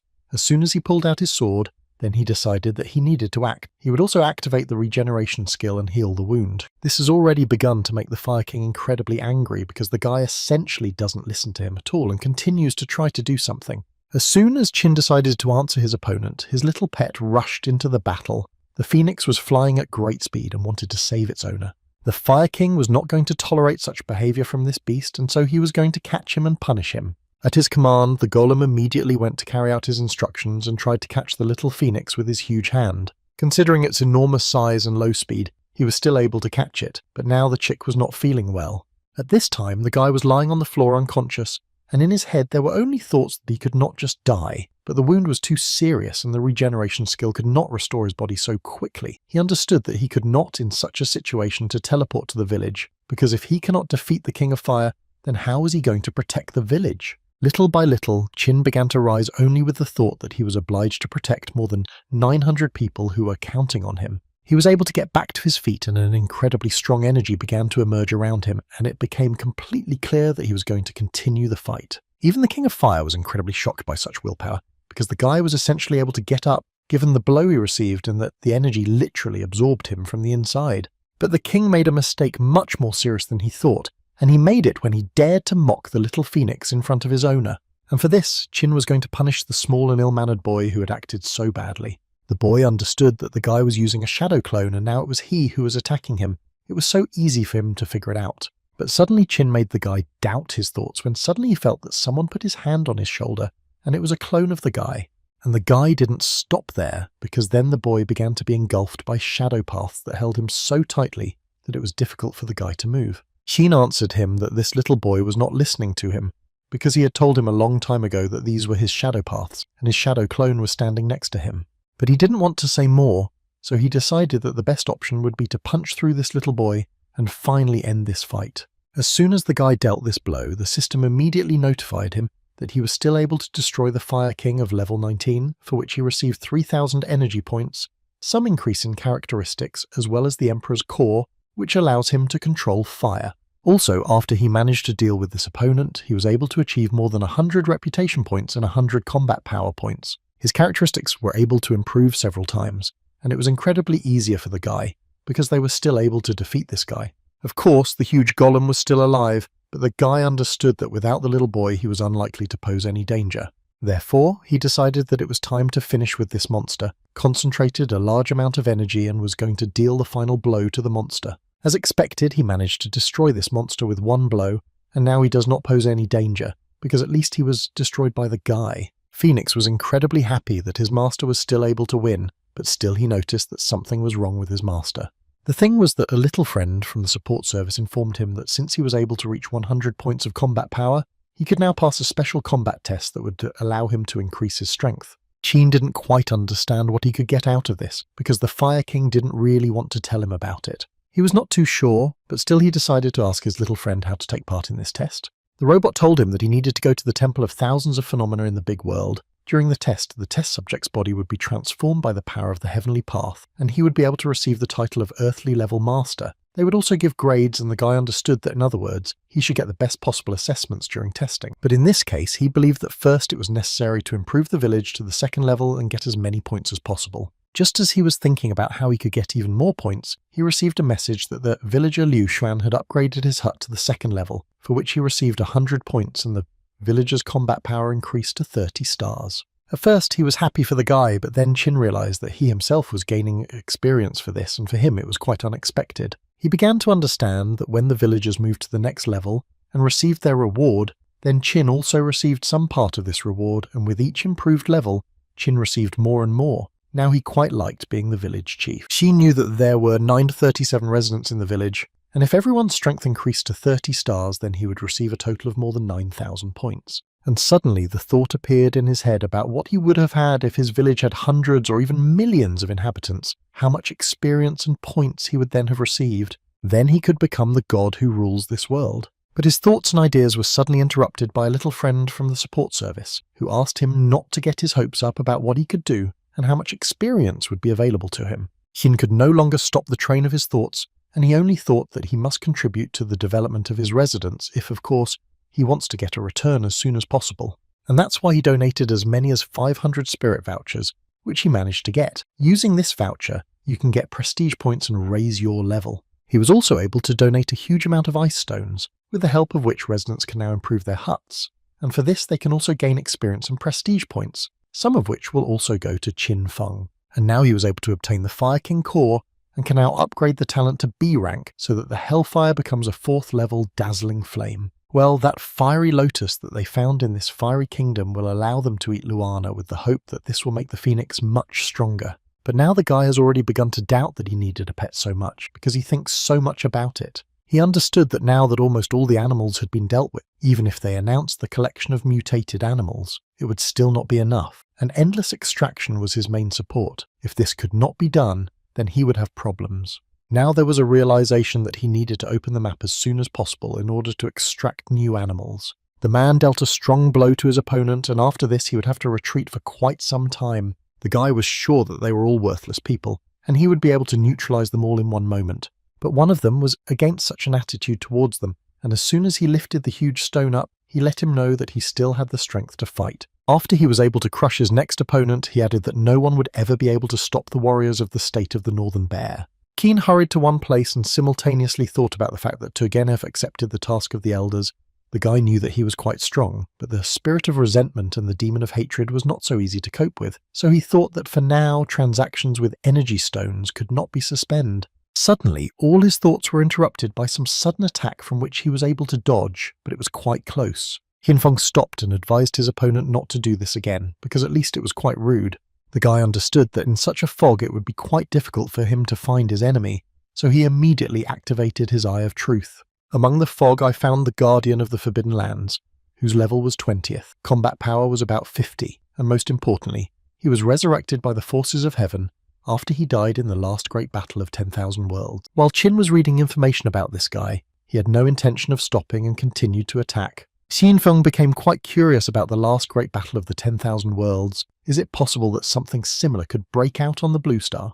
The guy who was shooting from his bow simply couldn't believe that a person from the small Chiliocosm was actually able to block his light arrow with his bare hands. Xin thought that the more people he meets, the more questions arise, and if you want to find out the answers to them, you will have to constantly improve and move forward. Therefore, this Guardian of the Forbidden Lands was simply unlucky that he stood in the way of Qin Feng, who was able to reverse the movement of the guy's arrow and launch it straight at him. As soon as the guy dealt with his next opponent, he continued his own, during which he managed to observe some statues that most likely were people at one time. But he was never able to take a closer look because at one moment he was overwhelmed by the incredible smell of blood. And most likely this smell came from the place where some man was performing a ritual, and around him there were far from living people. Keen decided that the right decision would be to observe what was happening here for some time. This man was called the Guardian of the Forbidden Lands. The assessment of combat power gave a result of 100 stars, which was quite a lot. He also died in one of the battles, but he was lucky and was revived. But most of all, the guy was surprised by the fact that this man greeted him. They didn't know each other. Then how did he know him? In any case, he understood that if they attacked all together, he would not be able to finish this battle quickly. And besides, the strength of the main enemy exceeded 100 stars. The man continued to talk and at one point added that he had actually been watching the guy for quite a long time. After which, he told the guy that from the very beginning when he managed to stealthily attack a giant rat, kill that mummy that was several times stronger, the strength and abilities that the guy shows every time he gets into trouble are really impressive guy. Undoubtedly, he believed that he was the strongest warrior in the last 1,000 years, and therefore he decided to destroy him. Listening to all these stories and words of the man, he did not expect that in the end he would want to destroy him. But there was no more time to think, because the man had already gathered all his will into a fist and launched an attack on Chin. The guy understood that there was no time to come up with anything, so he just had to accept this fight and try to defeat this old man. Therefore, he decided that a pretty good option would be to use his hellfire, which he had recently used. But from the understanding that perhaps the man's blow would be much stronger, at some point he still decided to dodge this attack. The old man understood that his blows were like fire, but it was not him. The cold penetrated him to the very bones. It was capable of burning everything in its path. It seemed like a blinding, hellish flame. But while he was trying to think about his actions and how the guy was attacking, Chin continued to attack and dealt a rather serious blow from which the old man had to dodge. At this moment, he was impressed that the guy was not only able to dodge his attacks, but was also able to sneak up unnoticed. But he couldn't even guess how fast this guy was. But it was already incredibly late because Chin divided the man into two halves. The guy believed that his main mistake was that the man talks too much and this ruined him. Moreover, it was too easy for him. But still, he understood that since there was no message from the system, it means the battle was not over yet, and he was absolutely right, because as soon as he thought about it, the man began to get up again and talk about how with age, he had lost more than half of his fighting skills, and that's the only reason he couldn't notice the guy's blade. The man understood that he was not really his opponent, and if he had been alive, he would have shown Chin Fong what a real battle was. But the guy was far from satisfied with this, and what irritated him most was that the man continued to talk even in such a situation, so he was quite willing to destroy him again and then a dozen times if necessary. The man understood that he was unlikely to be able to destroy such a warrior, so he began to release some rather strange things from his hands and asked the guy for a peace treaty. He would like to be friends with him if he doesn't mind. Having taken a closer look at the things that the man was releasing from his hand, the guy realized that these were a couple of dragon blood fruits, and did he really want to buy him with this? Still, the guy succumbed to the assumption because he understood that the fruits of the dragon's blood can awaken the blood talent, and the greater the blood talent, the more you eat, the higher the concentration of true dragon blood in the body will be. And when it reaches 3%, then people are likely to be able to awaken new skills. The man also added to him that young people need to eat quite a lot, and if he has any questions, he can calmly ask them to him. Sheen did not lose this opportunity and asked him what he knew about martial arts tests, to which the man answered him that this was a gift from the heavenly path, and those who take part in this test could receive the highest blessing and be transformed. When evaluating, the results are divided into 5 levels: low, medium, high, special and divine levels. After which he added that although there are 5 of these levels, 9% of people belong to the low level, and only 1/10 of 1% belongs to the middle class. Well, as for the high level, there are really only a few who are able to reach such high levels. He said that once 1 billion people came with him from the middle Chiliocosm, but only a few managed to reach a high level. Not even all the geniuses who received the title of Novice Emperor even at the novice evaluation stage managed to reach a high level. Hinfeng understood that if a person with a high level is an incredible rarity, then there is no point in even mentioning a special level. All that the man could answer him about this was that young people are now quite ambitious. A special level, this is 1 in 100 billion. Even in a large Chiliocosm, it is incredibly difficult to meet such a person, and no one has ever met a legendary master of the divine level. The man still knew one high-level person who had level 20 over 200 units of combat power, but unfortunately he died, so he thinks that you need at least level 20 and a combat power of 300 stars to get a special level rating. Qian understood that he was still far from reaching 300 stars, but fortunately he still had time to work on it. The concentration had reached 3%, 1 or 2 more fruits, and perhaps he could awaken the skill. In any case, now he was curious to know what was the Great Battle of 10,000 Worlds that everyone was talking about. The man began to tell him that the Great Battle of 10,000 Worlds is a battle that takes place every 1,000 years in a world in which everyone lives and everyone comes here with the goal of destroying the large, medium or small chiliocosm. Monsters, ghosts, evil spirits, or even people, all living things will be forced to fight, and if you win, then you can become a deity, and if you lose, then you will be destroyed and no one will even know who this warrior was. This is all that the man knew, so at the end he added that if he managed to break the seal and go to the Great Chiliocosm, then perhaps he would be able to meet the defeated races. While the man was talking about this, the guy did not stop and continued to eat the fruits, from which he achieved the concentration he needed, and now his blood talent was raised to D rank. The man was quite pleasantly surprised that the guy was still able to achieve the concentration he needed so quickly, so he already began to think that he would still be able to destroy him. He also thought about the fact that 1,000 years had already passed, and he had no strength left to suppress him, and if the guy didn't do this, then this would be the end of the newcomer village. He immediately warned him that he would have to go through absolute hell, which frightened the man most of all. But no matter how hard the guy tried, he could not awaken the talent of his blood. The system constantly asked him to try again. Qin simply could not understand what was wrong, what he was doing wrong, and why he couldn't awaken this talent. The man tried to tell him that if he couldn't eat, then he could simply save it for the future, gradually accumulating in the body. It would naturally stimulate the power of the dragon soul and the inherited blood talent. But the guy didn't really believe that he would do all this for free, so he asked him to tell him what he really needed from him. The man showed him a golden spirit that could enhance the power of weapons, and he hoped that he could free him. Well, after that, he hoped that the guy would be able to defeat the water dragon. As soon as he uttered these words, the earth suddenly began to tremble, and it was obvious to each of them that the process had actually been started, and most likely the spirit did not intend to wait any longer. The man once again repeated to him that if he did not free him now, it would be too late and he would no longer be able to restrain him. Xinfeng realized that he essentially had no other choice, so he used his main talent.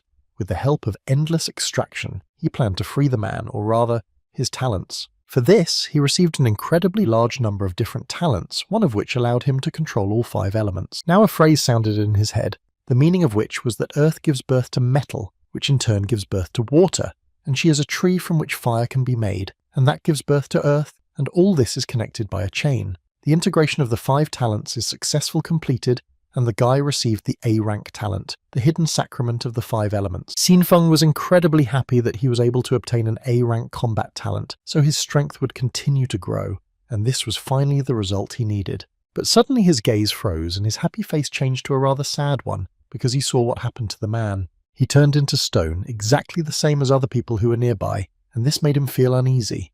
But the man immediately calmed him down and asked him not to worry, and just do everything to fulfill his purpose. Qin listened to him and realized that he would do this for himself, all the villagers, and for him, who had suppressed the dragon soul for 1,000 years. While the guy was walking towards the very portal through which the watery dragon could emerge, he remembered all his enemies whom he had already defeated, and he understood that they were all several times weaker than his future enemy. But he needed to gather all his strength in order to still try to defeat him. And it seems that this battle will begin soon because the first blow has already been fired, from which the guy was able to successfully evade, and now the real battle will begin. But still, he didn't expect that everything would be so terrible. This monster was really huge and terrible, and they called it the Water Dragon Puppet, whose combat power was equal to 143 stars. As soon as this monster saw what happened to the man who had been holding him back for hundreds of years, he began to scream incredibly loudly, and this scream made it very difficult to be around. He started talking about how they imprisoned him for 1,000 years, and he wouldn't just leave it like that. At least he would take everything possible with him. At this time, the guy received another notification, which was the last task in which Qin was asked to destroy the puppet of the water dragon and sacrifice it to the heavens. But it seems that this will be incredibly difficult to do. This flying creature only repeated that he wanted incredibly badly to destroy them all and tear them into pieces. After he saw Qin, he realized that this guy was the main character who influenced his liberation, so he began to destroy him and already struck the first blow with his flame. The little phoenix immediately got scared, and he felt very scared to be here, because he understood that he couldn't do this fight and he couldn't do anything about it. Not only was Qin able to parry his blow, but he also did everything possible to strike back at this dragon. This blow turned out to be really very strong and the monster began to scream even more, but he did it out of anger because some ordinary person dared to break his nail, so he decided to give him his strongest move for testing because that's all he needs. All spirits of fire and wind in this world are subject to light. Literally, he gathered around himself a whole sun of fire, which he was going to direct directly at the guy. And it seemed that after this no one could survive, but Chin was not some ordinary person and he had a chance to come up with something.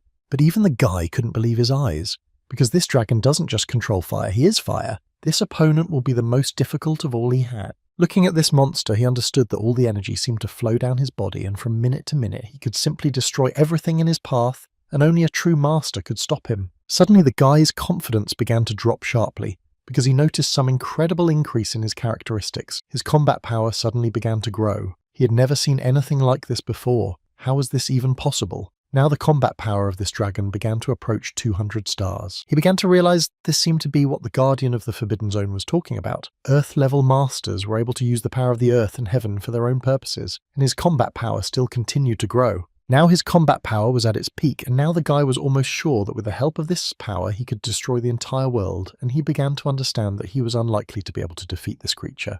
But Chin continued to do everything to prevent the dragon from reaching him and tried to evade all his attacks, and this was noticed by the dragon, who did not understand how such an ordinary person could be so fast that he could evade all his attacks. The guy continued to gain speed and only thought that the true essence of C-rank speed is that he has these boots with which he can gain incredibly high speed and dodge many blows, but is this enough to fight such a brute?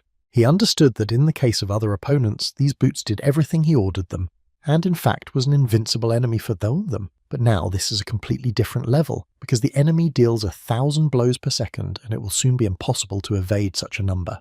The dragon himself thought exactly the same thing, who began to prove to the little man he was just an arrogant child whom he would soon crush. But Chin tried not to listen to him and carried out his plan that was in his head, and now he switched from defense to attack, which was quite unexpected for this dragon. Chin tried to deliver strong blows, although he understood that it was just a puppet, essentially a living corpse, and such injuries were simply not scary for him, so he did not count too much on such attack. But now the question was spinning in his head about how he could destroy a corpse that had already died. Was there a method that would help him in this matter?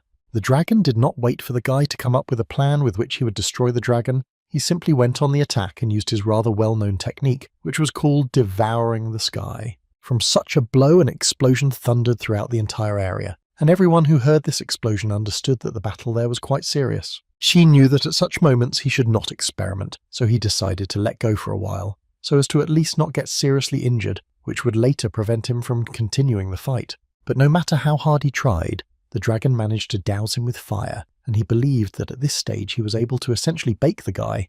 The temperature was prohibitive, and the guy even thought that in hell itself, everything was not so bad. Keen was not going to just give up, because during all this time that he spent in this world, he realized that for every measure there is a countermeasure, and he just needs to find an approach to this big guy. Therefore, he firmly decided that the time had come to use his new ability, which was called the Hidden Sacrament of the 5 Elements, and thus he decided to cool his body a little. He concentrated the energy in himself so much that his entire body was covered in ice, and he did this only to use a 5-fold ice storm on this monster, which he was still able to successfully release from himself, and such a strong blow and so much energy he had not yet released from himself. But such is the monster, such is the approach to business. The dragon was not going to let go or somehow block such a powerful counterattack from the guy, because he didn't care how strong the guy was, and so he just decided to face this storm head on. And as it turned out a little later, he absolutely didn't care even about such an attack from the guy. But Chin understood that giving up at such a moment was the worst decision, so he decided that he would do everything possible to still defeat this monster. The dragon also did not sit idly by and continued to spew out a lot of fire, which could destroy several villages with one such blow, so Chin had a rather hard time while he fought with it. The guy realized that he couldn't destroy this monster with ordinary blows, so he resorted to a completely unusual solution, namely, he jumped into the dragon's huge mouth. Even the monster himself did not expect this. Did he really just swallow the little man with whom he had just fought? Keen, surprisingly, was in the mouth of a dragon for the first time in his life, so he was a little confused and was not sure how to behave correctly in such a case. But after some time, he was able to get a little used to where he was at the moment, and began to understand that he now needed to do something unexpected and strong in order to destroy this monster from the inside. So the idea came to his mind that if the ice storm couldn't do enough damage to the dragon, when they collided head-on, then perhaps it could do enough damage to his stomach and entrails. And to some extent it worked quite successfully, because the monster began to scream incredibly loudly in pain, and he understood that there was now a war going on in his stomach. Qin tried to use all his energy to cause as much damage as possible, and not only did he use an ice storm, he also tried to enlarge these ice needles and pierce right through the monster's body. A few seconds later, incredibly huge holes began to appear on the dragon's body, which could only mean one thing, that the guy was really succeeding. But he was so carried away by his attack that he forgot about his own safety, so at one moment he began to slide down right into the heart of the dragon. The dragon felt something inside himself and understood that the guy was starting to fall straight into his stomach, so he decided that he needed to get him out of there somehow, and the only solution was to start spewing out as much fire as possible. At the last moment, Qin managed to grab one of the holes that he made with the help of an ice storm. Qin was incredibly angry about what he had to endure, so he began to crawl out of this dragon and literally tore its skin. The guy jumped to the ground and couldn't believe that he would survive after this, because his body was literally torn to pieces. What needed to be proven was that at some point the huge dragon stopped speaking and spewing fire and simply switched off. He fell to the ground, and Qin understood that with this he was definitely able to put an end to this battle, and it was a truly difficult victory. He immediately received a message that he had destroyed a level 20 water dragon puppet, for which he received 100,000 units of primary energy, and the system also began to congratulate him on the fact that he was still able to complete a difficult task of rank C and received a double reward for it. The guy just now realized that he was still able to win this battle, and for this he was able to get 2 whole chests made of dark gold, which were incredibly rare. But suddenly his joy was interrupted by some huge wall that hung over him, and it was actually quite scary. Really another battle. But a few seconds later, a little friend from the support service had spoke, which informed him that the village chief was able to complete the mission of the Seal of the 5 Elements and that the limiting sadness of the village was removed. Now the village is directly connected with the world, and Qin understood that they have much more opportunities, and from now on they will be able to travel around the big world and receive more resources. But again his thoughts and good mood were interrupted by some too bright light that came from the just defeated dragon. Qin was a little scared, because he thought that now he would have to fight this huge monster again, because it looked as if he was coming to life. But his worries disappeared after he realized that this dragon had succumbed to a kind of decay and gave the guy the opportunity to take the rest of the soul of the water dragon, which was a miracle of heaven and earth of the 4th order. Before Qin had time to react, this small ball simply flew into his head and seemed to begin to penetrate his nervous system. A second later, the system notified the guy that from that moment on he had received the power of a dragon, and now he had absorbed enough power, and now the soul of the dragon had successfully awakened in his body, for which he received a good improvement in his characteristics. But the most important thing is that he received a new skill, which is incredibly different from the previous ones, because its name speaks for itself, the greatness of the dragon. It was a skill that was capable of producing incorporeal spiritual force and capable of scaring away all living things, and also able to suppress the will. The owner was incredibly aggressive while using this skill. The guy was glad that he received 1,500 points, 2 chests of dark gold, and also the awakening of the dragon, and all this allowed him to develop his combat power to 155 stars, and now his body seemed to be reborn again. With the help of his usual extraction talent, he was able to obtain the true essence of wind skill, and with the help of this skill, he was able to awaken a new talent called Air Glider. The guy didn't quite understand what this talent gave him, but as soon as a pair of wings appeared on his back, which allowed the guy to fly at great heights, he understood everything and even figured out how he could use it. He decided to immediately try to fly with the help of this device, and the first flight seemed to him quite good, because it was more efficient and practical than his boots. But he shouldn't forget that he still has 2 chests that he definitely needs to deal with. But suddenly he was interrupted by Luan, who was even more glad that his owner could fly. Kine at this moment was thinking that he had absorbed that 4-order miracle of heaven and earth, and the dragon soul immediately awakened, as did the inherited skill. But why did those fruits not have any effect on Luan? Does it really work differently for beasts? The little friend also joined in the congratulations and added that he completed the task of opening a map for the village of the Dragon Pool, and now they have a connection with the Big Chiliocosm. As a reward, he receives a map of the Big Chiliocosm. Villages that did not complete the task of opening the map will not receive a map. This was again great news for the guy, and he really didn't expect that everything would be so great after he was able to defeat this dragon. In addition, he received a map on which the red colour is the villages of newcomers, the blue is the Temple of Thousands of Phenomena, which is located next to each temple of the villages of newcomers and form an area. On this map there are at least 10,000 temples, and it turns out that in total there are more than 1 million people. He assumed that at the end of the test for newcomers, all the villages would join the large Chiliocosm, Then competition for resources would intensify, and for the village of the Dragon Pool this was truly a unique opportunity, because with such a map he could quickly win the village competition and gather 1,000 inhabitants. But first he has to open the chests, and then he will deal with the map. As expected from the chests, they contained quite rare and good items, one of which was the 5th rank armour, dragon armour, but in addition to this armour, he was able to obtain a 6th rank item, 3-dimensional space. All these things and talents gave the guy an increase in his characteristics to a good level, and the guy simply relaxed so that all these things could calmly begin to take effect. As soon as he put on his new armour, his combat power increased to 158 stars, and he did not expect anything less from level 5 armour. The little phoenix completely agreed with him, and he also added that now he had become so courageous. He understood that cultivating spiritual plants for living beings or storing items could actually be quite useful. As soon as he dropped his drop of blood onto this new object, his body began to emit an incredible light. He was a little scared, but then he heard alerts from the system, which said that the accessory had been successfully installed and he could move himself with the help of his thoughts. Qin couldn't believe it, so he decided to try to use it, and as soon as he tried, he immediately disappeared and left the little phoenix alone. The guy moved to some new place for him, where he immediately saw an incredibly huge capacity. He began to look around and almost immediately saw the dragon bones, a rank 5 material that could drop from monsters above the Emperor rank. Hein himself had originally planned to place it in the exchange channel, and then exchange it when a lucrative offer arrived. Now he realized that 3-dimensional space is an excellent solution to the problem of lack of space. So he noticed that in order to get to the nearest temple, he needed to overcome the Forest of Sorrow, the Chess Valley, and the Sky Lake, and all this needed to be done in 3 days because that's how much time remained before the end of the competition.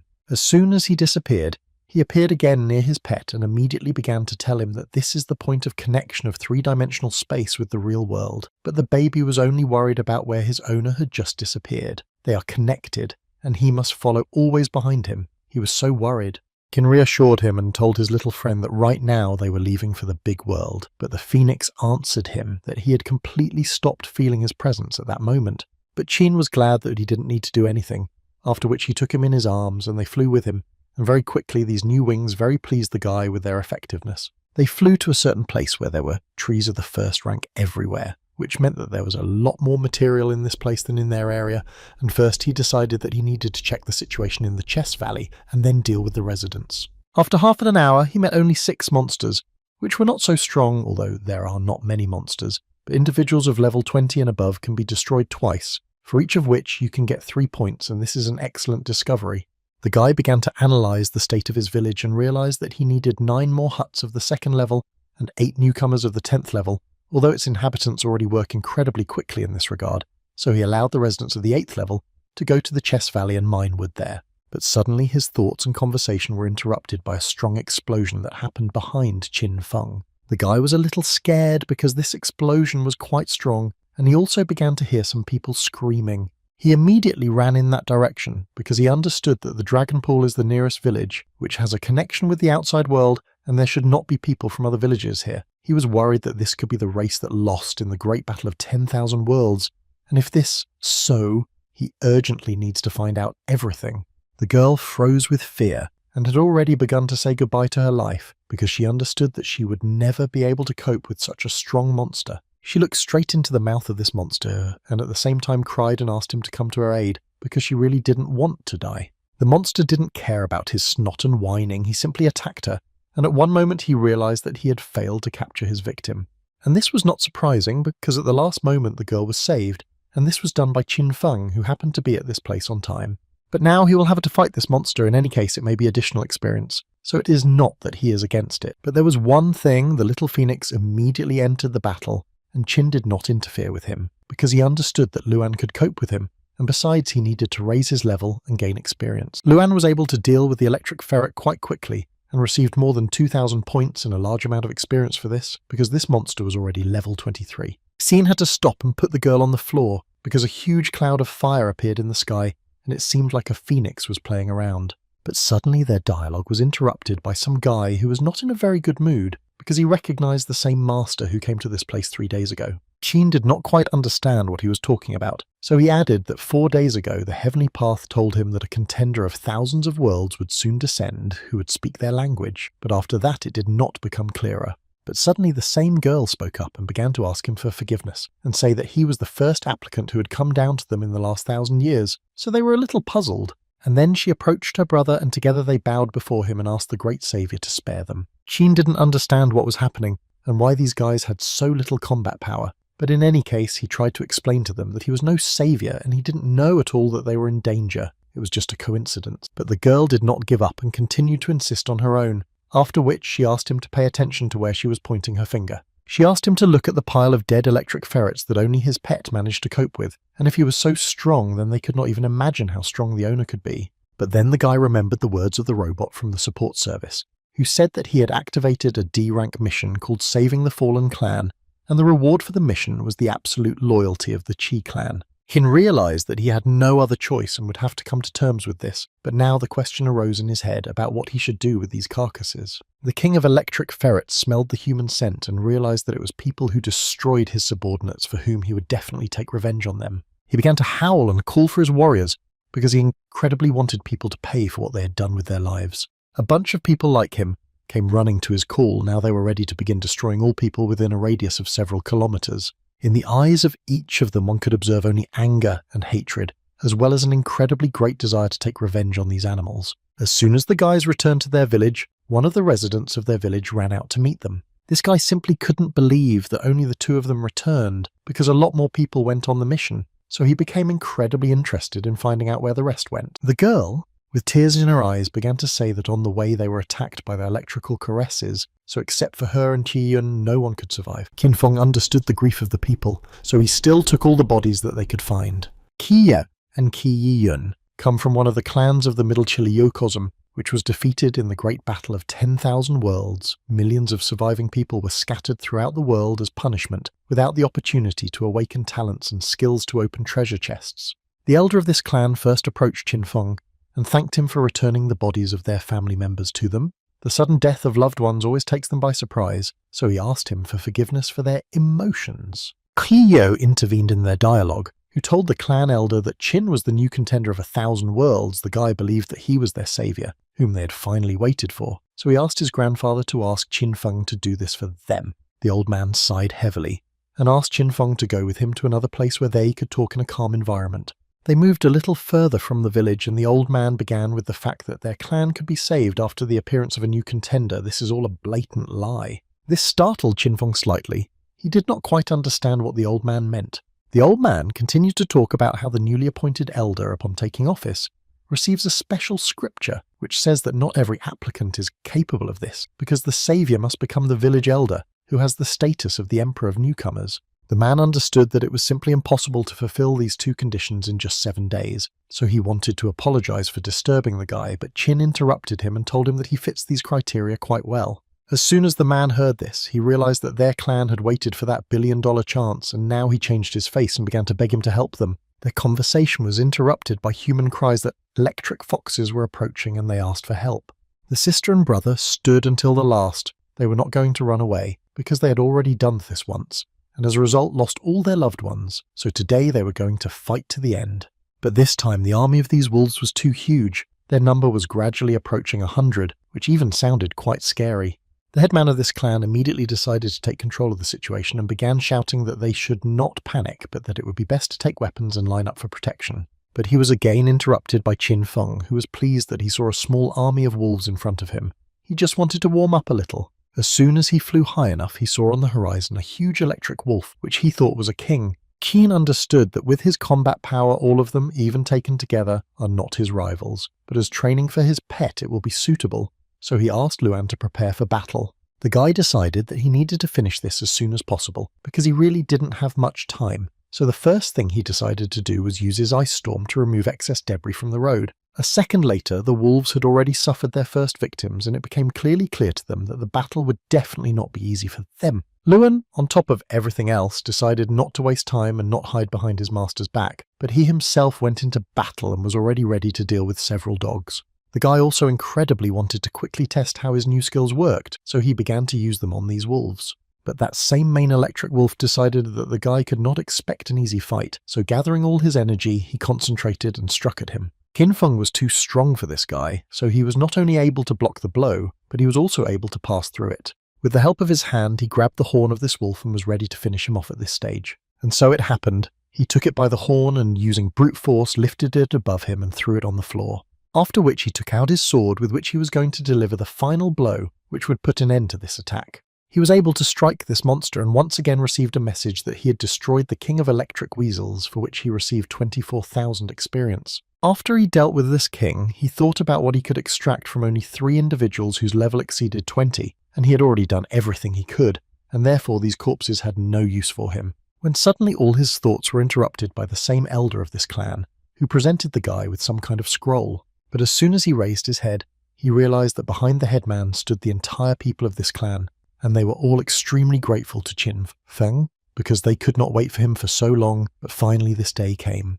The old man explained to him that this is a heaven-given contract between the master and his subordinates. All it takes is a drop of his blood, and then the clan will be his obedient servants, absolutely devoted to him and ready to follow him to the ends of the earth and fight any rivals. At that moment, Qin thought that with the Heavenly Path contract, they would be even more loyal to him than the residents of his village, and this would only be a plus for him in the future. He decided that he needed to agree, and at that moment a small robot from the support service entered the dialogue, who reported that the contract had been successfully concluded, and now 327 people from the clan had become his devoted followers and automatically received the status of residents of the Dragon Pool village. In addition, he said that the 1,000-year punishment of the Qi clan was cancelled, and the level limit was lifted. And this could only mean one thing: they can all use their talents again, and now they have access to the functions of players. All of Qin's joy was suddenly interrupted by his beloved pet, who suddenly flew up to him and said that it seemed to him that he was moving to the next level and he incredibly wanted to sleep.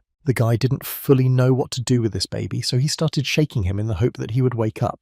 Suddenly, a robot flew up to him and told him that his pet was currently in the process of leveling up, so he asked him to provide safe conditions for him. Qin was able to handle this task with ease, and 3-dimensional space best fits this description. After which, the robot informed him that his subordinates had received the status of village residents and he needed to find the location of their new huts. So the guy decided that the Qi clan had been living in this place for many years, so he thought that changing the location was inappropriate, so I decided to build here. A few minutes later, several huts were already standing on an empty field where there was nothing, and the clan members were incredibly happy.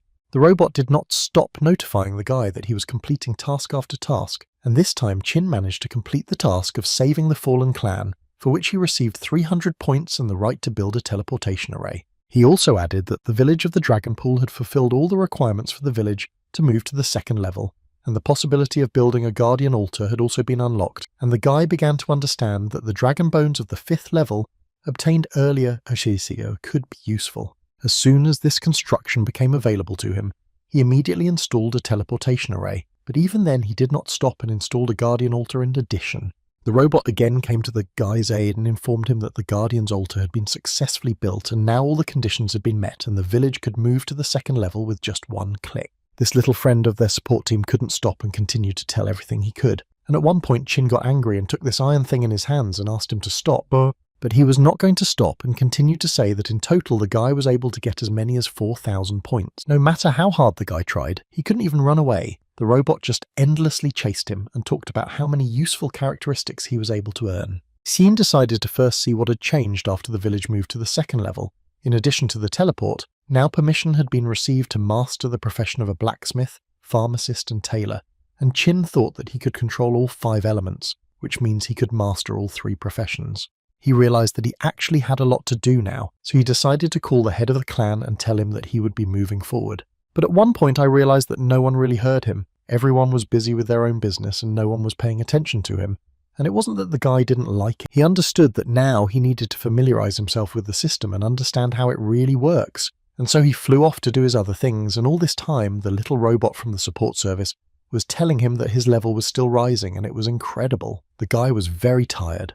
Today was the 4th day, and in the village most of the residents had only reached the 4th or 5th level. At this rate nothing good would come of it. Therefore he wanted to get to other villages as soon as possible, because then the likelihood that he would be able to save them would only grow. No matter how rich his village was, he would not be able to save them when the allotted time ran out. In addition, he himself still needed to put in a lot of effort in order to reach 300 stars. If he doesn't get a perfect score in the martial arts test, then he most likely won't be able to win the great battle, and then they will all most likely die, which is something I really don't want to see. Suddenly the guy's flight was interrupted by some guy who inexplicably also ended up in the air and began striking him with a sword. Qin was able to block his next blow in time, but in any case, at first glance it was quite unclear who was attacking him. This guy continued to mock Qinya and said that although his reaction was not bad, it would not help him anyway. Then he decided to answer for his words and concentrated energy in his hands and released a mass that looked like sand. Qin didn't understand who this guy even was and why he even dared to provoke him,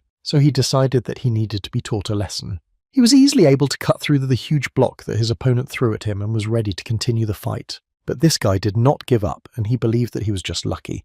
But luck will not always be with him, so he began to form new sandballs to attack. Qin, of course, was glad that he was already famous not only in his village, but unfortunately he did not have time for these games, so he decided that he needed to end this as quickly as possible. At one moment he was in the sky, and now he found himself on the ground and had already taken his enemy by surprise, striking him blow after blow, and now his sand is unlikely to help him in any way. Qin was too busy for such things, so he was able to deal the final blow to this guy and immediately received a notification that he was able to destroy the Earth Devil Guard and received 1 million points for this. At first he thought it was some kind of mistake. Why did they give so much for this guy? Is he really something special? The robot told him that this is a guardian, a descendant of one of the clans that participated in the Great Battle. The Challenger and the Guardian are rivals who can receive excellent rewards for destroying each other, and the stronger the enemy, the greater the reward the winner will receive. Qin thought that if he destroyed a couple more of these, then he would not need to worry about testing martial arts, but the robot immediately warned him that they were very dangerous people. But this no longer worried the guy,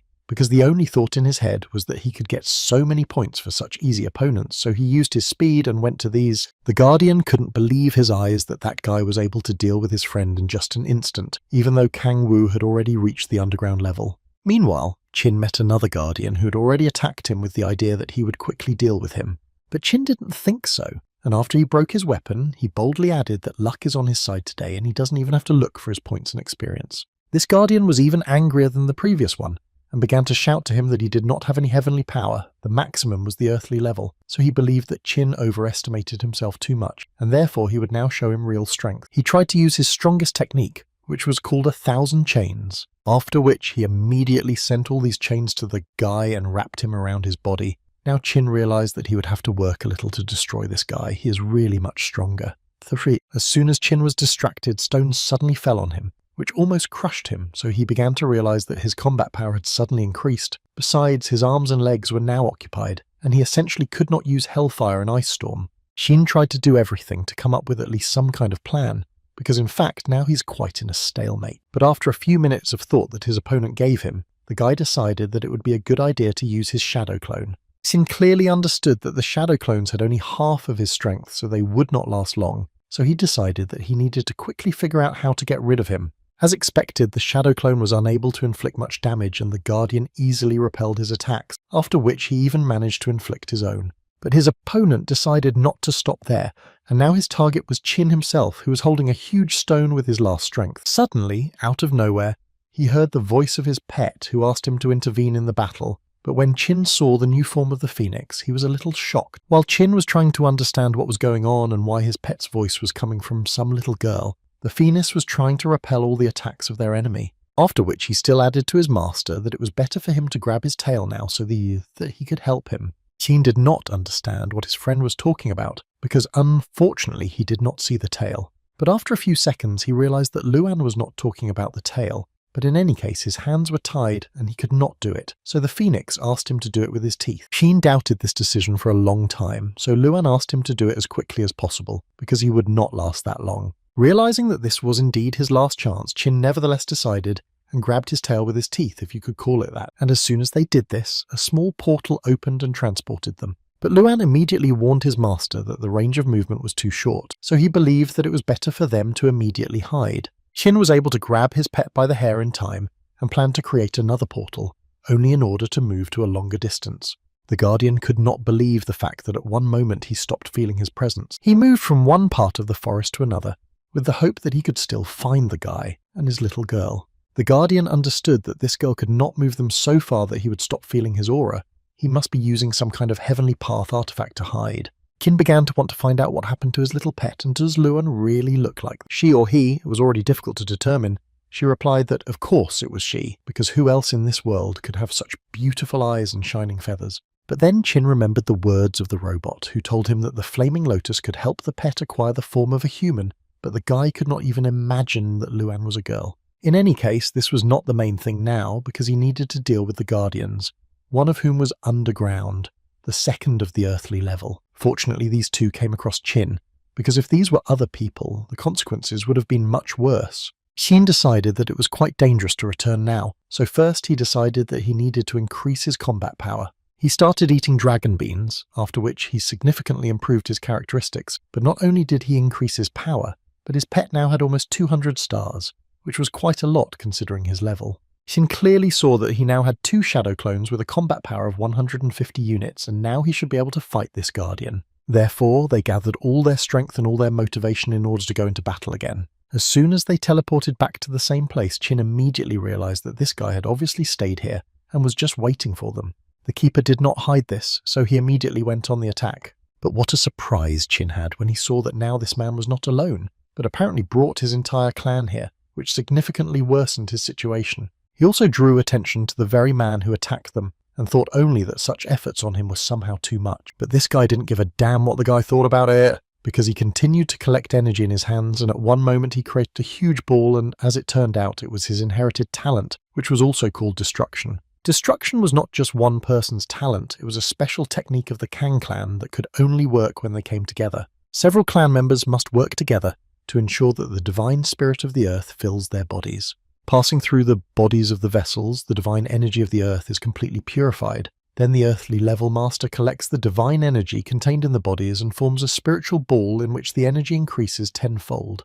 The man at that moment was thinking that even though the resulting power is incredibly destructive, there is one drawback. Those using this technique lose all their strength and the ability to move for 10 seconds after using it. So if you don't defeat the enemy with one blow, then serious problems will begin. However, on the other hand, he understood that he should not worry, because the one who suffered such a blow is usually not able to survive. Kin could only guess how strong this ball of energy could be, so all he could do was go into battle and stop them. The guy was able to get quite close to all the Guardians and dealt them quite a few strong blows, after which they died, for which he gained experience and other improvements, but this was far from the end of the battle. The Guardian already understood that things were not going well for them, and it was really difficult for him to understand how this was even possible. There was only one question in his head: how could this guy survive after being destroyed? But in any case, looking at Chin, he understood that he urgently needed to escape, otherwise this guy would simply destroy him. Chin did not stop and delivered an incredibly strong blow that could destroy any enemy, but the Keeper was lucky that 10 seconds came to an end and he was again able to use his abilities with which he was able to dodge the blow.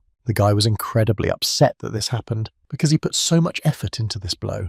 In any case, he understood that there was still a chance to destroy this guy. He just needed to catch up with him, and asked Luana to check everyone he had already destroyed. In order to catch up with the last Guardian, the guy decided to use his wings. But it was so surprising, in fact, because even with them he could not keep up with the Guardian. He was too fast. Chin flew after him until he realized that the Guardian was moving in a certain direction, and it was the village of Taiyue. The Guardian entered a circle and gradually began to disappear, but finally he told him that the Sang army would soon crush the whole world and his village in particular. Chin did not listen to him and accelerated to maximum speed in order to launch an attack, but apparently even under such conditions he did not have time. The guy was a little upset that he didn't have time to strike, because a little more and a lot of points would have been in his pocket, when suddenly the robot interrupted him and asked if he wanted to use one transmission card to establish a connection. Chin understood that the portal that connects the two places is quite dangerous, because people from the Kang clan also use this port and they could accidentally meet. And if this does happen, then they will simply slaughter every last one of them in the Dragonpool village. Chin decided to clarify what would happen if he used this card. Would people from the Sai clan be able to enter the Dragonpool through this portal? To which the little robot answered him that there was nothing to worry about, because anyone who is not a resident of the village cannot go into it through the portal. Now Chin did not think twice and accepted this proposal, after which each villager received a notification that there is a connection between the villages of Dragonpool and Taiyue. But the guy also asked to inform all residents that Taiyue is an unexplored village to which he has not yet advised teleporting, unless of course they want problems. That keeper said that the temple was located above the Heavenly Lake, so he decided that the first thing he needed to do was go there. Those applicants who do not know how to fly must use a ladder to climb, but they must blow extremely carefully, because if they do not resist, they can only rely on their luck. And the first person that the guy met was a huge flying kite, and he called himself the guardian of this place, so he wanted to find out what the guy was capable of before letting him into this temple. Qin realized that there was no point in wasting his energy, so he asked his little friend to help him a little, and Luana happily did so, releasing an incredibly large wave of fire towards the dragon. After such an attack, he received a notification that from now on he could move freely within the first palace. The guardian would not interfere, so Qin boldly entered the first palace of the 9 in which he could receive various missions. As soon as the doors were opened, the guy was blinded by an incredible flash, and at that moment a notification arrived that he had entered the Palace of the Secrets of Nature, in which murder is prohibited. The guy knew that the first one to enter the first palace would receive 5 reputation points, and it was obvious that there were enough applicants there. I noticed here 12 people from the large Chiliocosm, 4 from the middle and 1 from the small. He had the impression that people from the large Chiliocosm entered the temple of thousands of apparitions through a portal, because it was clear that as soon as you entered these doors, you instantly found yourself in the only real temple of thousands of phenomena. As Qin passed by all the applicants, he heard them say without hesitation that he looked quite young, and also that with the innate talents and potential of people from the small Chiliocosm, he must be incredibly lucky to be here. They were quite surprised that he was able to obtain the title of newcomer emperor, which was quite good, and considered him a rather interesting person. One of the contenders thought that even though he was from the small Heliocosm and was the weakest among them, he was still good-looking and quite to her taste. She even thought that when she became the empress of the great Chiliocosm, she would like to have him in her harem. The guy was incredibly embarrassed to listen to everything they were talking about, and it was good for him that they began to distribute missions to each of the applicants. The first deposit was made by the same old man, for which he received his B-rank mission, which was incredibly rare, because they are quite dangerous. But in any case, he was happy, and many in this room began to envy him, because as a reward for such a mission, you can get a purple chest which can contain really worthwhile things. Qin did not react to this in any way, because in his head there were thoughts about something completely different. He was thinking that in order to receive a token, he needed some kind of collateral, but he did not have anything suitable for this. Suddenly he was interrupted by another applicant, who got the mission completely differently than he wanted, so he left the hall in a rather bad mood. But the guy was more interested not in what mission the guy got, but in what kind of thing he had in his hands, because this thing looked quite familiar to him, but he didn't understand where he could see it. Again, the guy's thoughts were interrupted by some kind of joyful cry made by the girl, who also received a level B token, to which the same old man immediately approached, who became incredibly interested in finding out what the girl gave as collateral, to which she answered him that she had put the core of hatred there, which she received for destroying the demon of hatred. And then the old man was slightly surprised, because he also completed this mission, but he failed to obtain such a core. She immediately let him know that she was not just completing a mission, the reward was doubled, and therefore the demon was twice as strong as usual, and she believed that that was the only reason she was able to get this core. But even so, it was too easy for her, because the demon in the battle with her simply crumbled into pieces from the girl's strength. While they were discussing all this, it was Qin's turn directly, who was going to receive his task for the first time, and was even a little nervous about it. As soon as he climbed the steps, the other applicants immediately began to discuss that such a weakling like him was unlikely to get anything worthy, and it was just a waste of time. While Qin was putting his hand in order to receive his task token, he remembered what that man had in his hand.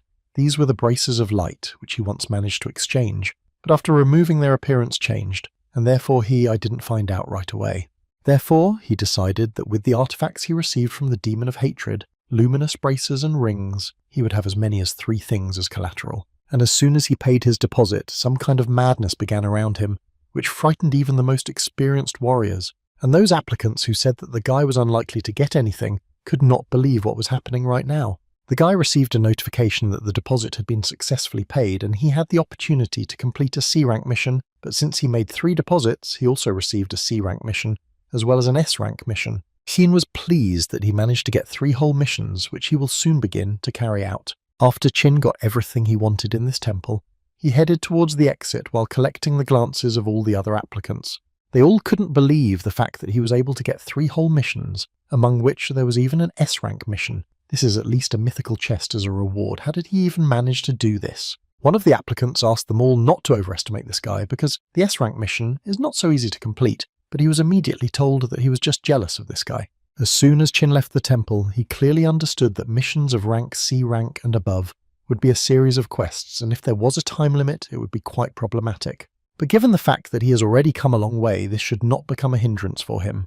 As soon as he decided to start completing these tasks, he began to take off and noticed that the temple had suddenly disappeared and Chin did not quite understand what was happening, so he decided to contact support.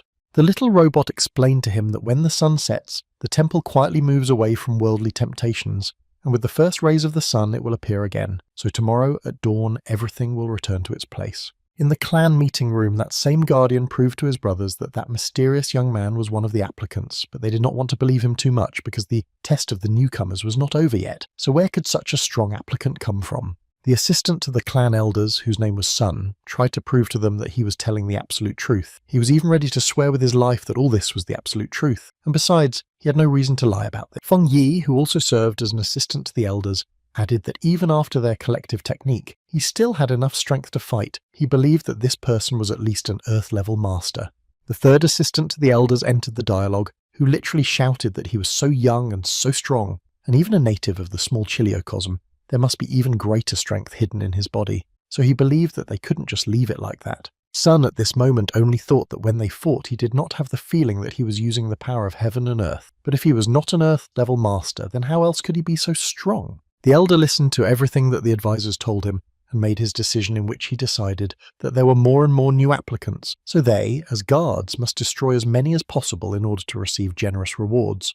This challenger is incredibly cunning and strong, so you need to be careful with him, because he appeared not far from Taiyue, so he decided that they would use this abandoned city as a starting point to start their search. He also decided that no matter how powerful he is, he cannot stop the entire Kan clan, so perhaps they will be able to find out where he gets his powers from and deal with him in one fell swoop. After which he finally decided and ordered his charges to destroy all the contenders. Then the strength of their clan would rise to a new level, and they should be able to participate in the next great battle. 300 people from each department, and tomorrow morning an army of 3,000 people will be sent to Taiyue, which made all the advisors quite happy. After the meeting, Chang Song's son Chang Ming simply could not understand why they should wait for the morning if they could attack at night. But Sun, looking at the moon, answered him that in fact everything is far from so simple because he was not there, so he doesn't know anything yet. A mysterious monster lives in the heavenly lake, and every time with the onset of night it calls upon ghosts who have already died. Not a natural death on these lands, but destroy all living things on their way. And the city of Taiyue is the closest city to this lake, which is why it turned into a ghost city. Even Earth-level masters do not dare to approach Taiyue at night.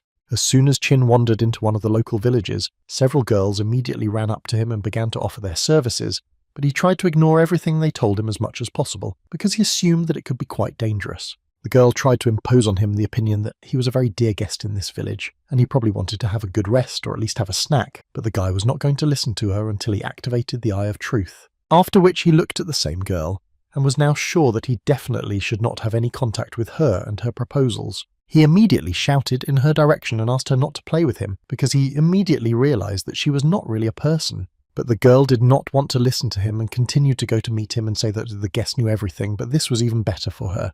At some point she decided to fully show herself and released a huge animal from her mouth that could destroy anyone. But no matter how hard she tried, she most likely clearly underestimated the guy.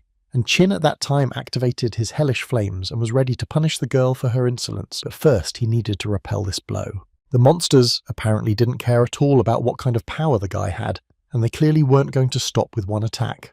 At some point Chin had to simply dodge every blow, and it was quite problematic actually. This was all until he grabbed all their tongues in one hand and tried to burn their body to the ground. But despite the fact that they did not stop a single step, it became clear that hellfire simply did not affect them, and on the one hand this was useless. The guardians who were walking through the forest at that time said that these spirits that live in Taiyue are between life and death and do not have their own essence, and in reality there are only grains of their souls that detain them here, so in fact physical attacks will have no effect. Keen began to understand little by little that attacking them in the usual way was the same as cutting clouds. There was no point. One spirit, of course, was not a threat, but when they gather in groups it is a completely different matter. Their army can be of incredible proportions, and then they are dangerous even for earthly-level masters. All the guy's guesses and thoughts were interrupted, again, by these spirits, who used a ghostly howl that can cause damage to the soul and split consciousness. And when the soul of an attacked person is separated from the body, they flock in an attempt to absorb it, which is why no one dares to touch them. Even though these spirits are only level 30 and their combat power reaches hundreds of stars, but they are still incredibly dangerous creatures. Qin was very lucky this time that he managed to react quite quickly and used one of his most powerful skills, namely acoustic protection. But he was not going to stop there either, and therefore added furious thunder to everything, who erased all these spirits from the face of the earth one by one, and it seems he still succeeds in destroying them. The end of the spirits is quite pitiful, as in principle their whole life is, because they do not have the opportunity to be reborn. In fact, I even felt sorry for some of them. But in any case, they usually cause too much damage, so the guy did not stop and continued to attack them in order to destroy them all forever. He tried to think that in this way he was only helping them, and said that the cleansing power of thunder and lightning would free them. But at one moment he was enveloped by some green waves that captured not only his body but also his entire consciousness. No matter how he tried to get out, this curse continued to haunt him, and it seemed to the guy that he had already tried absolutely everything. But at one point his efforts turned out to be quite empty and he returned his consciousness to normal. But he expected a completely different result because he was standing in the middle of some office in a suit and did not understand what was happening. Keen tried to understand what he was doing here, and how he got here in the first place, because it seemed to him that he had just fought with the spirits, and now his colleague came up to him and said that the director was looking for the guy. The guy himself didn't fully understand how he ended up in the director's spacious office and was already listening to what the woman was telling him. She told him that he had been doing a great job lately, and therefore they decided to promote him to administrator, which meant that his salary would be twice as high, many more days of paid vacation, and bonuses. The woman was clearly waiting for an answer from him, and Chin did not know what to answer, so he simply said that these conditions suited him and he agreed to work. A moment later he was already at the party in honour of his promotion, but he felt incredibly strange. What was happening to him? Not only did he not understand what he was doing here, but there was also a feeling that he was clearly missing something. The guy decided to close his eyes a little, and saw Luana in front of him, who was shouting something to him, but he did not hear what she was saying to him, and could not say anything in response. Phoenix shouted to the guy that he needed to wake up immediately, because this is how the monsters influence him, which along the way drag him to the bottom. His consciousness, along with his body, again moved to some other place where he stood in the middle of the roadway. It was an ordinary city, streets where many people walked, and it was not completely clear what had happened and how he ended up here. It all seemed incredibly unreal to him, and there were some strange thoughts in his head that his friends weren't really his friends. The family also seems not to be his. He feels only a boundless emptiness. He had implied before that he had some problems with his head, but not to such an extent. And the main problem was that he didn't even know who he could tell or tell this to. Suddenly, the people who were around started screaming and pointing their fingers at the sky, so the guy also had to pay attention to this. He couldn't believe his eyes. Could these really be dragons? But what are they doing here? Sheen looked at the sky and realized that he had some kind of déjà vu. Such familiar people. And meanwhile one of the Guardians shouted to all the people from the Blue Star that this planet no longer belonged to them, so they would destroy them all once and for all. Immediately after these words, they began to bomb all the inhabitants of this city, and Chin was no exception. A strange voice spoke in his head, which ordered him to destroy everyone who attacked his city, but the guy didn't even understand how he could do this, because they weren't even people. How could he win? But the guy understood that to some extent the voice in his head was absolutely right, because if he didn't try to destroy them, they would wipe him off the face of the earth. At one point, he had already come to terms with the fact that his life would end forever, and all he could do was cover his face with his hands and wait. Kin realized that he was still alive, and when he opened his eyes again, he realized that in the sky he saw a huge image of a little girl who was shouting something to him. The guy didn't understand at all who this girl was, and what was happening to her, but it was obvious that she clearly needed help.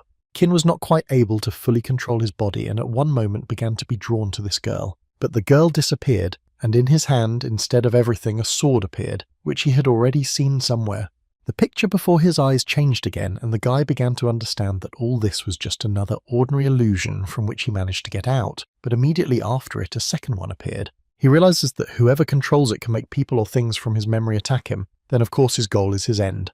There was a thought in his head that if all his conclusions were true, then the next attempt should be very soon and he needed to figure out how to avoid it. A bullet from a sniper rifle fired, and the next thing the guy heard was how several people burst into his office where he was. This was a Special Forces detachment, which, after entering a given point, informed its command that the target had been destroyed and they were awaiting the next order. Sheen didn't think so, and after the smoke spread around the room a little, they saw a guy who didn't understand what they were talking about and who they had already destroyed. He didn't understand what was happening. Had they really abandoned the heavenly powers and were now trying to destroy him with modern weapons? But again, the Special Forces did not expect this and immediately asked for ground support.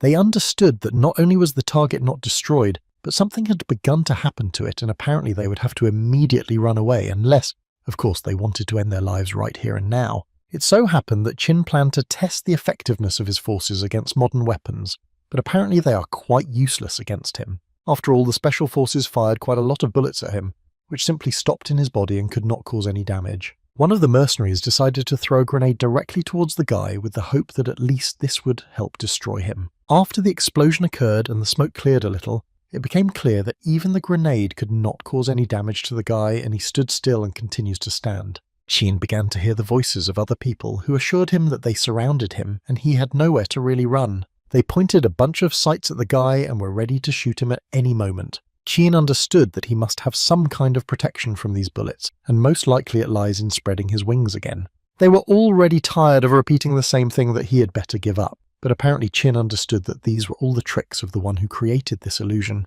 So he continued to destroy everything in his path, and this time he destroyed one of the tanks. They immediately opened fire on him from all the weapons that were available, and it seemed that this would be his end. But even here the defense worked quite in time, which was capable of blocking absolutely every blow. Kin remembered one important detail, namely that he had never in his life understood the armoured vehicles that existed on the Blue Star, and therefore he was sure that this illusion could not be detailed. And this gave him the opportunity to use his ability, which helped him out quite often, so he used the Ice Storm, which was able to destroy absolutely everything that was around the guy, tanks, armoured vehicles, people. Xian guessed that this illusion was already unstable, and he had very little time left and he would be free again. Therefore, he decided to continue in the same spirit, and this time he had to face aviation. The pilots did not think about their decision and decided that it would be best for them to start attacking the target to kill. But Chin didn't think so. He wanted to get rid of this illusion so much that he began to destroy these planes one by one to make this illusion even weaker. Looking at all this, the guy thought that before he was a fairly ordinary person, but now even the armour of a vehicle does not pose a threat to him.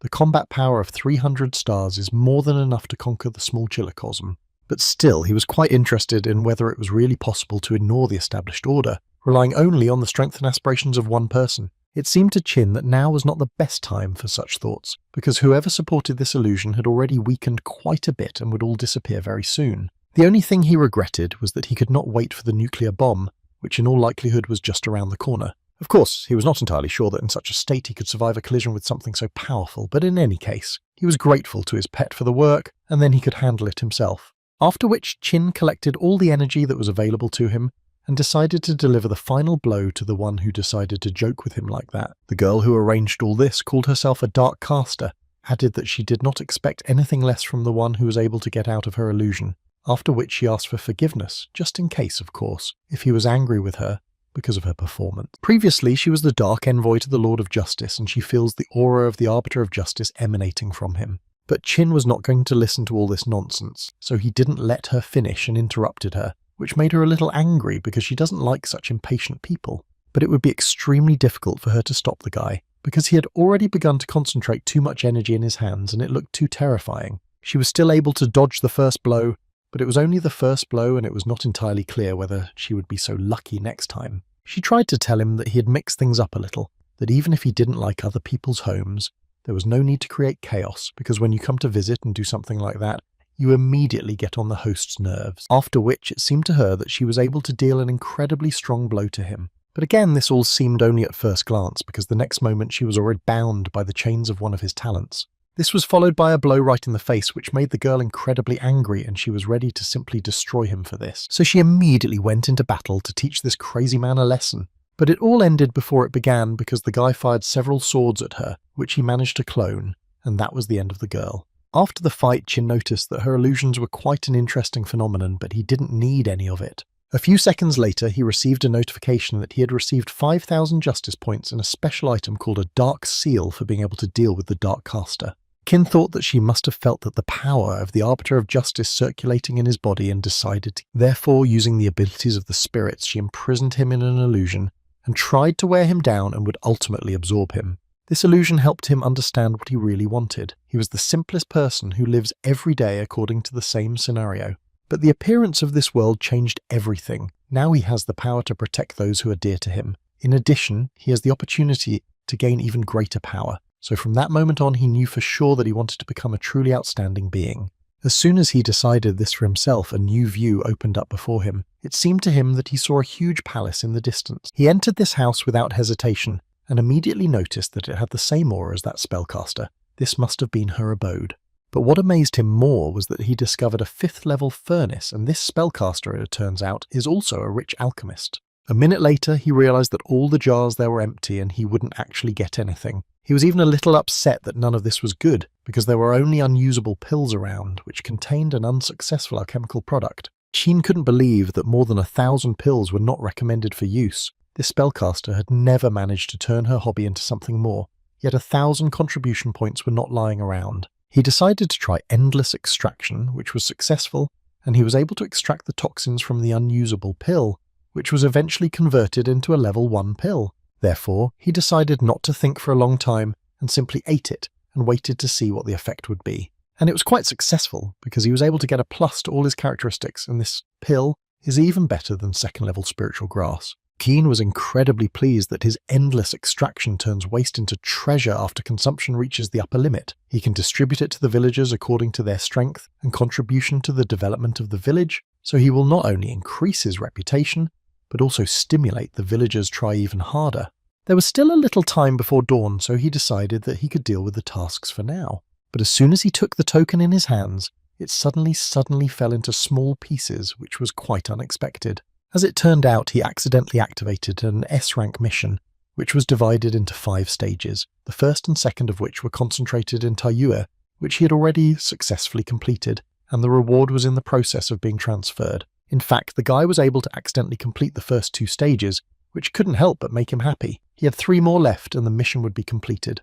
But that was not the end, because he got acquainted with the reward that he received, and these were quite generous rewards for so many simple tasks. Initially, he was worried that these robbers might attack the dragon pool, but now with his new cards he will be able to break their connection with the portal in the city, and if they are already coming to visit Taiyue, then they will definitely have to walk with their feet. And when they arrive in the city, he uses a protective dome to protect the villagers. In the end, they will come such a long way and leave with nothing. The little support robot couldn't help himself, and decided to congratulate Qin Feng for completing the 2nd stage of the mission, and as a reward, he receives Ability Fusion Control. The Ability Fusion power made it possible to determine the target's ability and randomly select 2 skills with a certain compatibility, but Qin didn't quite understand how he could use it. But the robot added to him that this was a rather valuable artifact with special effects, so he advised him to understand it as best as possible. And in order to make it easier for the guy, he decided to provide him with an example in which he showed a miniature in which he fights with a dinosaur. The little robot used the effect of baked pig intestines and aimed directly at the center of the dinosaur, which made him incredibly sick and tired, and with this example the robot wanted to show that no matter what skills or artifacts were used, they would hit the target, depending on its level or skills. Qin, of course, now understood everything, but he wanted this example forget actually. Just as Qin decided that he needed to immediately look at the rest of the cards, one of the village residents suddenly contacted him. She told him that her awakened skill, a rank temporary position, could cover an area with a radius of 5 meters in a non-combat state, and she was a little worried that 2 days had already passed inside while only 1 had passed outside. In addition, her grandfather told her that she had a rather rare talent that could be useful to Qin Feng, so she decided to get in touch with him. The guy confirmed this information and asked her to wait a little.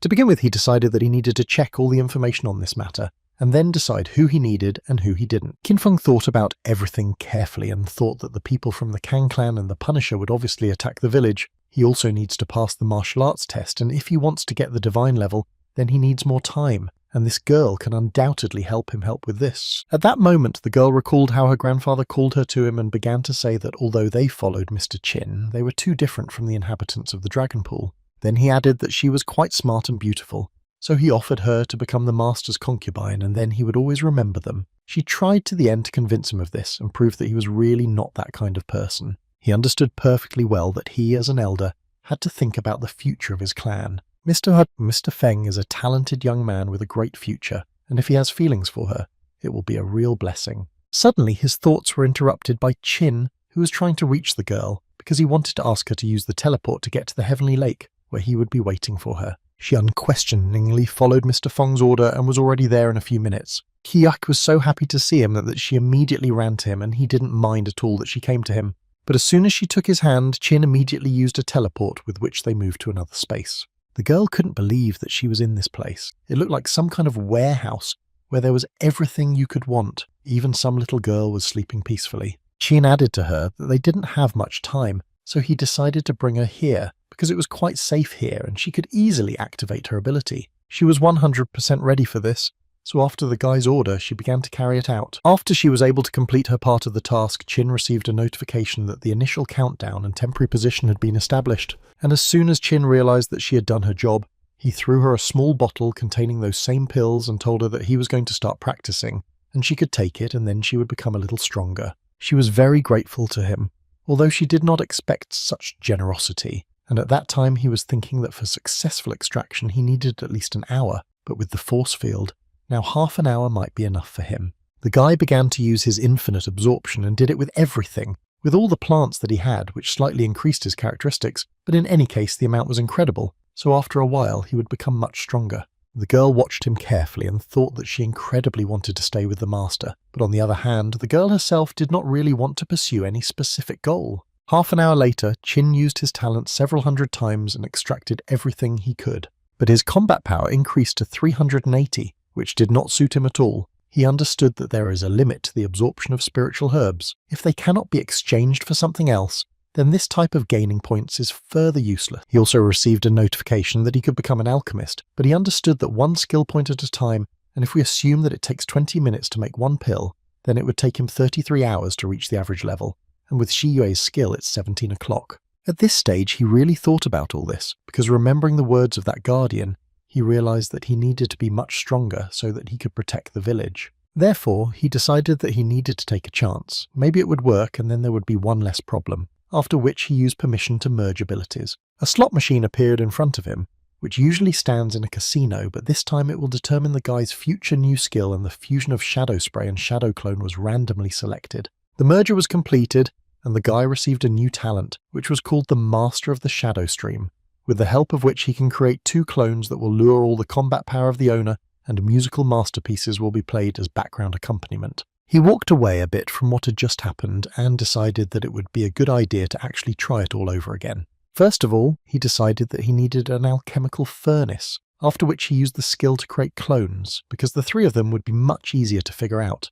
As soon as he used this skill, the girl who was calmly minding her own business could not believe what she was seeing, because she really had no understanding of why she was seeing 3 gentlemen. Meanwhile, they began the process itself, in which they needed to concentrate as best as possible. But unfortunately, the guy began to receive not entirely positive notifications, in which he was informed that he could not clear the first level pill, and so on several times. In any case, he was not upset, because he understood that now, with the help of clones, the process goes 3 times faster. He decided that they would continue like this, and in 5.5 hours they could finish. And in a sense he was still right, because finally a notification came that the endless extraction had passed all the attacks successfully, and he was finally able to extract the toxins again. And this once again proved that in the future he would not have problems leveling up as an alchemist. At that time the Kang clan was forming its army in order to attack Jinfeng's strength, and one of the assistants was a little doubtful whether they should gather so many people for one applicant from the small Chiliocosm, because he could crush him himself with one finger. He was immediately told that 2 elders had already fought with this guy and were very badly injured, so they believed that they needed to be as careful as possible, because these elders are quite strong masters.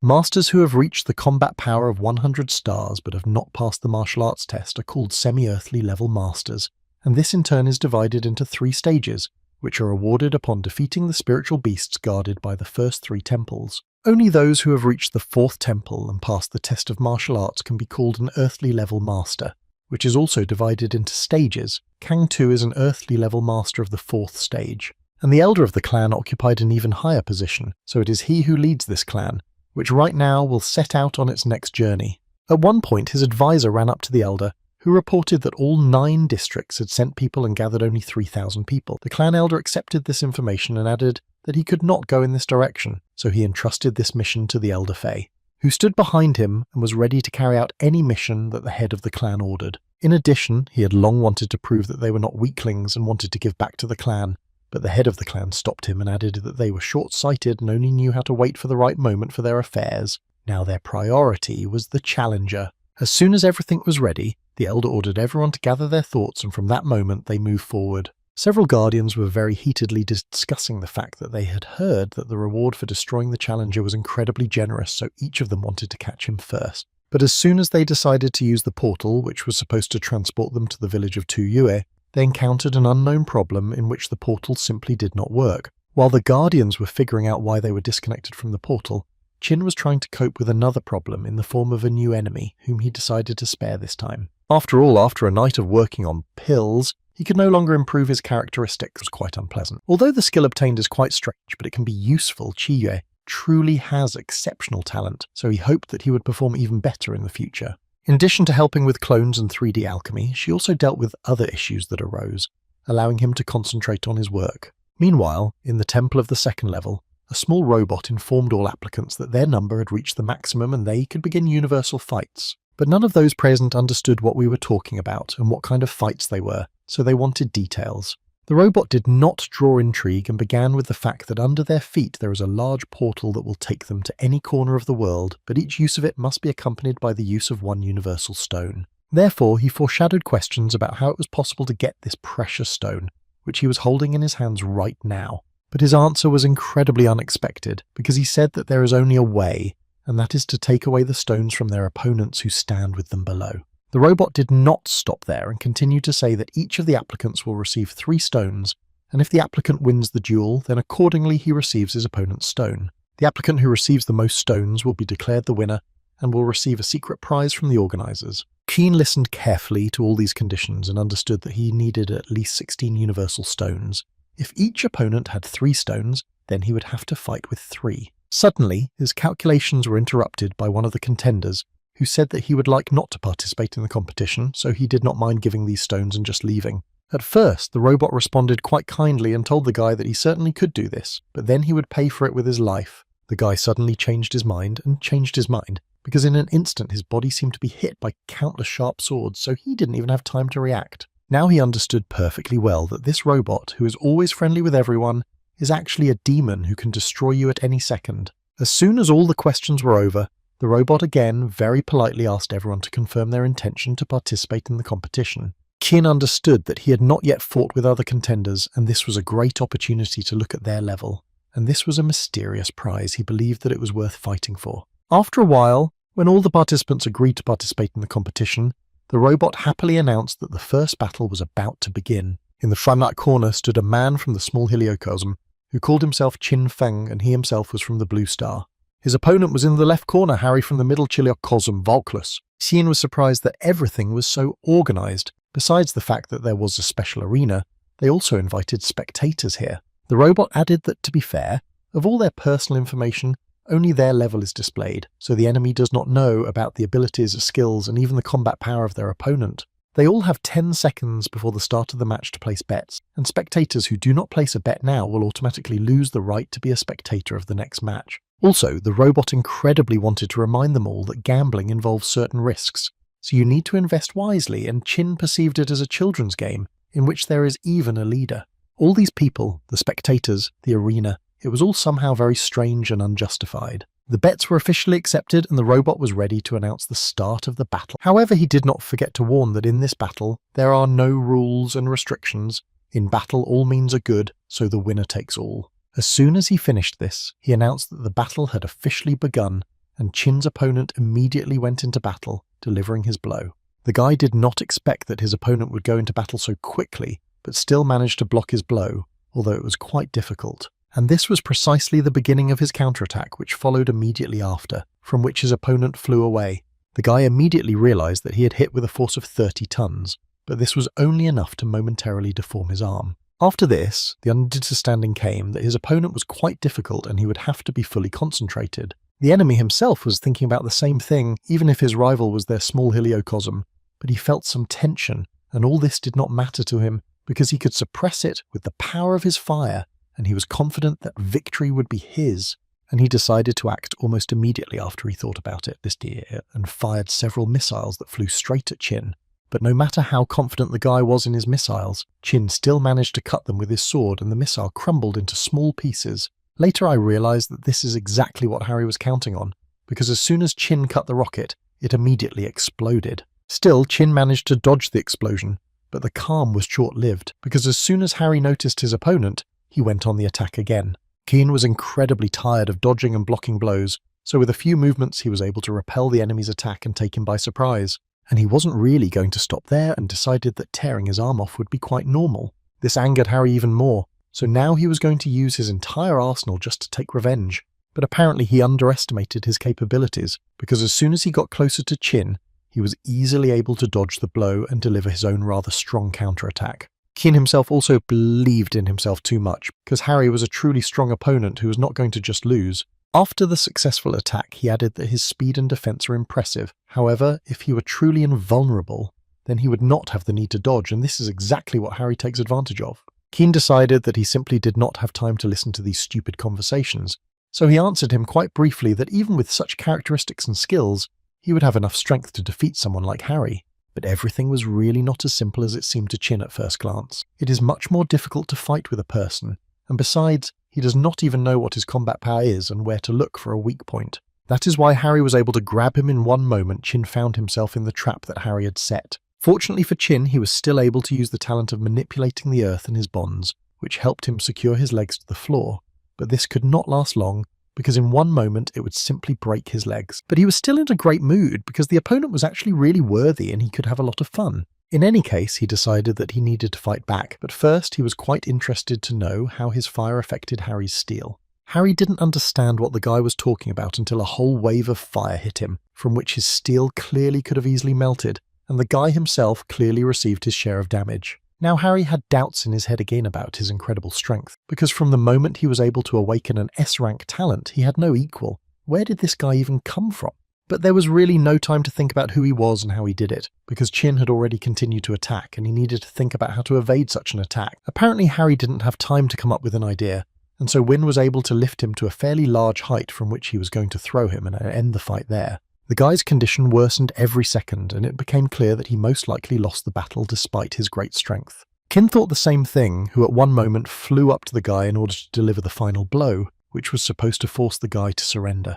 But Harry was not one to give up in such a case, so he decided to continue the fight, which is why he received an incredibly strong blow to the head immediately after he decided to do so. Chin understood that a few more such blows and he could simply destroy this guy, so he decided to tell the robot that his opponent was not able to continue the fight, so he would like to end it there. The robot wanted to know what Harry himself thought about it. The assistant immediately asked Harry if he could continue the battle, and the guy at that moment only thought that he was incredibly unlucky, that in the first battle he encountered such a strong opponent who did not even give the guy a chance to win. He understood that even if the Universal Stone allowed him to go to different villages and receive rewards from the inhabitants, but if he died now, then all his efforts would go to waste. While Harry was trying to squeeze out at least one word, Chin noticed that the atmosphere in the arena had changed significantly and now the spectators were behaving differently. Meanwhile, Harry still found the strength to say that he admitted defeat and surrendered, and thus Chin became the winner of the first battle. Then the robot announced that the restriction had been lifted, and now the winner could receive his reward. Keen did not quite understand what he was talking about. Immediately after this, monsters appeared in the arena, who were apparently going to eat the guy, who unfortunately for him lost this fight. Harry couldn't fully understand what they were doing. Were they really going to eat him because he lost the fight? His fears were justified, and they really began to devour him, and it was very difficult for him to envy him. Everything could be heard in the arena. These were Harry's screams. Kin realized that the robot deliberately kept silent about what would happen to the loser for the sake of greater entertainment. The robot answered him that their world is not a toy, but a constant battle in which the reward is life, so he kindly asked Chin Fong not to slander the support service. It became clear that all these spectators were actually the same people who lost their battle, and Harry would become one of them. But this was not the end. Now the guy could take his 3 stones, and he also gave him the choice to continue fighting or not. Kin understood that at the moment he had 6 stones, but this was still not enough to achieve his goal. His people were still waiting for him, so he could not retreat just like that. Therefore, he had to answer the robot that he was continuing the battle, and the robot notified all the spectators about this. He also added that those viewers who had their bet played, they can continue to take part in bets, as well as continue watching. The robot decided to choose its next opponent quite randomly, and it turned out that it was Sa from the Danjiang clan. The guy was incredibly happy about this, because in fact he had been waiting for this opportunity for 1,000 years, and he was finally given the opportunity to take part in this battle, but first he had to choose his appearance. This guy was from the Danjiang clan from which the heavens turned away. His family did not live, but survived in the misty forest waiting for the new emperor. However, everything that was dear to him was destroyed 8 days after the arrival of that contender. All that the one who did this to the guy's village could leave was a small cloth, so from that moment he decided that despite everything he would take revenge. Ending the heavens' hatred towards their clan and rushing to the Temple of 1,000 Apparitions, he felt much better with the thought that he would take revenge very soon. But no matter how great his desire was, he still lost, and until that moment he was only a spectator. And he was defeated by a man who had previously heard a lot about the Danzang clan, but did not fully understand where he got such information from. The guy at that moment began to understand everything perfectly, because as soon as he looked carefully at his opponent, he saw the very symbol that was on the small cloth that the killer left. Saar could not stand this, and began to scream at him at the top of his lungs, because all he needed in this life was to achieve revenge, and finally he found the very person who did such a terrible thing to his family. But unfortunately it was too late, because he lost the battle and now several thousand monsters came after him, pulling him towards them. The guy's opponent understood that Saar could no longer do anything to him, so he decided to add that a bunch of scum was his clan now, he remembered. Saar wanted to continue this fight too much, but it was already too late. All he could do was promise himself that he would take revenge on the guy at no cost to him. Therefore, the guy decided that it would be better for him to become a strong monster and be able to take revenge than to live his whole life in the body of a person with a sense of guilt. Saar incredibly wanted to start this fight, because his revenge had never been so close. Usually he had to watch the battles of newcomers and had no luck getting to them himself. Without waiting for the battle to begin, the monster decided that he would attack right now, so he attacked Qin without any doubt. But Qin was not going to lose to such a monster who only wants revenge, so he struck him with his fire to wake him up a little and let him know that he was facing a difficult opponent. True, Qin himself did not expect that this huge monster would be so fast and tenacious that after such a powerful blow he would be able to recover so quickly and strike back. Qin was lucky that he was still able to block this blow, while the robot was telling his viewers why they weren't betting on this fight. The whole point was that he did not want to rush, but asked only to allow him to present to him the appearance chosen by their lucky one.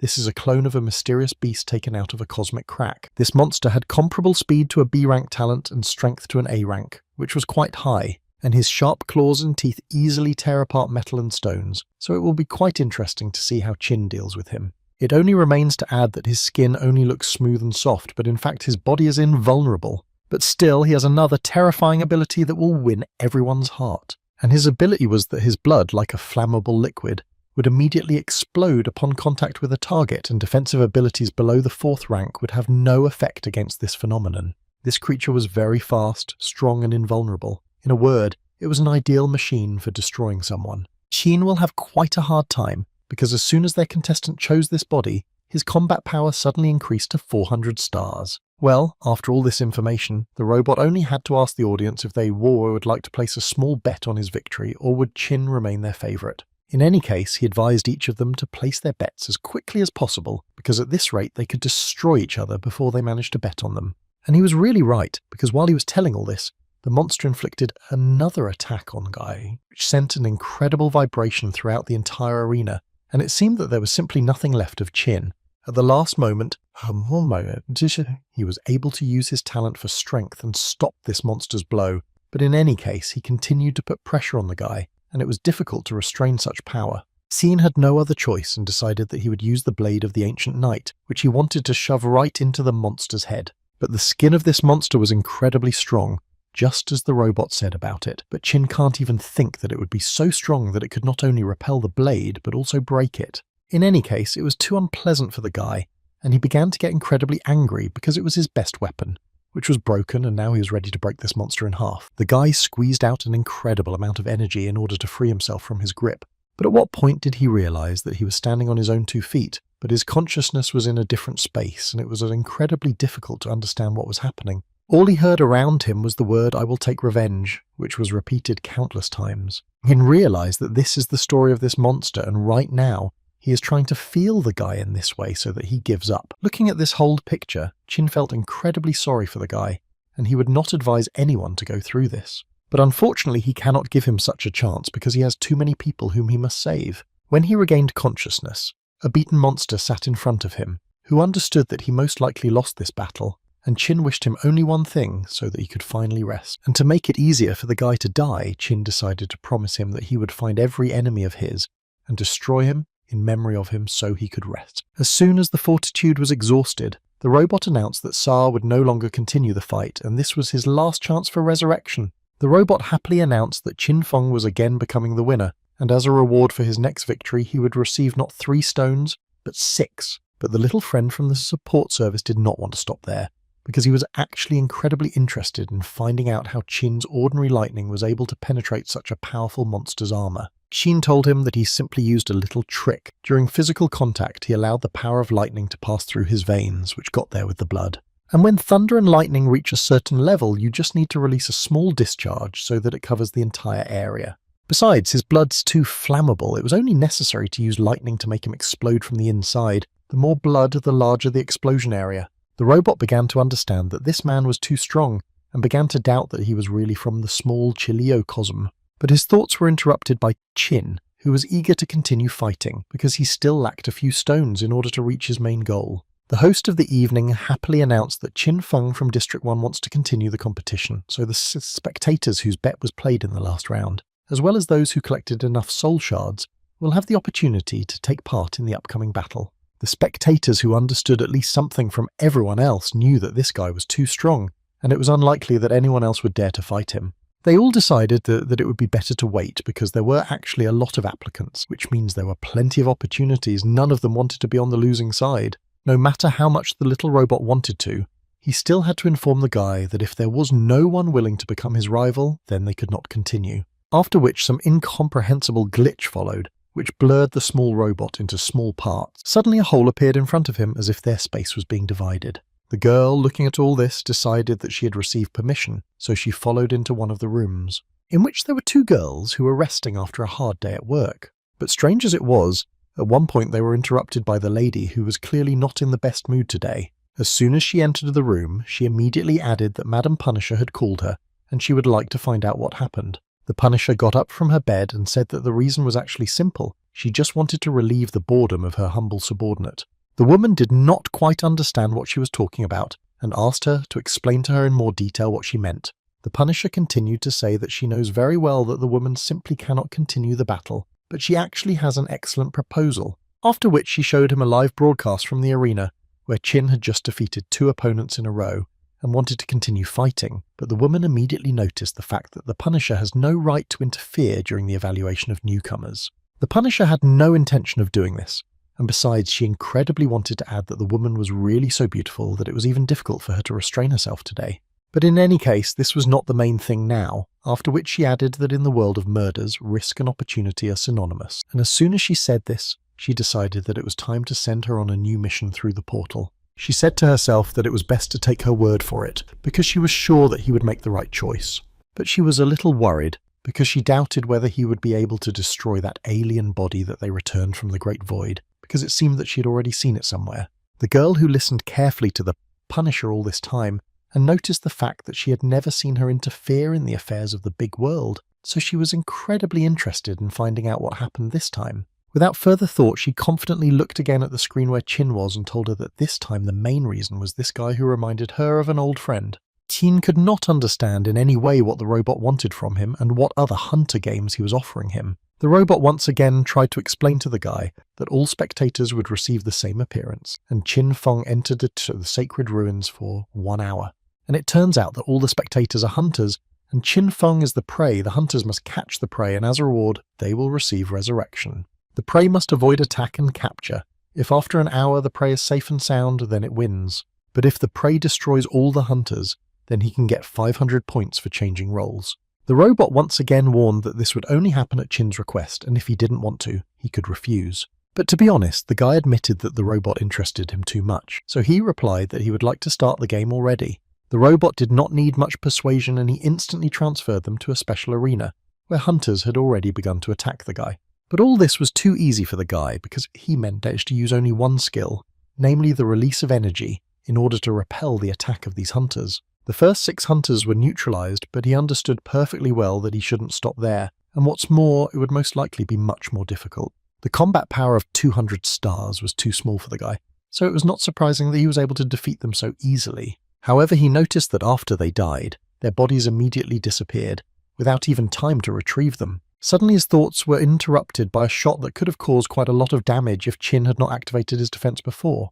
after which he saw a warrior in front of him. Apparently it was another hunter, but even by his appearance one could say that he was much more interesting than all the previous ones. But as soon as Chin realized that he would have to fight again, an unexpected situation happened before his eyes. In his eyes one could see the disappointment that he would not destroy this guy. But thanks to the fact that this hunter managed to fire a small number of fireworks from his weapon, other hunters immediately realized that their main target was located there. Therefore, they decided that it was time to gather all their strength and go for their resurrection. They decided that it would be quite reasonable to split into 3 teams, 2 of which would go around. They needed to move quickly, and the most important thing was not to let him escape.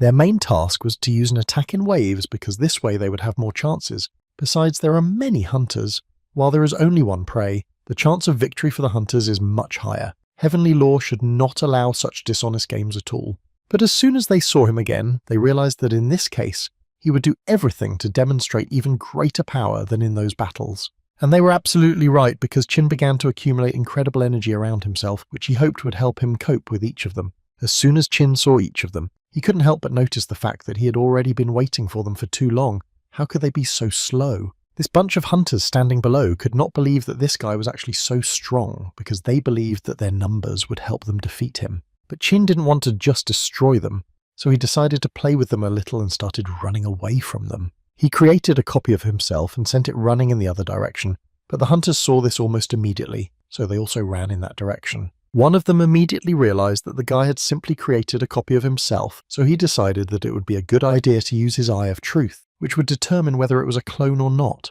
No matter how fast the guy moved, all he could get was that the guy had a combat power of 400, which was quite unexpected for him, because he believed that the situation in which the Eye of Truth sees nothing but combat power is quite suspicious. So he decided that it was real loot and not a copy. At one moment they found a moment to attack, which they considered quite good, but it seemed so only the first time, because when they finally decided to attack, it disappeared at the last moment. They couldn't believe that this guy had just been here, and it seemed to them that they had already launched an attack on him, but he suddenly disappeared, after which they began to quarrel among themselves that each of the teams violated their agreement regarding searches in their zone and a little more, and they would have quarreled among themselves. Suddenly, one of them heard some rather loud sound which slightly frightened the hunter.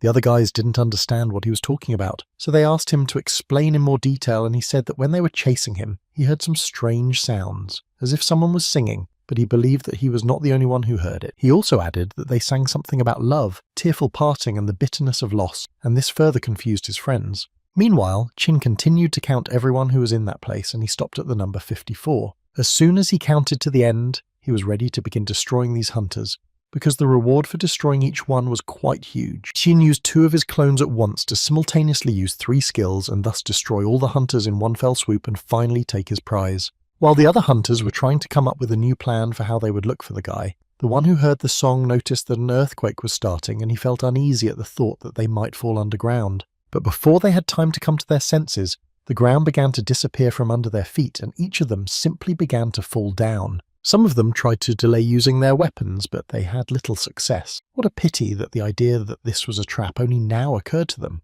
Other guys tried to save their lives at the expense of others and sacrificed their comrades, but in the end they still fell down without a chance of survival. Everything they tried to do was simply useless, and those who still managed to stay alive at least a little thought that moving in space, controlling the earth, metal, his thunder, which he demonstrated during the duel, all these were the talents of this guy. They could not believe that he has so much. Who is he then? In any case, their thoughts did not last long, because Chin wanted to finish with these hunters as quickly as possible, so he used his lightning again. Some guys had a defensive talent that helped neutralize this attack, so they kept thinking that this challenger was really unusual. First he gathered us all in one heap and only then attacked. One of them nevertheless managed to get closer to the edge of the pit at one fine moment, and a little more, and he would have been able to get out. But apparently he would not be destined to do this, because as soon as he decided that he had a chance of salvation, Chin immediately dropped a metal cage from above, which destroyed all chances of salvation. Chin understood that there were too many hunters, and he was only one. If he destroyed them one by one, he would definitely not be able to complete the task of destroying them. But on the other hand, if they attacked in a large group, then he would definitely have a hard time. He decided to use the earth control talent to create a huge pit, place metal pins there using the metal control talent, and then create the appearance of an untouched earth. And when they go hunting, then activate the skill, and thus all that remains is to lure them into a trap.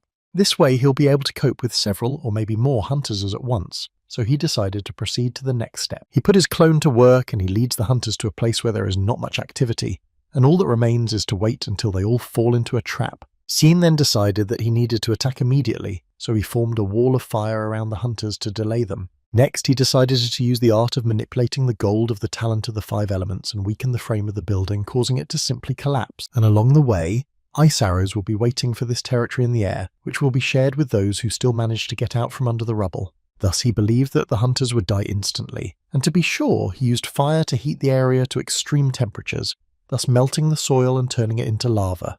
With the rest of the hunters, he decided to act even wiser. Qin was going to lure them to hell, and this fate would concern everyone who until that time had been holed up in the dark corners. All you need to do is demonstrate your weakness when necessary, and they will come out on their own. This is how it happened. At some point, Qin settled on the fact that he had already destroyed more than 200 hunters, and apparently this figure would be far from final. But still, Qin's plan worked perfect, and thus their battle began to come to its logical end. At least it seemed so to the guy at first glance, until he heard someone flapping their hands behind him. As soon as he turned around, he saw the Punisher in front of him, who stood clapping and added along the way that the guy really impressed her. As soon as the robot saw this, it began to get incredibly angry, because she has no right to touch the applicant without permission. But she did not listen to the little robot and simply turned off the communication channel, after which she greeted Qin Feng and added that she was rather uncomfortable talking to him. Qin Feng in turn did not answer her with such courtesy, and first of all asked who she was and what she wanted from him. She answered him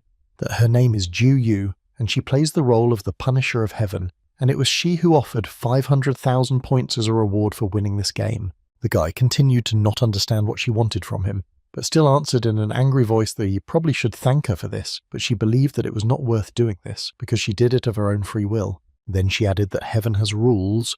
The Punisher cannot interfere in the affairs of the applicant during the testing period for a newcomer, however. The taken ruins are an exception, especially since the guy entered here voluntarily, and this territory is not controlled by heaven. The guy began to understand that she organized this whole circus only to lure him here, and this reward in the form of points was just a fairy tale, to which the Punisher could not give an exact answer.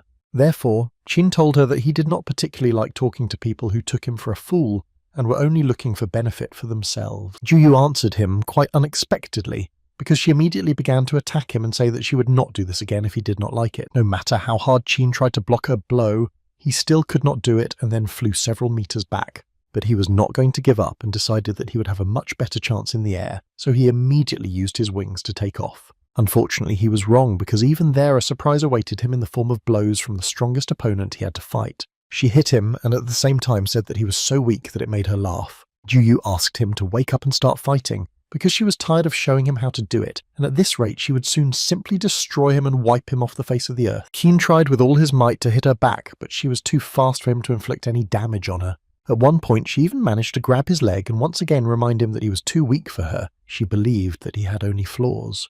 And of course she didn't leave him a chance and again struck him right on the head. She could not restrain herself and added that before he was so handsome and powerful, but now she sees only a useless and helpless guy. Qin felt incredible pain and on the one hand could not understand how she did everything so quickly, because it was simply impossible to concentrate and do anything. While he was thinking, she threw him into the air again because she still thought that he would wake up and start attacking her. But apparently she was wrong, and now her main goal was to destroy the guy forever, so she was sure that she would do it today. After so many blows, even Qin himself could believe it, because he missed blow after blow, and it was quite problematic to endure such strong attacks. At what point did he decide that it was time to wake up because he was tired of this beating, so he realized that since everything he tried did not work on her, then he should try to use the power of the 5 elements. He launched into her all the cores of the elements that he knew. Now he could only watch how she was going to repel these blows. The explosion was incredibly huge, as expected from using 5 elements at once. After all, the guy extracted 5 elements from the sacred ruins to create a sphere whose destructive power is not inferior to a nuclear bomb. He decided to fly up as high as possible to see if this blow worked and did any damage, but apparently it didn't do anything to the guy. After all, the girl stood and smiled, simultaneously saying that if this was his best blow, then she was very sorry because he only stained her armor a little. Qin was a little upset that the power of the elements was also ineffective here, so he decided to invite his pet to this fight. The guy came up with a plan in which he wanted Luana to release the golden flames while he used the shadow pots. Maybe this way they could do at least some damage. Yin was able to tie up the Punisher without any problems, and this confused him a little, but still the little phoenix went on the attack as her master ordered her. It created an incredibly strong flaming strike that could destroy even the strongest armor, so the guy relied on this strike quite heavily. But the Punisher was so strong that she was able to catch this small creature in one hand and thereby stop the blow. She held the poor phoenix and began to talk about how it was precisely because everyone always mocked her that she decided to become a Punisher, because she knew that he could not die and therefore endured these humiliations for thousands of years and watched every new applicant waiting for Chin to appear. And all this was only to destroy him again. Kin couldn't watch how this crazy woman was torturing his pet, so he immediately used his thunder to somehow rectify the situation. After this attack, Luana was able to get out of the Punisher's hand and was again with Chin, and this surprised the guy most of all because he could not believe that this thunder attack still worked. He began to think that perhaps elementary talents did not hurt her, but had a certain influence. Kin understood that these were all just guesses, so he decided that he needed to test this theory and used the talent of the 5 elements, but wanted to use ordinary earth. To begin with, he wanted to use quicksand, but then he realized that this would most likely not be enough. And he added one more element, namely the element of fire, which seemed to define the boundaries of where the Punisher could go. She was extremely disappointed with his work. Juyu believed that using the same technique on her as on these scum whose strength is estimated at 200 stars was an incredibly stupid decision. Keen was not going to listen to what she was saying, but simply continued to stick to his plan, which rather suddenly came to his mind, and this time he used an ice storm. This started to irritate Juyu even more, and she literally started screaming that this was all kindergarten, and with such blows he definitely wouldn't defeat her, because she was at least invincible. Therefore she was able to easily block his ice storm with just one swing of her hand. Then she started laughing and saying that his attempts were incredibly pathetic, and he shouldn't keep trying. Sheen at this moment continued to use his talent, and the ice storm did not stop. So Juyu realized that he was doing this for a reason, because her body was already half immersed in ice. After which, finally the guy himself spoke and answered her that it didn't matter to him whether it was effective or not. The important thing was that in this way he could immobilize her for some time.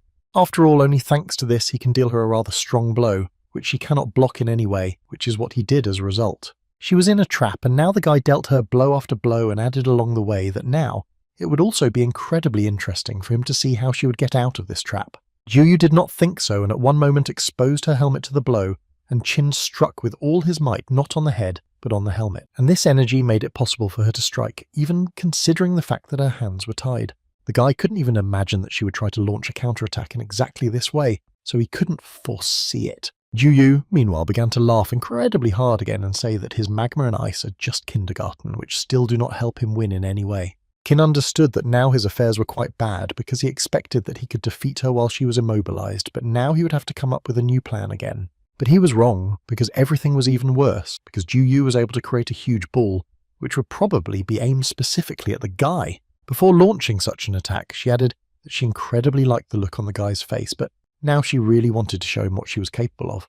This huge ball was flying straight at the guy, and he realized that his regeneration rate was too low, and there was not enough energy to somehow evade it. Was this really the end of him? The situation was truly stalemate because of the understanding that if he did nothing, he would most likely simply die, which drove him even more into a state of panic. Juyu's blow reached its target, and it seemed that this was the end of Chin's story, because given his condition, he could not avoid the blow. She was about to leave when she suddenly realized that he was again using his pet, which, in addition to being able to control fire, is also capable of controlling space. Juyu was very angry that the guy was able to survive even after such a blow. How lucky is he? So she attacked him with a bunch of blows to the body because she wanted to finish him off incredibly hard. Keen was in an incredibly bad state, but his regeneration was aimed at Luana, who was able to save him at the last moment. At this time, Juyu did not even give the guy a chance to recover, and again launched another attack to finally finish him off. Along the way, she said that she always thought that their battle would be much more lively, but it turns out that she was wrong.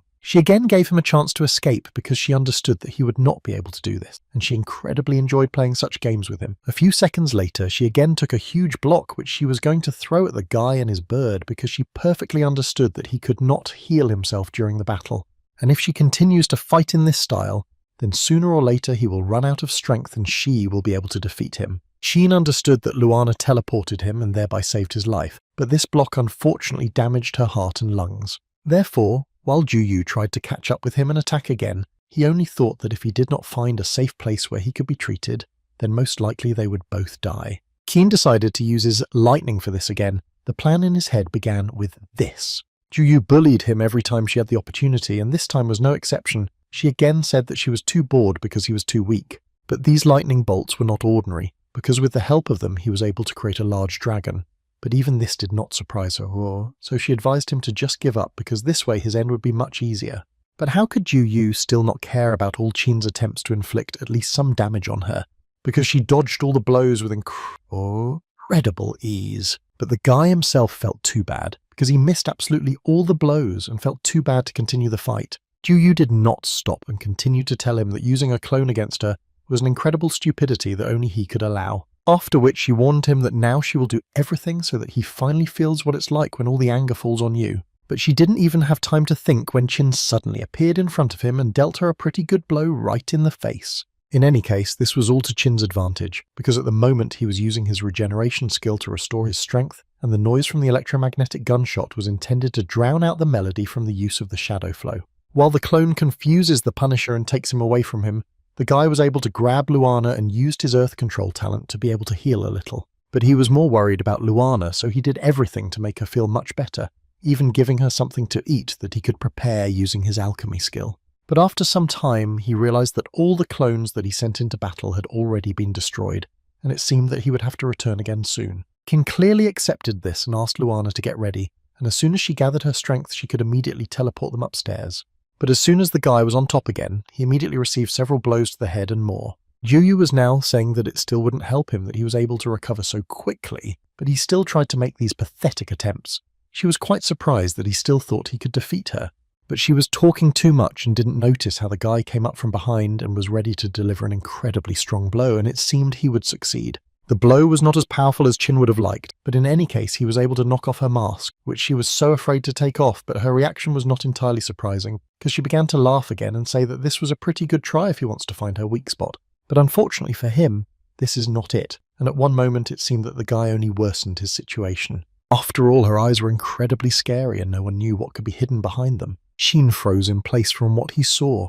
It wasn't that he was overcome by fear, he just didn't fully understand what kind of creature she was. When suddenly his whole body was divided into parts and he watched it from the side, it was an unbearably vile feeling, but the guy, unfortunately, could not do anything about it. But she didn't stop there, because it only gave her even more motivation to strike him and throw him as far away as possible. After such a powerful blow, the guy didn't think about the fact that it hurt, but what he just saw, as if his body and soul were separated, it was not like the effect of the zombie attack from Taiyue.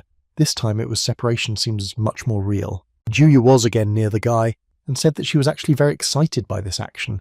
The way her fist met his flesh, she truly revelled in the feeling of victory every time, and this little skill was more of a last resort. She began to explain to him, since he had already experienced this, her eyes have magical powers.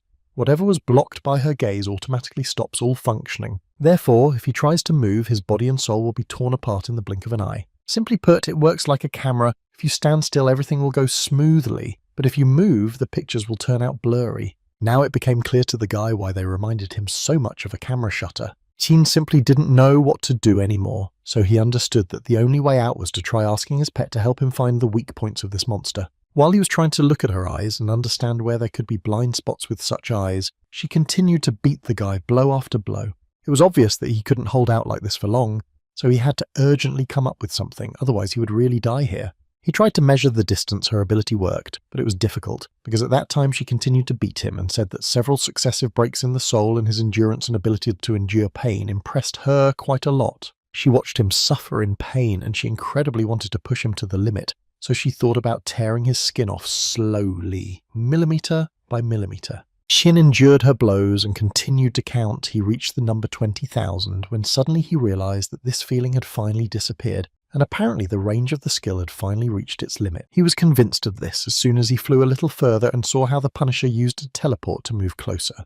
But in any case, this did not stop her from using her magic eye shot skill. This time, after she used this skill, it did not have any effect on the guy. And finally he was right, because he found out that if you stay at a distance of 20,000 meters from her, then she will not be able to use this ability. Finally, the guy decided to launch his counterattack, and of course he asked for help from his pet, who was happily ready to help him. Juyu didn't seem to try to use her skill, but her picture didn't work out and she couldn't keep track of the guy, which made her incredibly angry. And Chin, on the contrary, finally began to deliver good blows to her body, the first of which was to the very heart. The guy was not going to stop there and continue to deliver his blows in series. Juyu tried to fight back and strike back, but it was too hard for her, and in Chin's case, too slow so he could easily dodge. But at some point, Luana informed Chin that they had reached the maximum and simply could not teleport further, because they were near the border of the Holy Ruins. And Juyu decided that she should not waste such a wonderful moment in order to strike him. So she decided to increase her speed to the maximum and began to deliver an insane number of strikes. She decided that the most suitable option in this case would be to use the Royal Fist,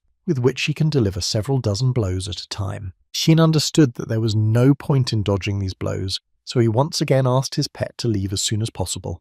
But unfortunately for him, and in particular for his pet, the teleportation did not work and Chin took all the blows upon himself. While so many blows were thrown at the guy, all he could think about was that when using a skill, Luana concentrates on a certain point in space in order to move exactly there. However, this kind of punishment distorted space and Luana was unable to concentrate on a certain point. He understood that in a few seconds the Heavenly Dragon's armor would be completely destroyed and then he would definitely die. But still, the guy still had one idea, which he asked to listen to carefully. Shin asked her to concentrate as much as possible now and not be afraid of anything. She just needs to concentrate and trust him. After which he threw Luana straight into the hands of the Punisher, who did not understand why the guy was constantly repeating himself because she had already seen this and it didn't work then. Why does he think that it will be different now? But she didn't expect now it could really be different, because she created an incredibly huge fireball that literally covered the Punisher's head. In any case, she was able to complete her task, namely inflict damage on the eyes of the Punisher. Now she began to get even angrier and wanted more than anything to destroy this guy and his little animal, which was constantly getting under her feet. Even blind, she continued to strike, but they were not as accurate as she would like, so now Chin has a chance to get closer to the Punisher if he dodges all her strikes. Chin's plan was to first reduce the killing power of the golden flames, while increasing the speed of her attacks, and then blind the Punisher before she used her ability, after which she would not be able to fully control her attack with her fists. But even in this state, she continued to threaten him and say that any minute now he would meet his end. As soon as her eyes began to return to normal, the first thing she saw in front of her was the fist of a guy who was ready to deal a rather nasty blow to her face. But she was still able to block him at the last moment and as a result tear his armor into small pieces. All this was in order to divert her attention and again use his skill of binding with bonds. But the girl did not fully understand why he was using it, because it was still incredibly funny for her. Because again, she was easily able to escape from this trap and attack him again. She couldn't just believe that he was such a huge fool that he decided that he could defeat her with such childish techniques. After which she decided that it was time to finish with him and dropped her armor, come even faster. She was able to catch up with this guy in an instant and told him that each part of her armor weighs about 10 tons, and she exists only to restrain her true destructive power, which she wanted to demonstrate to the guy right now. Before Chin even had time to think about what he could do, he immediately received another blow to the face, which was quite unpleasant.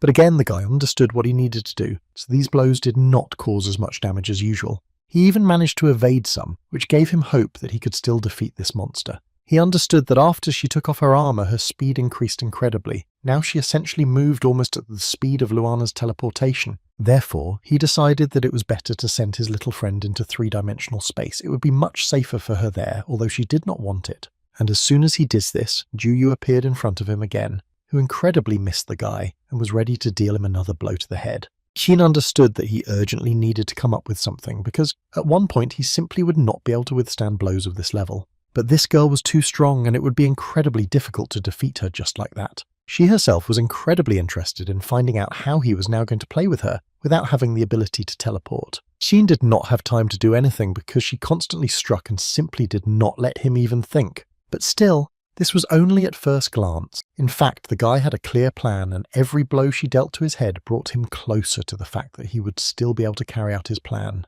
When he was already close to landing on the ground, he ordered his bonds to pick up a small object by the time he finally landed. He asked to do this as soon as possible and they still managed to throw this item to him at the last moment. Now, everything depends only on him. He needed all of this so that he could block her blow, which he was able to predict. But she was able to deliver such a strong blow that even through part of this armor, he felt its full force. He couldn't believe that even with her armor it was hard to resist her strength, so if he now hides in three-dimensional space, then she will find a way to find him anyway, and then not only will he suffer. Qin understood that he immediately needed to come up with another way out, but as soon as he thought about it, Qi Yue suddenly appeared in front of him, who, according to her, came to stop the Punisher. And her attempt looked pretty good because she used her skill, which was called static time, and this helped to stop everything that was happening for a while. But in any case, it was not for long, and Jiu Yu was still able to throw part of her armor at them, which weighed quite a lot. Kia knew what she was doing when she took this step and was able to stop this blow.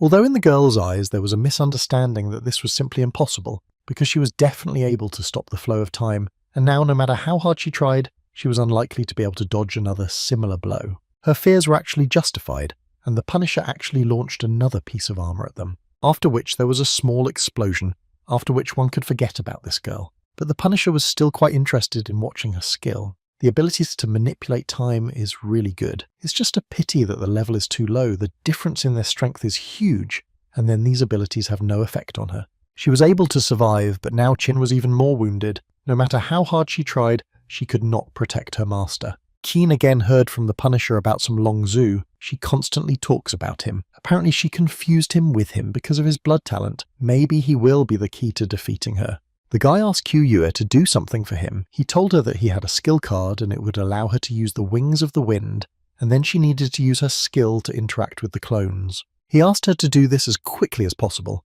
because she needed to stop the Punisher as quickly as possible, until she herself did this to them.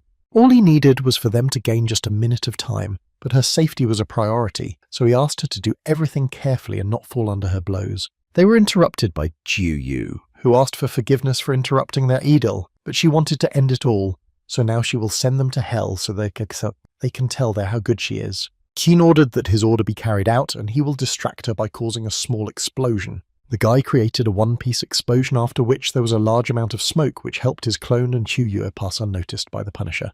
And Qin himself disappeared at that moment. He needed to heal and regenerate at least a little, because his condition was terrible. While he was doing this, Qiu Yue tried with all her might to distract the Punisher, again using her ability, but only this time at her best. Xin wasted no time in eating as many dragon fruits as he could, literally stuffing more and more into his mouth, while Jiu Yu was trying to get a clone of the guy who was simply carrying out an installation to stall for time. Qin's strength continued to grow at this time, because he ate an incredible amount of dragon fruit at once. Qiu Yue understood that she could not hold out any longer, because she was getting closer and closer. And unfortunately for the girl, it was too fast than she expected, because literally a moment later the Punisher held the girl by the head and said that she had finally caught the mouse. Jiu Yu understood that this girl was just an ordinary person who was unlikely to do anything to her, but she still struck her several times. All he wanted to hear was for Qiu Yue to simply say the place where Qin was hiding, only she needed him, and she was ready to spare her. But she couldn't even expect that he would appear so quickly, and what's more, he was able to deliver a powerful blow thanks to the fact that she was distracted. Qin understood that his wings were broken, and now he would not be able to fly normally, so he decided that the best option in this situation would be to transform these wings. Jiu Yu almost didn't feel the blow, but she was still interested to know what this guy came up with this time. Xin at this moment only thought that his wind wings were an extremely powerful thing, but this power was not released in the first form. Therefore, he decided that he needed to use a second form, the power of which could be fully released, and it could be used to strike with a force that was not inferior to the Punisher, which is exactly what he did. He was so fast that she couldn't even notice how quickly he approached her and still delivered that same blow. Such a blow caused a wave of force that could even destroy the wall behind. Qin understood that he would not last long like this, because the strength of the wings was actually weakening, and soon it would be difficult for him to continue to deliver such attacks. Even the Punisher admitted that this was a completely different matter, and the attack was quite strong. But there was one thing, which was that it still wasn't enough to win, so she dodged another blow and struck again. This time the blow was even stronger, and the guy realized that his ribs were broken, and his energy was only half restored. No matter how many dragon blood fruits he ate, he still couldn't defeat her. She walked away a short distance and added that out of respect for him and his strength, although weak, she would give him a quick end. But Qiu Yue intervened in the battle again, and she jumped out right before this blow. Everyone understood perfectly well that this was the end for the girl, who at that moment was crying and saying that it was because of her that he received even more damage, so if he could forgive her, then she would be very grateful. Without any doubt, she was ready to give her life so that only Qin could continue to live. Xin couldn't believe it and started screaming because it was incredibly painful for him to lose her. The guy was so angry that because of his scream, a hurricane began to be created, the power of which was prohibitive. And Yu at that moment finally began to smile, because she understood that she had achieved this. Finally, this guy had released the dragon spirit from himself. Shin at this time began to go crazy, and it seemed that he would simply explode from the power that he had to control right now. But still, he was able to cope with this, and now there were several dragons around him that he could control. The Punisher, at that moment, was thinking about how terrifying the aura of greatness was, almost like Long Zhu had then, but all this was a bluff because the real Lu Zhu had not yet awakened. At least she thought so. Therefore, she believed that she needed to continue the fight and wait for it, because most of all she wanted to return to the abode of the immortals. But just as they were about to clash again in battle, a woman suddenly appeared in front of them through the portal, who immediately began to say that personally contacting the applicant in an attempt to destroy him by creating sacred ruins that are isolated from the eyes of heaven is simply so impermissible, so she will report this to the heavenly path. But Juyu didn't care what she wanted to do because she had actually already done everything she wanted. Therefore, she began to teleport little by little with the thought that she knew for sure that he was Long Zhu, and as soon as the novice period was over, she would certainly return for him and then destroy him completely. The guy held Qiu in his arms and listened, as they told him that the village chief Qin Feng had graduated from the Hunter game, and for this he would receive 500,000 points, and as compensation he would be given the opportunity to receive an unlimited purchase of universal stones. Well, as a bonus for the fight with the Punisher, he will receive a 7th rank artifact, namely a divine weapon, instead of his broken sword. Instead of his armor, which was destroyed, he will receive level 6 armor, namely the Xuantian dragon armor. But all this was rather uninteresting to him, because first of all he wanted to find out who it was. The assistant told him that the Punisher constantly talked about the demigod who came from the abode of the immortals, demoted in rank, but she could not say anything more about Long Zhu. Looking at Qiu, the guy knew that he would definitely have to return the favour for such a beating. Of course, he had an incredible desire to make her pay for everything she did. The woman told him that people from abandoned clans belonged to the world of murder, so there was still a chance to make an extraction before she died, but Qin was not going to do this, because he respected Qiu too much, and he was not going to use his talent on the dead. That was his law. After that, he collected his thoughts and used his teleport and entered area number 618, where he sent out offers to all residents of village number 608 to become residents of the Dragonpool village, and so the guy did this with several more villages, where people were not against joining the Dragonpool because there they could do ordinary work and get a new level for it. After some time, the guy was able to achieve good results, and now he controlled 16 villages and branches, so he was able to save all his former compatriots. He also asked to divide his points between them, and gave 10,000 points for each of the 4 characteristics for all this. As a result, he became even stronger after the battle with the Punisher. In addition, he received incredibly strong weapons and armor, and his strength was at the level of more than 1,000 stars. When Qin came to Taoyue village, he saw how everyone around him was madly happy, but he was not in the best mood. After all, he at least needed to inform the elder of this village that his daughter Qiu was no longer with them. But on the way to it, he was interrupted by some guy who said that things were very bad, because the city walls had not yet been built and the army of the Sang clan was about to break through, after which he added that only Qi Yiyun and a few others went to confront the entire army, and this made Qin go into a state of shock. He understood that this was Qi Yue's younger brother, and he wanted to do everything possible to prevent him from dying in this battle. The leader of this campaign was surprised that the elder came here, but he told him that he had just learned that a meeting of the defense forces was held in the Yuan clan, and the clan was not notified about it. He believed that their clan was weak, so everyone looked down on them. If this time they managed to destroy the challenger, the clan's strength and prestige would increase significantly. That's why he came here to do this and lead the clan to victory. Qi Yun and several warriors tried their best to stop this madness and fearlessly went into battle. At some point, everything worked out great for them, and Qi Yun was glad that they still had a minimal chance of winning. But all this did not last long, because at some point they were caught by surprise by shifting sands, which neutralized almost the entire team. This was all arranged by one of the guardians, who closely watched these warriors, and yet could not resist and also go into battle. The battle was quite unfair, but everyone tried their best, because they understood that for each such guardian they could get a pretty good amount of points, but they were too strong. Until some of them noticed that a little further on something incomprehensible was happening, and the guardians began to be thrown in different directions. It was their beloved headman Qin who, with the help of his talent, helped everyone get out of these sands. First of all, he thought only about how to save his people, so he did everything possible for this. But while he was fighting, Qin was trying to find out where Qi Yun was, whom he actually wanted to save the most. They began to tell him that he immediately rushed into the thick of it, so they were not sure that he was alive. Against the background of this, Chin ordered everyone to immediately stop and get out of here. He himself could finish. They tried to tell him that the enemy army numbered more than 3,000 people. They doubted that he himself would be able to resist them. Chin did not care at all about these words, because he perfectly understood that he could do this alone. He was more worried that he could not find his friend, so he again turned to his little pet. The guy asked Luana to fly up and find Qi Yun's fire for him while he dealt with all the guardians. Some of them were quite strong, and they even managed to land some blows on Jin Shin, but in any case he managed to block absolutely everything. Luana tried to find Qi Yun for a long time. She even lost hope until she saw a huge mammoth, and near him there were several people who looked like the Kang clan. Therefore, without thinking for a long time, she immediately flew back to her owner and notified him that she had managed to find the guy, and Chin immediately asked her to take him to him. Meanwhile, Qi Yun and the other warriors tried to resist the power of the guardians, who were crushing them more and more every second. As soon as one of the guards struck another blow, which most likely would have been the final blow for the guy, Chin intervened in the battle and managed to block it. Qi Yun was incredibly happy to see the master, because he always knew that he would come to their aid. Looking at this guy, Chin saw only his sister, who was crying and saying that she would give her life if only Chin would live on, and it was quite difficult for him to even talk to him. All Chin could say was to ask the guy to send all the people back to Ta Yue, then he could handle it himself. After which Qin Feng will have to fight with an entire army of guardians one-on-one, and this battle should be even more difficult than with the Punisher. The clan elder interrupted all his thoughts after shouting to all his warriors that this was the village chief, and he was also Qin Feng's challenger. It was quite predictable that after such words this entire army would immediately attack him, in which everyone would try to destroy him.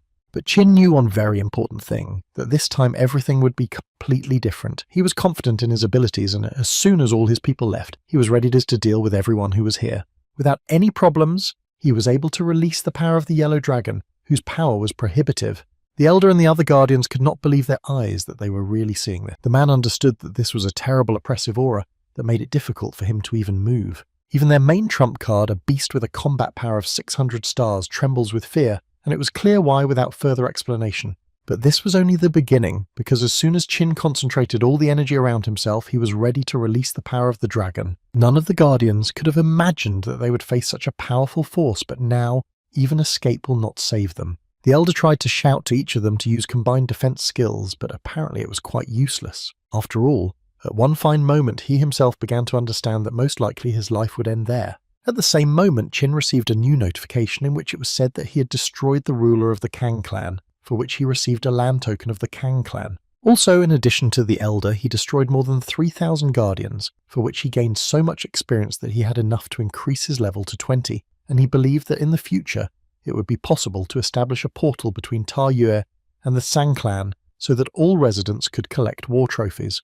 At this point, he finished the battle with the Guardians, so he decided that it was time for him to return back to his village, where he was greeted with smiles and joy because they considered him their saviour and brought him an incredible number of different gifts. Qin was slightly embarrassed to accept all these gifts, so he did not know how to react to all of this, but suddenly all his attention was focused on the man who stood modestly behind everyone. The guy began to understand that this was an elder who most likely had already guessed what happened to Qi Yue. One of the Kang clan, who managed to survive the attack from Qin, immediately ran to the advisors to tell him what happened. He shouted and proved to them that this was the absolute truth. He believed that this challenger named Qin Feng used some kind of skill to destroy all the people from the clan with just one blow. Challengers and Guardians always oppose each other, so he believed that he needed to be dealt with before he reached the peak of his power, and now the Guardian believed that all his friends and colleagues had been destroyed. The head of the Ihan clan intervened in the dialogue and said that if this is true, then he thinks that the strength of that person is already comparable to the strength of a first-stage heavenly level master. The head of the Fei clan, Lian, answered him that this simply cannot be. Only 5 days have passed. Even a person from the large Chiliocosm cannot do this. But the head woman of the Xiao clan, Yun, believed that nothing is impossible. One should not underestimate applicants, and she has guesses that this person is even stronger than they think. She also added that the first stage of the heavenly level and the 9th stage of the earthly level, and to win it would be worth putting in quite a lot of effort, and besides, there were about 3,000 of them. Han understood that this was actually very bad, because if this was so, then this person was at least a master of the 3rd stage of the heavenly level. But it was very difficult to believe, because the 3rd stage of the heavenly level is only UN.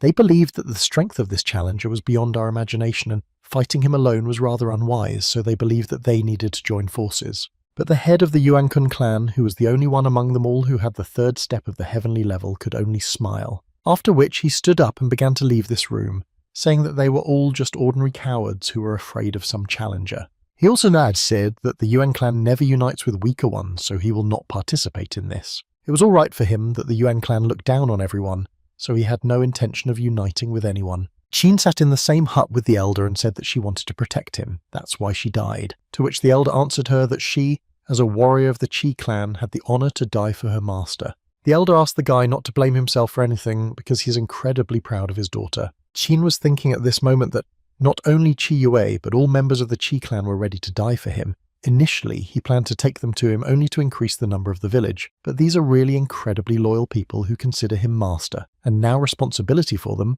lies with him. Then, with the Punisher, he could only evade and constantly suffer damage. He reproached himself for being so weak. With such strength, he would not be able to protect his village and the people who live in it. When suddenly all his thoughts were interrupted by a shocking question from the elder, who suddenly became interested in asking the guy what he knew about Long Zhu. He did not wait for the guy to answer and added that in the Qi clan there is an ancient book that is passed down from generation to generation, and he remembered it when the gentleman told him about the Punisher. It recorded the deeds of the ancestral gods that existed many years ago, so Qin assumed that Jiu Yu might have been demoted to a Punisher due to the fall of the ancestor dragon.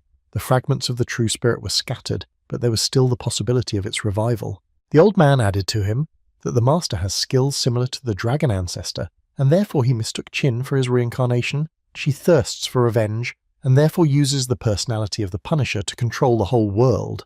And as soon as a strong newcomer appears, she immediately deals with him. Therefore, the elder believed that it was not the guy's fault that his daughter died, because it was essentially impossible to foresee in reality. Qin knew that in the sacred ruins his combat power was about 1,000 stars, and Shasha said that during the period of evaluating newcomers, the strength of the Punisher is reduced to 1/10. Therefore, if he turned his head a little, he was able to calculate that Qiong-Yu's strength could be about 10,000 stars. Therefore, he understood that she was at least a master of the 4th stage of the heavenly level, and if he did not reach the same level in 2 days, then the Dragon Pool village would simply be destroyed. Sitting in Shomontas in the company of the elder, he could not even imagine what he had to do to ensure that everyone survived this catastrophe. Suddenly one of the townspeople burst into their hut and said in an excited voice that the enemy army was approaching the village. It was clear that this was an army of enormous proportions, in which, in addition to people, there were many different animals and beasts. This huge army was led by Yun, who was confident that today he would be able to show that very newcomer what real strength was. Suddenly his army stopped, and he himself came a little closer to find out if the head man of the Dragonpool village named Qin Feng was here. Xin carefully watched those who came and first of all asked them what they forgot here. Yun answered him that he destroyed the elder of the Kang clan, and as his friend he came to take revenge. He also added that he was well aware of how strong he was, but they were no slouch, so he believed that he alone could not cope with his 10,000 strong army. Qin listened to this guy and understood that too many unnecessary words were coming out of his mouth, but Yun continued to talk and finally added that if they do start a war, then neither side will survive without losses, and therefore he has one proposal. Yun understood that the city walls had already been rebuilt, and therefore it was impractical to attack directly, so he believed that the best strategy would be to offer the guy a battle in which 3 of his people would take part, and if he won, then Yun promised to take the army and forget about revenge. First of all, he only thought that even if they lost these 3 battles, he would be able to learn his fighting style, which would then help him conduct a team battle more effectively. Qin did not want to waste his time, so he asked to send 3 warriors ahead. Yun was very glad that the guy took his bait, so he happily agreed to his proposal. Yun dispatched the first 3 warriors, He, Fei Xing and Xiao Gu,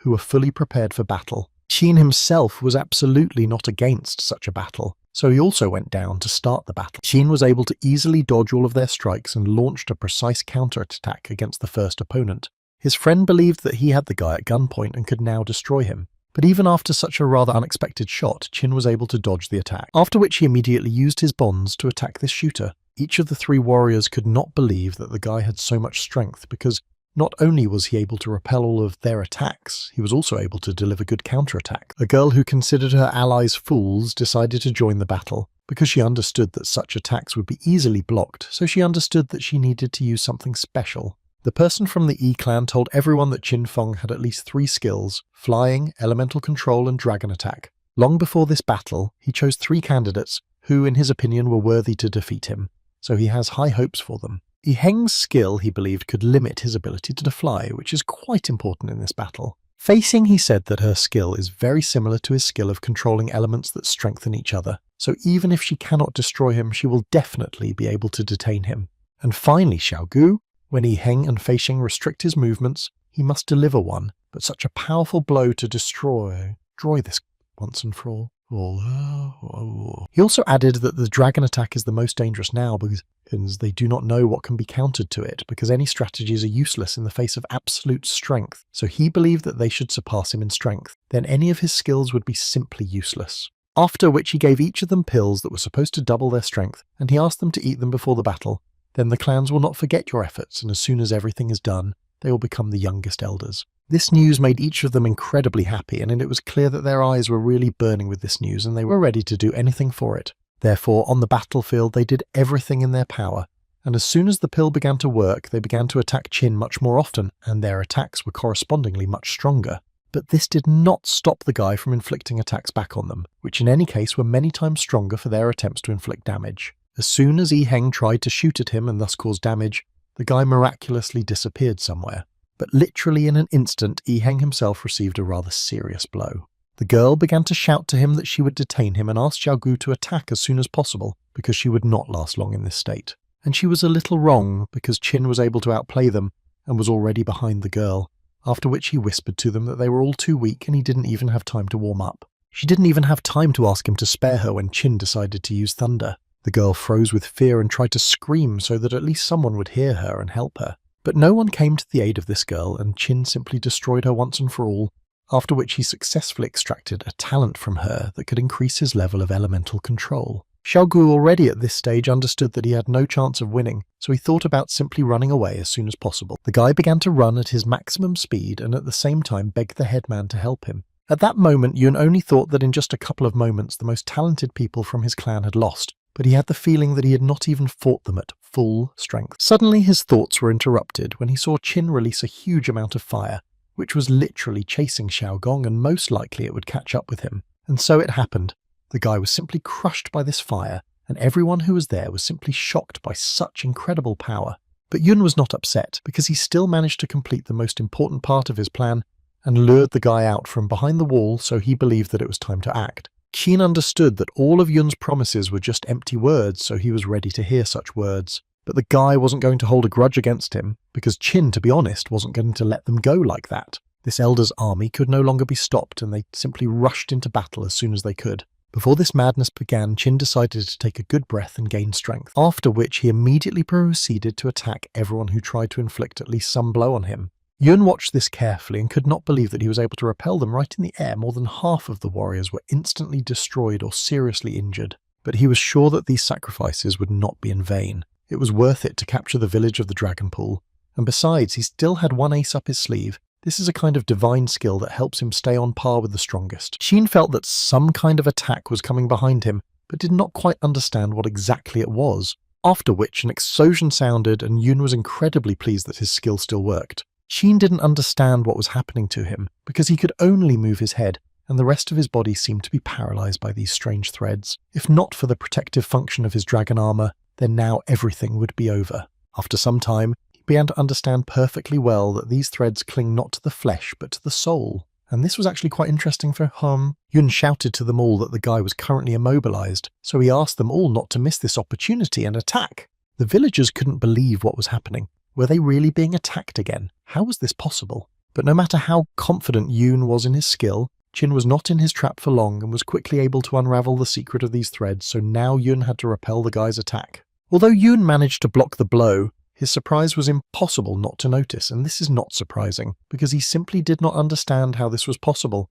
How could he free himself? Qin laughed at him and answered him that it was as simple as that. No one would ever reveal their cards to him. I myself thought that a couple of such strings would never compare with that demonic eye of the Punisher. Besides, his soul was significantly hardened in that battle, and now it is significantly different from other souls of people. But his enemies, of course, do not need to know this. But Yun was still happy, because behind his enemy, his village, which he loved so much, was burning, so he was sure that victory was on his side in any case. He knew that their clans had already planned this for a long time, to send pawns to probe and detain the village chief of the Dragon Pool. While they distracted him, Han and Fei Liang used their stealth skill to unnoticeably destroy the city wall and enter the village. This way, the soldiers would mingle with the locals, which would ensure that he would not summon the dragon. And according to the plan, it was Yun who had to face him, which was the most dangerous part of this plan. He was sure that only he would win from this battle, but no one expected that Qin would be so strong and that his anger would go beyond all limit. But they took into account in the plan that he, as a responsible leader, would rush to the aid of his subordinates at the slightest threat. All that had to be done at this stage was to wait until he reached the village, and then both sides would be losers, and he would get all the rewards and glory of victory. But suddenly Qin stopped and turned to the guy with his sword, after which he added that the expression on his face gave him away, because it was clearly visible that he couldn't wait to celebrate. Qin calmed him down and said that his plan had failed, because there were 2 more creatures in the village who were equal in strength to him, so they could adequately entertain his friends. Yun couldn't believe it. 3 people with such power, this was not said in the report, and he began to understand that if he was telling the truth, then they should leave as quickly as possible. He realized that this was most likely the only way out and decided that he would do just that. Qin did not stop him because he thought that some threads were much stronger, and the one that was alone was the strongest. He was interested in knowing the peculiarity of his skill. However, on the other hand, it was still absolutely useless for him, so he decided that first he needed to destroy Yun, who had already run quite far away. A few seconds later, a notification came that he was able to destroy the ruler of the Xiao clan, for which he received the land token of the Xiao clan, and after he applied the extraction, he received the 8th level skill, which was called Releasing Divine Consciousness. Qin didn't fully understand whether this was the right skill. It had a very strange name, and the description also said that the skill depends on the goal. What does this all mean? Therefore, he decided that he needed to try using this skill to make sure how to use it. And when he did this, he was pleased with its action, although his D-level talent also allows him to pick up objects, but the range of action is significantly different. This 8th level skill can not only grab things at a long distance, but also extract them. He realized that if he tried to change its shape, he could create threads that would pierce the soul. Even this incapable waste was able to briefly delay Qin, but if he acted, then perhaps he would be able to gain complete control over the enemy. Now he decided that he needed to check how far they could stretch. And to check this, he decided to run through the village and use this skill on those who were still alive after the attack. He was able to reach a distance of more than 30 kilometers. Does the ability of divine consciousness really have no limitations on the area it can cover? Suddenly, people began to feel some kind of earthquake, which was felt throughout the entire village. Literally at that very moment, a huge wave appeared, in which huge monsters were visible, which apparently created this earthquake. Yuan created all these waves and carefully watched everything that was happening. But as soon as the other elders saw him, they immediately began to shout at him that he did not want to unite with them, so if he was going to warm his hands on someone else's misfortune, then they would not allow him to do so. Yuan Kun quickly closed his mouth, which was giving out too much unnecessary information, after which he added to his subordinates that their enemy is not an ordinary person, because he managed to awaken the power of heaven and earth and then strengthen his techniques, so he asked them to first destroy the wall he created. Sin immediately looked at this guy with his eye of truth and saw that his combat power was equal to 1,800 stars, which was not much larger than him, but why did he feel the pressure then? In addition, the source of pressure is very strange, so he turned his attention to his pet, who looked quite strange. Perhaps it is he who creates such a strange aura. He couldn't understand what they were doing with this water and how it ended up in the air, but it was absolutely clear that it was moving straight towards the city, so something needed to be done. Shin understood that these 3 monsters were of the earth level, but even they were capable of attracting the power of heaven and earth for their own purposes, even if they were capable of something similar,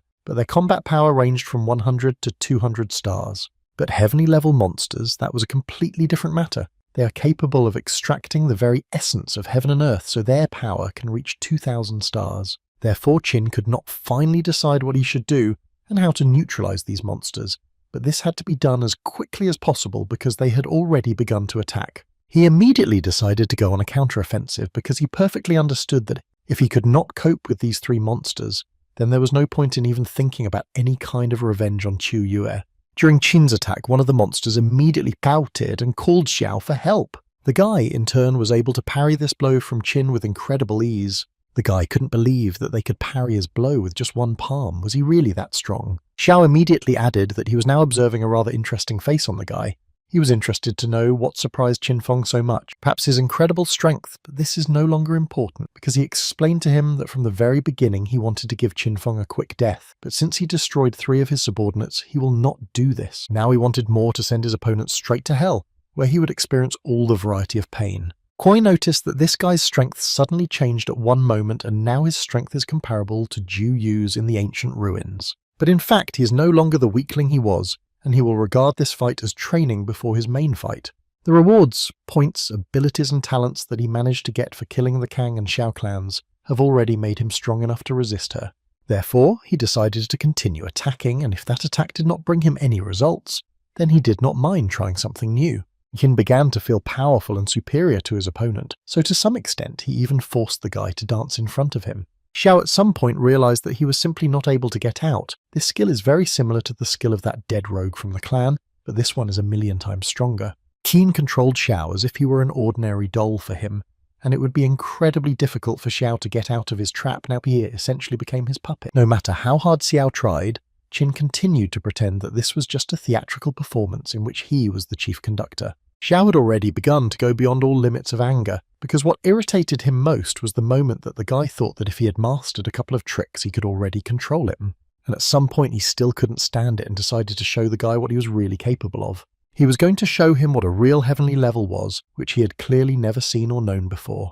While Qin was watching all this, he felt incredibly disgusted, because he didn't understand, is this his real body or is it a fusion skill? But in any case, after a few seconds, Xiao turned into a huge octopus that was ready to destroy the guy. This monster was sure that he and this man were not equal, because he could destroy him and his village with just one movement, but still he was a kind monster who would allow the guy to say a few last words. Qin understood that this octopus uses even more pressure than Ju Yu, and this on the one hand scared the guy a little. But on the other hand, he absolutely didn't care about him, so he decided to ask who was talking instead of this crabstick, because it was clear that his mouth wasn't even moving. This made the monster very angry, so he answered him that if he wanted to achieve exactly this effect, then he did it perfectly. Now he will definitely make sure that he dies the most painful death. But all this was just a trick that Qin used in order to understand where his real body was, in order to know where to deliver his blows. So all he could do in response was to thank him for it.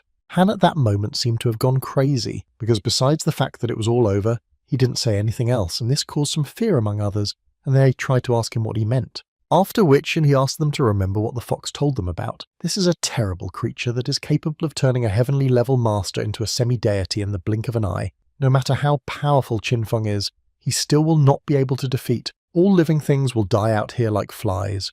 But his entire monologue was suddenly interrupted by Luan, who was tired of listening to the fact that her master could lose, and then they would also turn the village into dust. She made it clear to them that her master never loses, and this time would be no exception.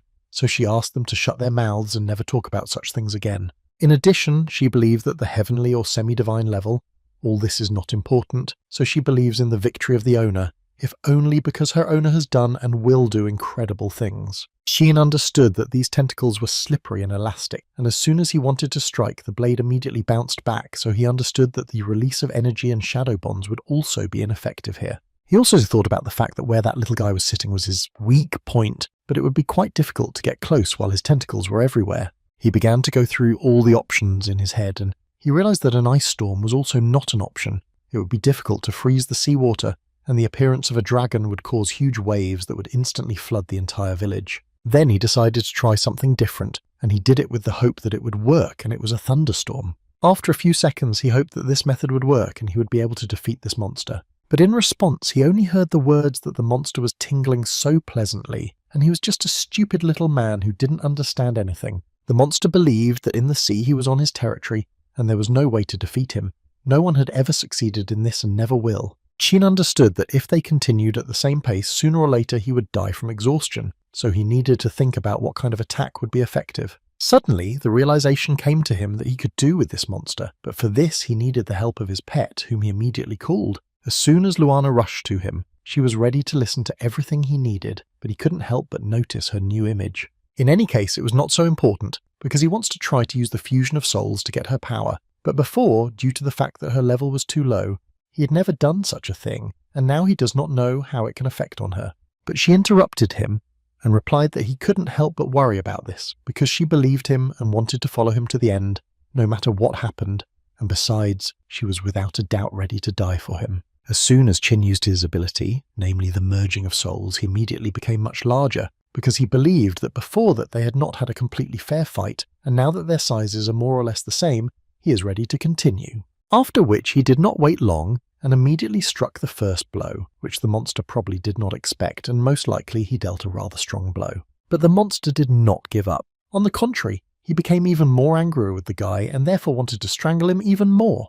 Chin was in a great mood, because he made it clear that the monster himself had given him such an opportunity to win, and he could not neglect it. After such a blow, the octopus was left without 2 tentacles, which was quite critical for him, and the most important question he had was what kind of fire is this guy using? But in any case, it didn't matter, because he understood that as long as there was water around, he could grow new tentacles an infinite number of times. Chin became even happier because his theory was confirmed, as he thought as long as this monster is in the water, it can regenerate. And if this is so, then the guy decided to simply dry up this water in order to defeat this monster once and for all. The elder watched this carefully and thought that the guy still has quite incredible strength. It really looks like a war of the gods, and besides, in this form, the gentleman is in no way inferior to Yuan Kun, who was the leader for thousands of years. Moreover, he can even suppress it to some extent. The girl carefully watched how the battle was going on, and most of all she was struck by the fact that so little time had passed, and the master's strength had reached a qualitatively new level, and fortunately, he was their friend, not their enemy. The monster began to miss blows so much that he even had the thought in his head that they might lose, so he decided that he needed to immediately concentrate and create water vortices, and this way he'll be able to attack this guy from a distance because he cannot lose to him. But Chin read it like an open book and saw that the monster was actually on its last leg. At first it seemed to the octopus that he had finally managed to deliver a fairly strong blow, but then he realized that in fact he was mistaken. After all, Chin flew as high as possible into the air and delivered a blow that the octopus could not block, after which he received a notification that he had destroyed the guardian, who had the 3rd step of the heavenly level. Gradually the effect began to subside, and Chin realized that it was quite dangerous, and fortunately they managed to destroy it before the end of the soul unification process. The guy was very glad that this time everything went even more than just successfully, and this is primarily the merit of Luana. She was very pleased to hear such kind words, and she was pleased that she was able to help her owner. After which he sent her to rest in 3-dimensional space and even allowed her to use elixirs to quickly restore her strength. Then he looked at this huge monster and thought that moving mountains and drying up seas, this is the true power of gods, and it is actually really impressive. It's a pity that he can only have such power during the merger. In any case, he did not forget that he needed to extract from this octopus, for which he received a skill called the Shadow Octopus, the essence of which was that he hides in the darkness and stretches out his hands, which contain the power of a demi-deity. At the request of the owner, their number can increase. It was quite interesting. If everything that was written here is true, then he can essentially use the power of a demigod even without merging, which he immediately decided to check, and the first thing he noticed was how his shadow had increased significantly. Next, he was able to summon a huge hand, and it took him half of his strength, and this is only one part of his body. This gave him the idea that he could essentially only use this skill if he was retreating. As soon as Chin moved a little away from the dead monster, a small octopus crawled out from under him, who was only thinking about how to get to the king of beasts and ask him to wash this village with blood. But before he had time to walk even a few meters, an incredibly strong blow fell on him, which essentially destroyed him. Chin was quite funny, because within 30 kilometers no one and nothing could hide from his divine sense. The guy thought that the people of the Yi and Fei clan were almost all here, which could not be said about the people from the Yuan clan, who had too much opinion of himself. He thought that he could cope with Chin alone. Qin returned to the village and asked the villagers who had a low level to destroy the prisoners, so they would quickly raise it. He also added that he would activate the full right of movement, and so the teleportation array from the Dragon Pool village would be able to connect with all the Guardian arrays. So he also asked to organize a detachment of the strongest, those with level 15 and above, so that his clone would lead them to capture trophies. After this battle and this victory, Qin Feng became the official owner of the territories of the Kang, Fei, Xiao and Yuan clans, for which he received control over public buildings. But the guy understood perfectly well that the rating of 10,000 stars was still very far away, so first he needed to go to the lair of the Yuan clan, where he would destroy the Guardians and be able to improve his characteristics. Suddenly, several monsters who were standing next to the portal saw that it was activated, although no one teleported, so they thought that it was out of order. Although this was incredibly surprising because it stood like that for 1,000 years and never broke. Suddenly, after a few seconds, their heads touched, and Qin, who appeared there as a spirit, helped them in this. The guy was glad that the hiding skill he learned from the head of the Feng clan was actually incredibly useful. Now it was not at all surprising to him that the Yuan clan was the best among the Guardians, almost 100,000 people, almost like 3 combined, because there were about 60,000 people of the Earth level and about 10,000 of the Heavenly level, which is quite a lot. But now all of them will be useful only to Qin, who was going to destroy them and after that definitely move to a new level. Then the combat power will have to reach 4,000 stars. The guy just walked around this settlement and destroyed every citizen he saw, for which he received at least a little experience and improvement in abilities, but even this suited him. Suddenly, a proposal to activate a god-level mission suddenly popped up in front of him, but since he had already entered the ancestral temple, it turns out that he automatically activated this mission, for which he can receive the seal of the god of beasts. But the most important thing that bothered him was that the miracle that could resurrect Qiyue was located right here, so he would do everything to get it. He understood that in order to complete this task, he needed to destroy about 100,000 ferocious monsters, which means that there are at least 100,000 of them here, so this would clearly not be an easy task. Plus, he had a 24-hour limit, which of course was enough, but in any case, the guy will have to try and then he will definitely make it. The Temple of the Ancestors has been guarded for thousands of years by the strongest monsters, of which there are 10,000, whose combat power ranges from 1,000 to 2,000 stars. They can be roughly divided into 9 species, the first of which were called voracious frogs. The second species, which is several times more dangerous than the first, was called ape-like. The third species already had much more capabilities than the 2 previous species combined, and they were called large snakes. And this could continue for a long time. Then there were incredibly dangerous tigers, unicorns, spiders, crows, who were often underestimated, and Qin would have to destroy all this in order to get to his goal. But it sounded much worse than it actually was, because from each animal he could extract energy and, of course, a certain skill that could be useful to him when the one whom Qin so wanted to get to suddenly woke up and stood up from his coffin and began to talk about how he no longer felt the aura of the 9 beast emperors. After which, with the help of his abilities, he saw an intruder, who can be seen here very rarely. In any case, he began to understand that this particular guy was able to destroy 9 emperors, and then his strength was at least at the level of the 3rd stage of the heavenly level. This was quite a delicate situation for him, however. As long as he had the Beast God seal, he could therefore create an infinite number of monsters. Finally, the guy managed to cope with everyone, which took him a lot of time, but he still managed to do it, so he decided to rest a little. And then he wanted to go to this so-called God of Beasts. In addition, he managed to extract one rather unusual talent. The talent was B rank, which was called combining arbitrary skills, the success rate of which was 20%, and the guy understood that this ability could give low-level skills a new life. He tried to immediately combine a couple of skills, but nothing worked out, and this was not at all surprising, because this chance of success was only 20%. After digging into his skills a little more, he discovered that he had another ability called Lucky, which greatly increases the user's luck, but only for 5 seconds. Xian immediately decided to try to use this skill and simultaneously use the fusion of 2 talents, and in the end he succeeded in doing this, for which he received the 8th level Solar Arrow skill. His joy was suddenly interrupted by a monster, who apparently had been waiting a long time to finally attack him. Looking straight into the mouth of this monster, the guy began to understand that it seemed that the god in the tower had long ago woken up. Xian decided not to play with this monster for a long time, so he immediately used a lightning disaster and thus he dealt with the monster.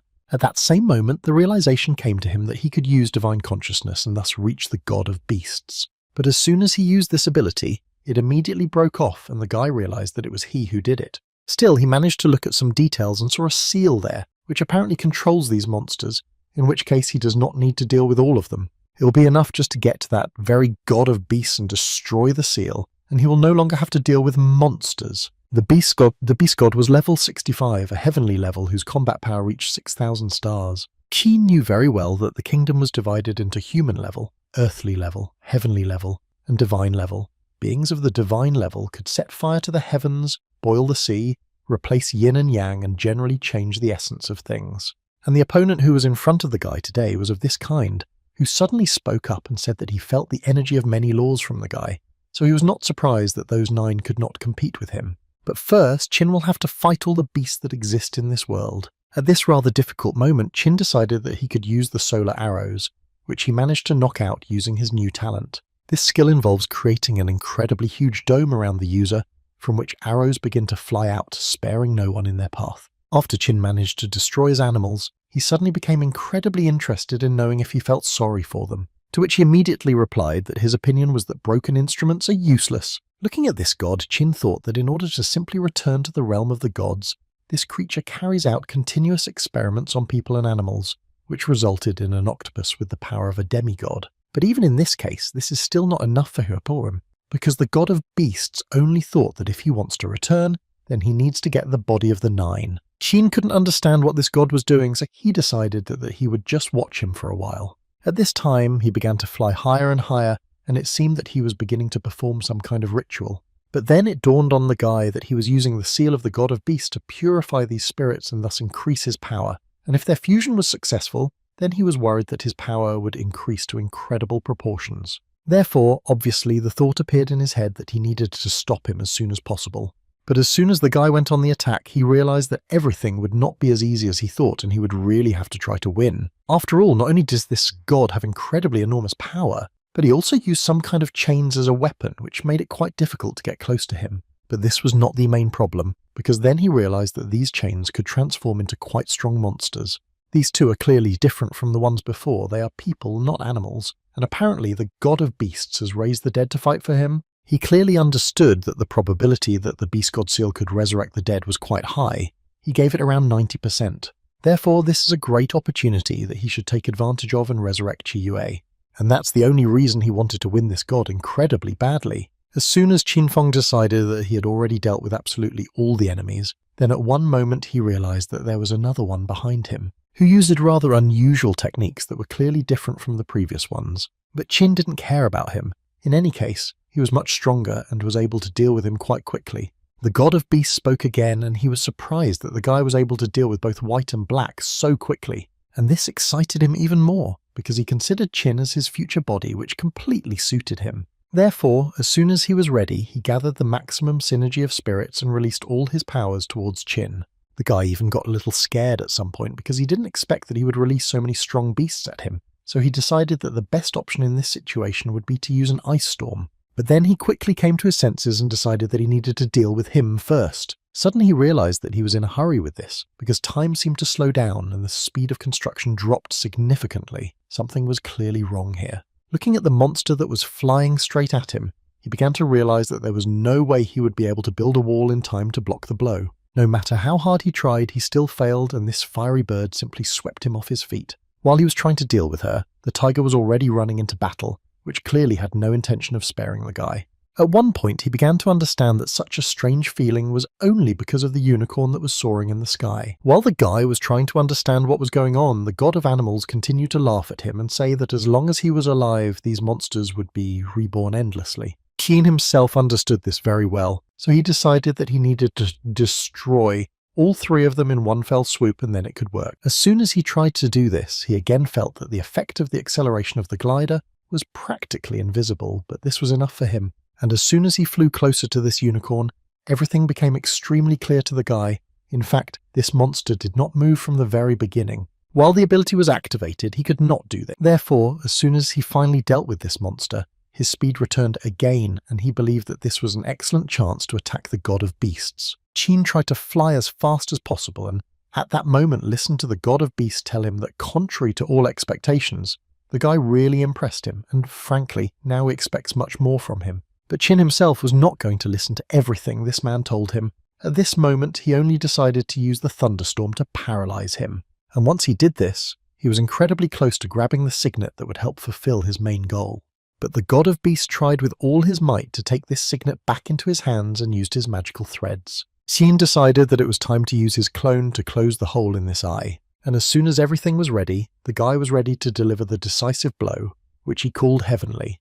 But all that happened as a result was to catch a blow that came straight from the center of God's body. Xian could not understand what happened, and why he still failed to do what he had planned for so long.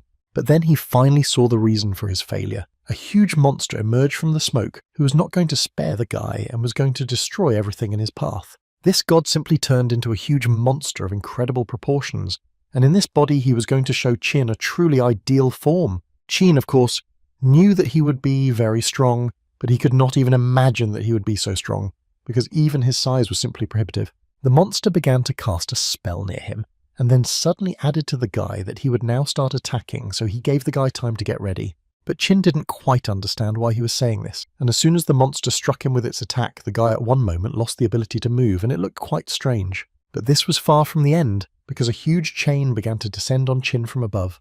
While the guy was under the influence of his previous skill, he understood perfectly well that he would not be able to dodge. Therefore, without having time to come up with anything else, the guy had to take the blow, which he actually did. The god of beasts, or rather what was left of him, was incredibly glad that he still managed to hit the target, although he had no doubt that he could destroy the guy so quickly. But Chin was not as simple as it seemed to him at first glance, although the guy's appearance left much to be desired, and besides, now his glider is completely disabled and he can no longer fly. He understood that if he wanted to control the course of this battle, then he could no longer be in a passive position. He must immediately go on the offensive. The monster was not at all against the fact that the guy did not die after the first attack. On the contrary, he was even a little glad, because in this case he would be able to play with the guy a little more. Keen gathered all his strength and began to understand that he needed to stay on this side so that he could not strike with his left hand, otherwise it would be possible to end this fight. Therefore, the first thing he decided to use was his shadow tentacles.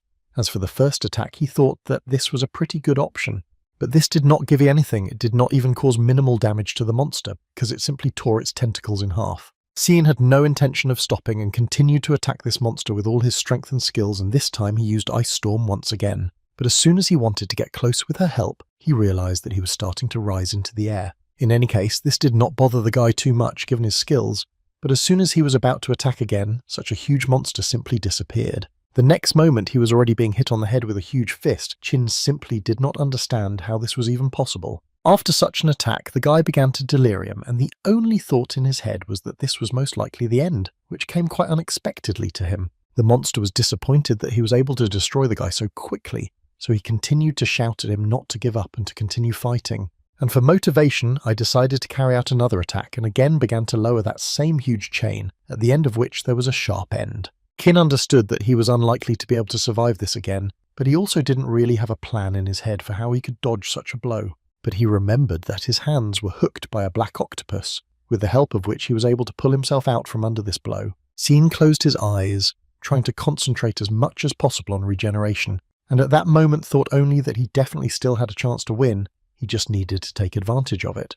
The monster was already starting to get nervous that the guy continued to hide, so he tried to explain to him that simply by not wanting to not recognize the obvious outcome of this battle was stupid. The moment the monster discovered him and began to reach out to him with his huge hand, Chin decided that there would be no better moment to attack. The monster did not quite expect such an attack from the guy, but still, apparently he will have to teach the kid a few more lessons.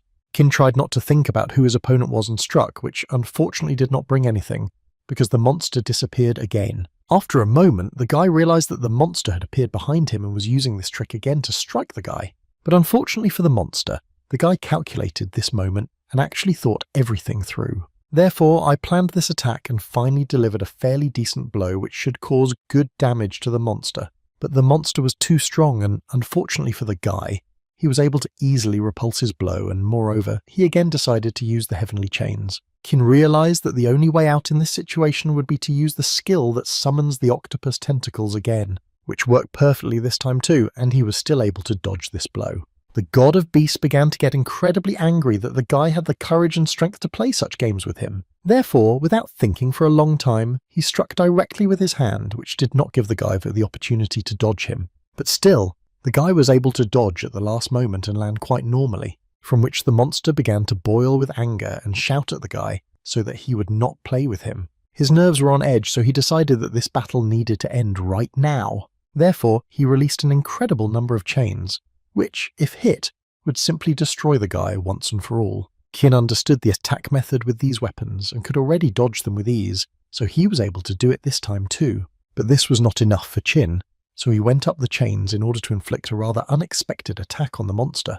The guy decided that the best weapon against this monster would be his own heavenly chains, which he tied for himself, and now they were aimed directly at the god of beasts. Plus, he was able to deal massive damage with his Emperor Dragon skill. Well, after that, all he had to do was complete this matter and cut the flesh of this monster, which was quite disgusting for him. But he was more interested not in defeating this monster, but in the seal of the god of beasts, and he hoped that it would work with Chi Yue. But everything won't be so simple, because as soon as the guy took it in his hands, an incredible light began to emanate from it. which literally transported the guy to another space where all he heard was his name, which was repeated an infinite number of times. But after being there for some time, he discovered that some spirit, which was surrounded by golden dragons, was trying to talk to him. Qin guessed that this spirit was the same Long Zhu that the Punisher so wanted to find, with which he agreed, and his name was indeed Long Zhu. But then he added that Qin is also Long Zhu because his blood flows in him, and the Punisher is just a pawn who does not even deserve his attention. The spirit told the guy that in the future he will have to face stronger opponents, and therefore he needs grow up and become stronger as soon as possible. He also believed that the stronger he became, the more of his powers he could use, so it wouldn't hurt to become stronger anyway. Qin wanted to ask him about stronger enemies, those who were able to destroy him, but Long Zhu immediately made him understand that the guy should not worry about it. At this point, he believed that it was time to end, because the flow of time here is different from what is usual in the outside world, so he needs to go before it is too late. Qin opened his eyes, and the first thing he saw was Luana screaming and asking him to wake up. The guy didn't understand what she was doing here, and what was going on with the remaining guardians, to which she told him that everything had already been settled. She tried to contact him, but to no avail, so she found him using a mental connection. He didn't understand why she was looking for him so furiously, but after she told him that the Punisher would soon be with them, the guy understood everything. But then Qin realized that tomorrow had already arrived, and this was confirmed by Luana, who said that he had not come to his senses for a whole day. No matter how much he wants it, the resurrection of Qi Yue should be postponed indefinitely, because the Dragon Pool village is on the verge of a disaster, so in order to avoid casualties, he needs to return as soon as possible. The elder tried to calm everyone down and said that in fact everything is fine. All the villagers have already reached the 10th level, and therefore they must withstand the force of the Punisher, and besides they have an excellent defender, so they just need to wait. At this moment a sign appeared in the sky, which could only mean one thing, that the Punisher was already here. Looking at her, Qin realized that she actually didn't waste any time either, and also became much stronger. She completely left her portal and was so glad that this day had finally come, and right now she would deal with the bugs who could not complete the beginner's task. She did not wait and immediately began to show them what divine punishment was, and the guy received notifications every second that the number of victims was growing significantly. The Punisher happily destroyed villages that did not have time to develop during the evaluation period for newcomers. Each of the residents understood that without any shelter they were incredibly vulnerable. Now they had no safe place. And the last test for them, after which they will no longer be able to continue their lives, will be divine punishment, which was literally going to destroy everything in its path, all the settlements and people who were under it. Wien understood that he did not have any more time to wait, so he was ready to start the battle. This time everything was not so clear, and the Punisher missed the blow in the same way. This battle will go down in history as the battle of the most powerful people in this world. She decided to immediately warn him that this was the first and last time he would see her in perfect form. This would be more than enough to suppress that immature dragon inside him. But her fiery speech was interrupted by a rather strong blow, which she did not expect to receive. She was well aware that this power was too great, and this ability was at least half divine level. How could he do it in such a short amount of time? He had no intention of answering her, and all he wanted at this stage was to get rid of her once and for all. So he trapped her in a prison he made himself from tentacles in the hope that it would work. But the Punisher was much stronger than this, although she was surprised by the fact that he was able to increase his strength so quickly, but in any case this would not defeat her. Yu Yu, on the contrary, became even angrier, and made it clear to him that if he believes that having received power he can defeat her, then this is a stupid mistake. Qin answered her that he did not intend to defeat her, he only wanted to destroy her and wipe her off the face of the earth, so he did not waste his time and went on the attack again. She really did not expect such a quick counterattack and therefore was unable to block it and flew several meters away, but in any case she continued to smile, because she knew that she still had a trump card that would help her win this battle. After which she opened her many eyes, which looked too frightening. But Qin didn't care at all about all her many eyes, so he continued to go on the attack no matter what. She didn't care that he wasn't listening to her, and continued to talk about how this is the second form of the demonic eye, and now she will have no restrictions on the radius of action, so she can block anything. After which she decided to show him what her eyes were really capable of and struck. It would seem that she threw a small pebble at him, but even such a small object could destroy him because her power was extremely enormous. Well, at the end of her monologue, she again tried to omit all his achievements and said that he again overestimated his strength, which led him to defeat. But when she looked at the guy, she realized that she had underestimated him a little, because he began to dissolve. She immediately realized that this was an ordinary clone, which was not surprising, but she could not understand when he managed to call it in the first place. But it seems she didn't have much time to think about where he got it from. because the guy's hands had already appeared from underground and he was ready to pull her to the bottom. For this trick, the guy decided to use the release of divine consciousness, which worked quite well. Sheen literally dug a tunnel in which he pulled his victim without giving her the opportunity to do anything. Juyu began to realize that if this continued, she was unlikely to be able to use her demonic eyes technique. Her thoughts were interrupted again by Chin, who delivered another blow directly to her head and essentially knocked her into the ground. After which he added to her that where there is not a drop of sunlight, her abilities are absolutely useless. This is the arena that he chose specifically for their battle, which made her laugh incredibly because she found it funny that he actually thought he could defeat her just by relying on that, but she again let him know that this was a stupid idea. Sheen again did not answer her, but decided to use something much stronger than ordinary blows, and uttered a phrase with which he was able to activate the power of the God of Beasts. The Punisher couldn't believe that this guy had the seal of the God of Beasts on his hand. How is this even possible? Now she began to understand how he managed to achieve the power of a demigod, but all the guy wanted was to go into battle. The Punisher was not against such a proposal, so she also took off and went into battle. She was able to land a fairly strong blow to her opponent's body, but it was pretty obvious that the blow didn't do much damage. Sheen looked at her and said that this time everything is completely different. If she did not notice, then now she is constantly on the defensive and constantly evading. Now we can understand how she felt then. Opponents who constantly run away and intend to hide are really very annoying, but he must thank her for the fact that then she did not fight at full strength and simply played with him like a cat with a mouse. So one could say that everything that happens now is only thanks to her. And now Chin is completely ready to continue this game, even if she is against it. Keen dealt blow after blow using his new skills, which included various types of animal seals that attack the Punisher without fear. At some point, it became clear that now she was the very mouse with whom they began to play, and now she was the one who could not do anything about it. She tried a lot of times, but was never able to land a pretty good attack, and after a while she again fell into a trap in which she was held by several tentacles, after which she received a blow to the face and Chin shouted at her, saying that this blow was for Chi Yue, whose life she had ruined. She understood that she could do absolutely nothing and most likely her end had come. She would not be able to defeat him. Sheen held her face and he wanted so badly to take and tear off her personality along with her eyes. Although later he realized that nothing was stopping him from doing this, so immediately after that he tore the helmet off her. He wanted to see all her beauty, to see her true face and not what she wears under the mask. But first he put another dinosaur stamp on it, which was supposed to be the final touch in this battle. And so it happened. The Punisher could no longer move, and her true face was incredibly terrible, although Chin guessed about it, after which he added that he would not have tormented her so much but would have simply destroyed her, but she destroyed his comrade, whom he trusted, and therefore now she will pay for all this. But before finally finishing her off, the guy decided to use the power of that same Long Zhu on her. Immediately after this blow, a small assistant from the support service appeared, who reported that Headman Chin Fong personally resisted the punishment of heaven and also destroyed the Guardian. But his fiery speech was interrupted by Chin, who did not want to listen to all this now, and the little friend understood this from just one glance. Chin at this moment only thought that they had not seen each other for only a couple of days, and he thought that after he had acquired the power of the God of Beasts, it would be much easier for him to defeat it. In any case, this is no longer important. He decided that he needed to first carry out an endless extraction, as a result of which he received the divine essence. Now the guy already had 2 items that allowed him to perform the resurrection ritual and he was ready to do it, so he said the words resurrect Chi Yue. A blob of energy with a golden square seal in the center against a dark blue sky. Droplets and spirals spread in all directions from the energy clot. The energy clot glows from within and shimmers with a pearlescent light. The not fully formed hand of a girl, to which the droplets are attracted to fill it against the blue sky. The hand waves in the air, palm wide open. The skin of the hand is very light and glows from within.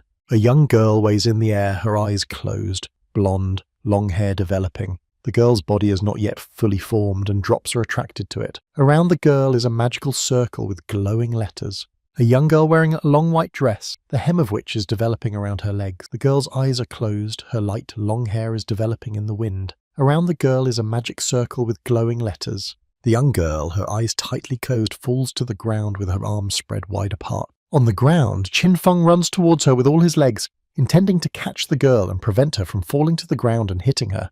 In Chin Feng's wide-open blue eyes, there is intense worry for the fallen girl. His mouth open, he loudly shouts the girl's name, Chi Yue, while continuing to quickly run towards the place where she fell, intending to catch her. Feng runs up and Kiyuk falls right into his hands. He gently holds the girl with her eyes closed and her long blonde hair developing in the air currents. Feng looks at the girl with eyes full of love. Feng's eyes have a strong expression of worry in them. He looks anxiously at the girl he holds in his arms, not understanding what is happening to her and why she does not open her eyes. A drop of sweat runs down Feng's cheek. He utters Qiyue's name. Continuing to hold Qiyue in his arms, Feng turns his head towards the green, flying, round robot he calls Shasha and inquires from him what is happening to the girl and why she is not regaining consciousness. Qiyo's eyes are tightly closed. She does not react in any way to what is happening. The girl's body is entangled by golden chains. Shasha, hovering in the air above the girl's head, explains that the process of her return is not yet complete. Feng listens carefully to what Shasha tells him about Qiyue's return. His eyes are very serious and lined. Shasha explains to him that he needs the Nirvana Divine Pearl to fully bring the girl back to life. Feng holds Qiyuk in his arms, finding out from Shasha, who is hovering in the air next to them, exactly where to find the pearl he's telling him about. Shasha tells him that the legend says that the pearl is the treasure of the Fire Spirit tribe. In the center of a bright room with high ceilings, there is a large rectangular table where people are seated, listening attentively to Feng, who is handing out tasks aimed at clarifying the situation around the village. A young man whose short red hair is slicked back raises his hand high. He has a question, the answer to which he intends to find out from Feng. The young man is concerned about the possibility of transferring the work of ore mining and forestry. The red-haired young man, arms wide on apart, sitting at the table in a deep armchair, talks about how their village is the only one that survived the heavenly punishment. The people sitting nearby listen to him attentively.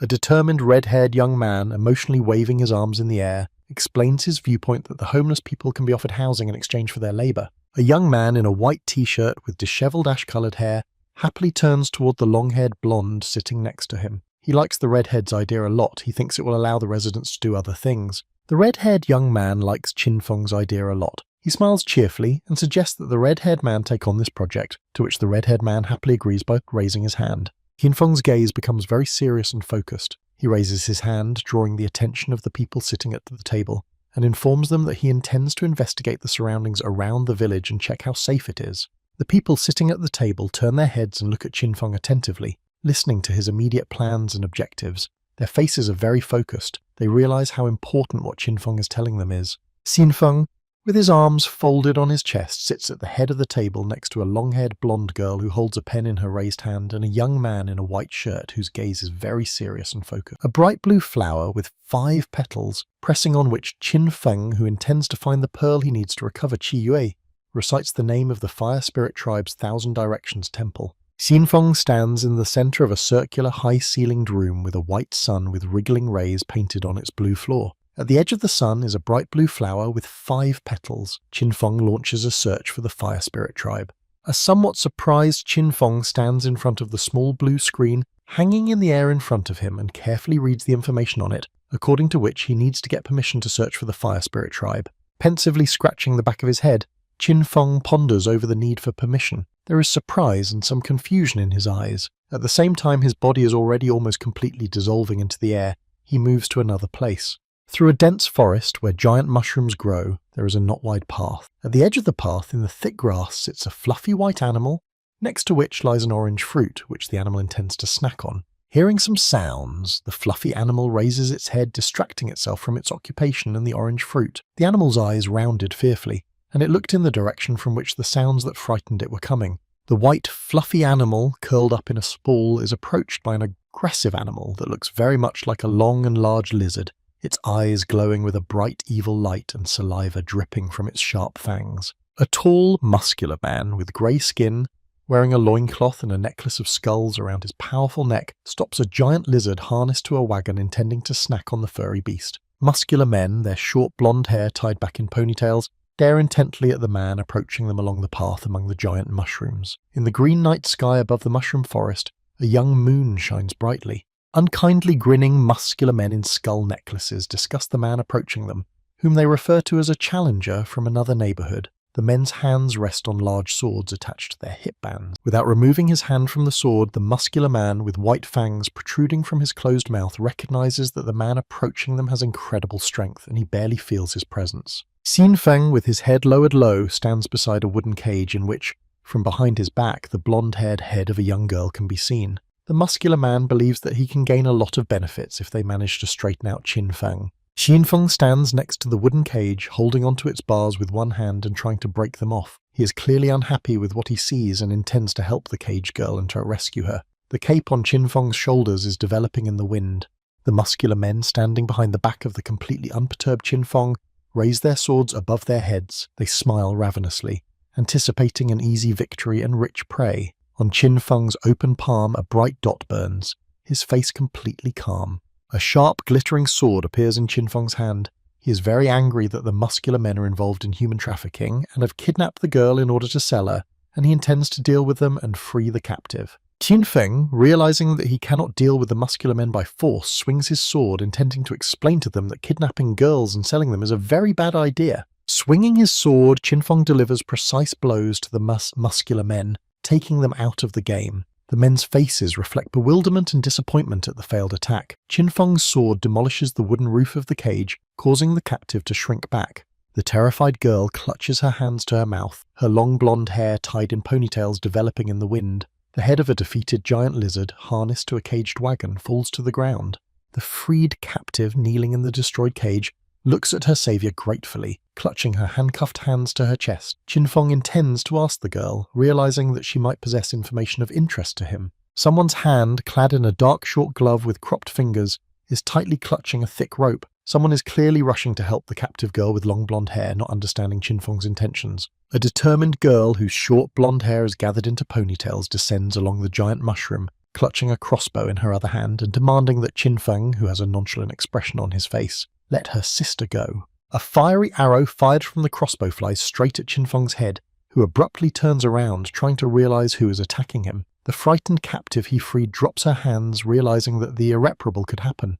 The freed captive's eyes wide open with intense fear. She stretches forward her hand, trying to stop Qin Feng, realizing that if he attacked her sister, it would be very difficult for her sister to win. Qin Feng's freed captive, wanting to save her sister, jumps off the wagon, intending to knock him down and prevent him from attacking. The arrow released from the crossbow flies straight at Qin Feng, who, not expecting to be hit in the back, falls down. Smiling cheerfully and holding the caught arrow in his hand, Qin Feng looks at the freed captive, who falls to her knees in front of him, begging him not to harm her sister. The girl's hair is developing in the wind, a beautiful bracelet glistening on her hand. In the dark green night sky above the mushroom forest, a young moon shines brightly and huge dark birds soar. Mountains with sharp peaks rise in the distance. The red hats of giant mushrooms hide everything below. Tipping his foot on his leg and crossing his arms over his chest, Qin Feng sits on a mushroom stump and looks intently at the sisters standing before him, who turn out to be Princesses Feng Shi and Feng Ying of the Phoenix clan, one of whom has been kidnapped by the Jingu tribe. The younger Princess Feng Ying raises her hands clad in beautiful long gloves in front of her. Her eyes widened fearfully. She replies negatively to Qin Feng's question about whether their clan is the guardian of this place. Kneeling down and clasping one hand to her chest, Feng Ying tells Qin Feng that their Phoenix clan has long been abandoned by the heavens and are neither guardians nor claimants. The eldest princess stands by her side and looks at her sister attentively. Looking at the sisters carefully and listening to them, Qin Feng asks them a question that he is very interested in. If they know where he can find the fire spirit tribe, that he badly needs to find the pearl needed to restore Qiyue.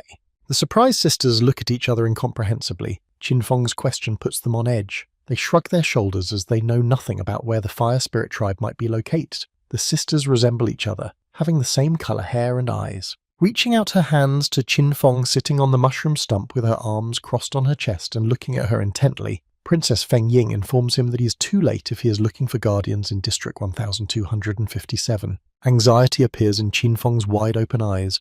A drop of sweat beads down his cheek. He hears Princess Feng Ying's reply and realizes that his search might be fruitless as the keepers have been destroyed by the Xingu tribe.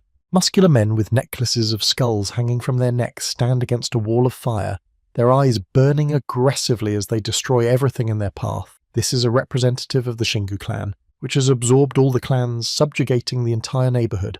The representatives of the Xingu clan swing their swords to kill the locals who are unable to resist them. Using their power, the Xingu clan deals with all the challengers and completely occupies the entire neighborhood. Qin Feng has a very pensive look on his face as he ponders the princess's story, which raises a lot of questions for him. He is very curious about how the princesses of the Phoenix clan managed to hide and survive. Princess Feng Ying, kneeling down and clasping her hands to her chest, explains to Qin Feng that the Phoenix clan has been able to hide from the outside world for 1,000 years thanks to the power and protection of magical laws, but she admits that they will not be able to do so now. A deep sadness appears in Qin Feng's eyes after the princess words that she and her sister remain the only representatives of the Phoenix clan. He sadly looks at the girls, pondering about the Xingu clan and how he should proceed now. Qin Feng has a very pensive look on his face. The princess story leads him to think about where he should look for the Nirvana pearls now. He realizes that the Xingu clan most likely has it, just like the treasures of the other guardians. Qin Feng resolutely stands up in front of the princess sisters, one of whom continues to sit on the ground while the other stands beside him. He asks the girls to tell him everything they know about the Xingu clan, since that is where he has to look for the pearl. The princess sisters look around fearfully, seeing the Xingu clan warriors approaching them. Qin Feng, with tongues of magical energy appearing around him, calms them down, telling them that he will deal with the enemies himself. A large city with low stone houses standing closely together in the streets. In the center of the city rise 4 round towers surrounded by a high stone wall with watchtowers.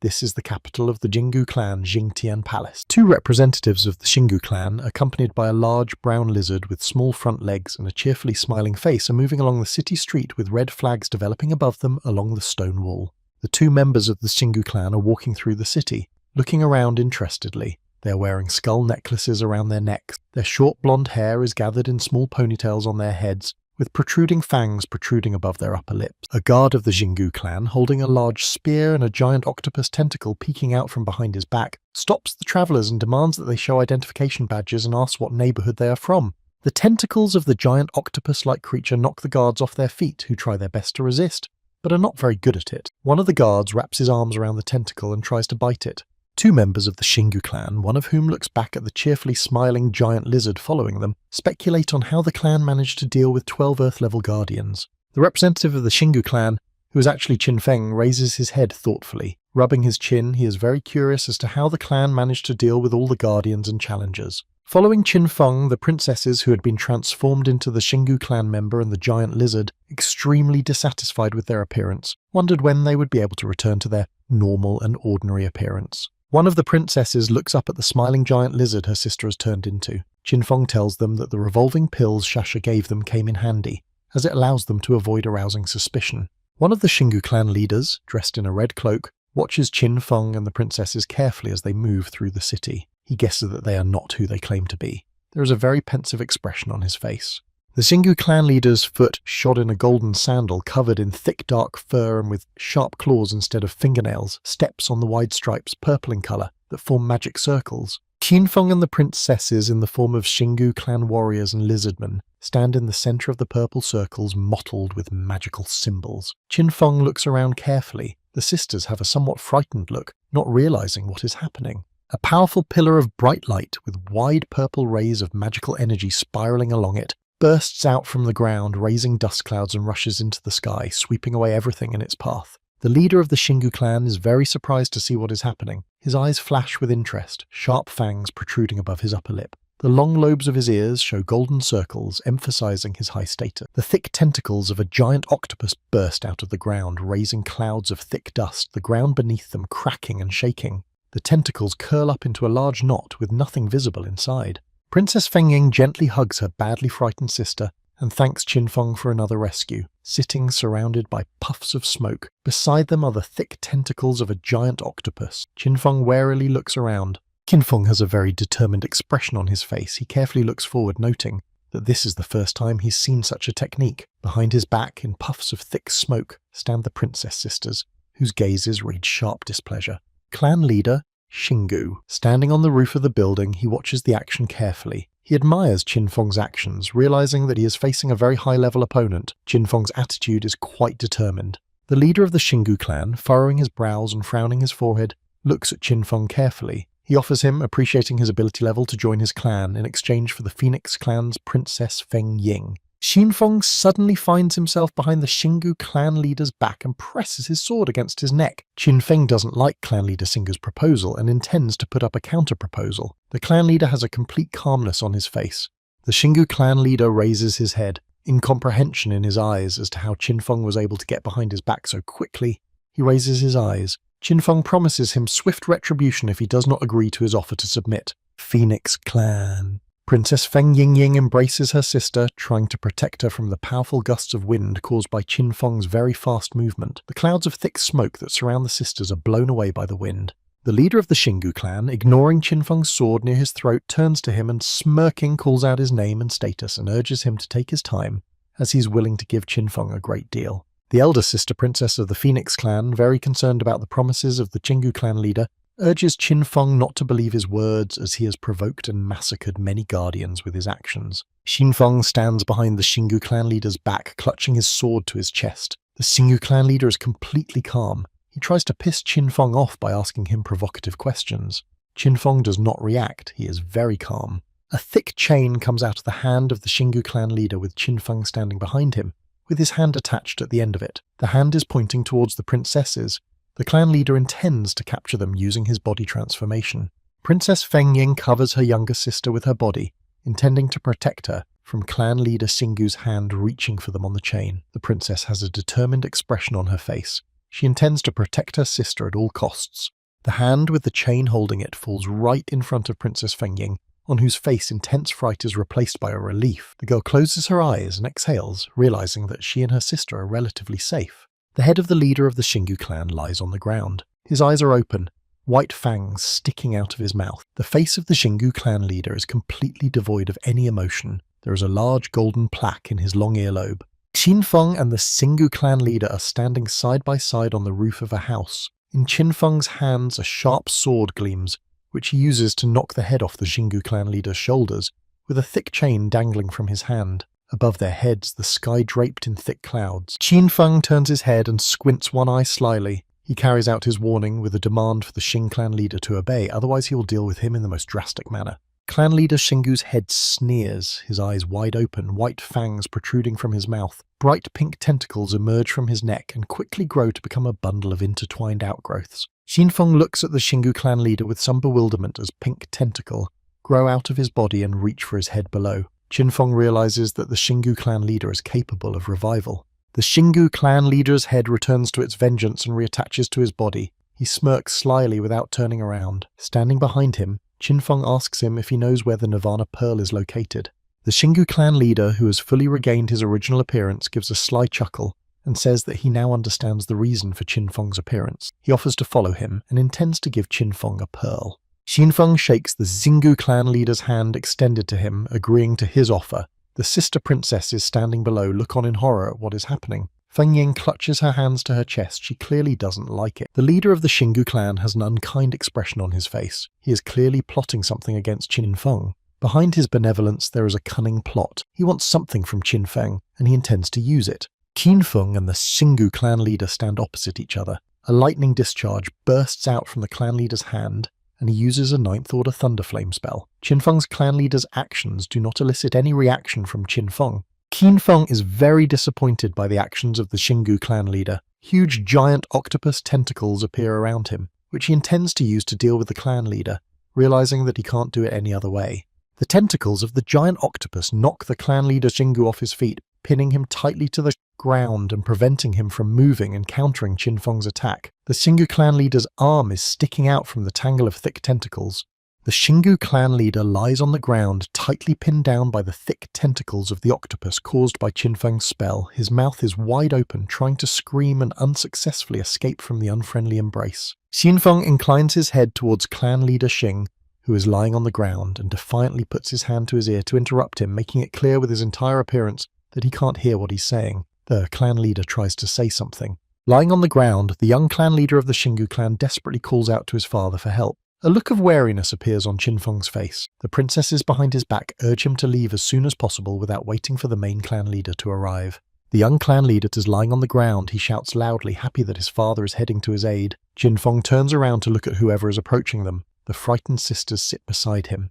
The young leader of the Xingu clan's face swells up from the powerful currents of air directed at him. He doesn't understand what is happening and tries to find out from his father as much as possible in his position what he intends to do. Powerful currents of air swirl in the sky above the city into a tight spiral that pulls the young leader of the Xingu clan into itself. Flags strung over the streets of the city develop in the currents of the strong wind. The face of the young leader of the Xingu clan changes beyond recognition. One eye swollen shut, protruding fangs chipped. He is very frightened and tries to beg his father for forgiveness and somehow make his situation easier. Qin Feng idly watches him. The young leader of the Xingu clan is pulled into the air vortex created by his father. He struggles to shout to his father, who is quite determined and has no intention of letting his negligent son go. The air vortex almost completely engulfs the young leader of the Xingu clan. His hand is reaching out from its center, still trying to somehow free himself, but his father is adamant. The main clan leader hovers over the city. Two of his arms are folded in front of his chest. In the center of the palm of the third hand, the mark of the air funnel in which his son disappeared is visible. The main clan leader absorbs his disobedient son. The main clan leader hovers in the air above Qin Feng standing on the ground. He says that he already knows everything about him and offers him a duel. If he wins, Qin Feng will get the clan leader's seat and all his possessions. Qin Feng raises his head and looks at the main clan leader Xingu carefully and distrustfully. He doesn't believe the main clan leader's words, reminding him that his son just tried to deceive him. The members of the Xingu clan go outside. They stand on the ground and on the rooftops and look up carefully at the main leader hanging in the air, who swears on behalf of the entire clan and promises Qin Feng fair play. Phoenix clan princess Feng Ying is very scared. She turns to Qin Feng and warns him against dueling with the main clan leader Xingu, believing that the latter has already reached the level of a deity and Qin Feng will not be able to defeat him. Qin Feng stands in the streams of air and fire, his head raised, his hands raised, and a stream of magical energy forming between them. He is very determined and accepts the challenge of the Xingu clan's main leader. The main leader of the Xingu clan smirks contentedly. The upper part of his face is hidden by a yellow hood pulled over his eyes, huge golden earrings hanging in his ears, indicating his high position in the clan. Qin Feng rises into the air. He holds his shining sword in his hand, the hair on his head turning into flames. Qin Feng's face is very focused and serious. He realizes that his opponent is very strong but not invincible.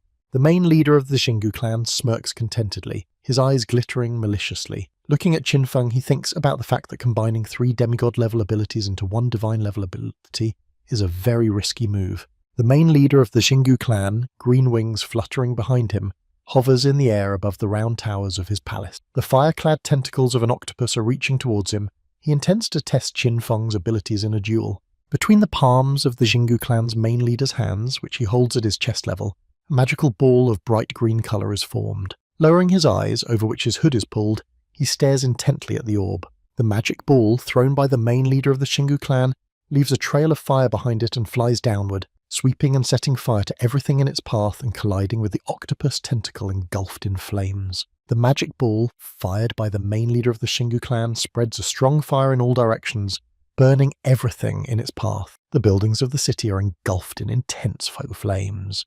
The octopus tentacles can't stop it.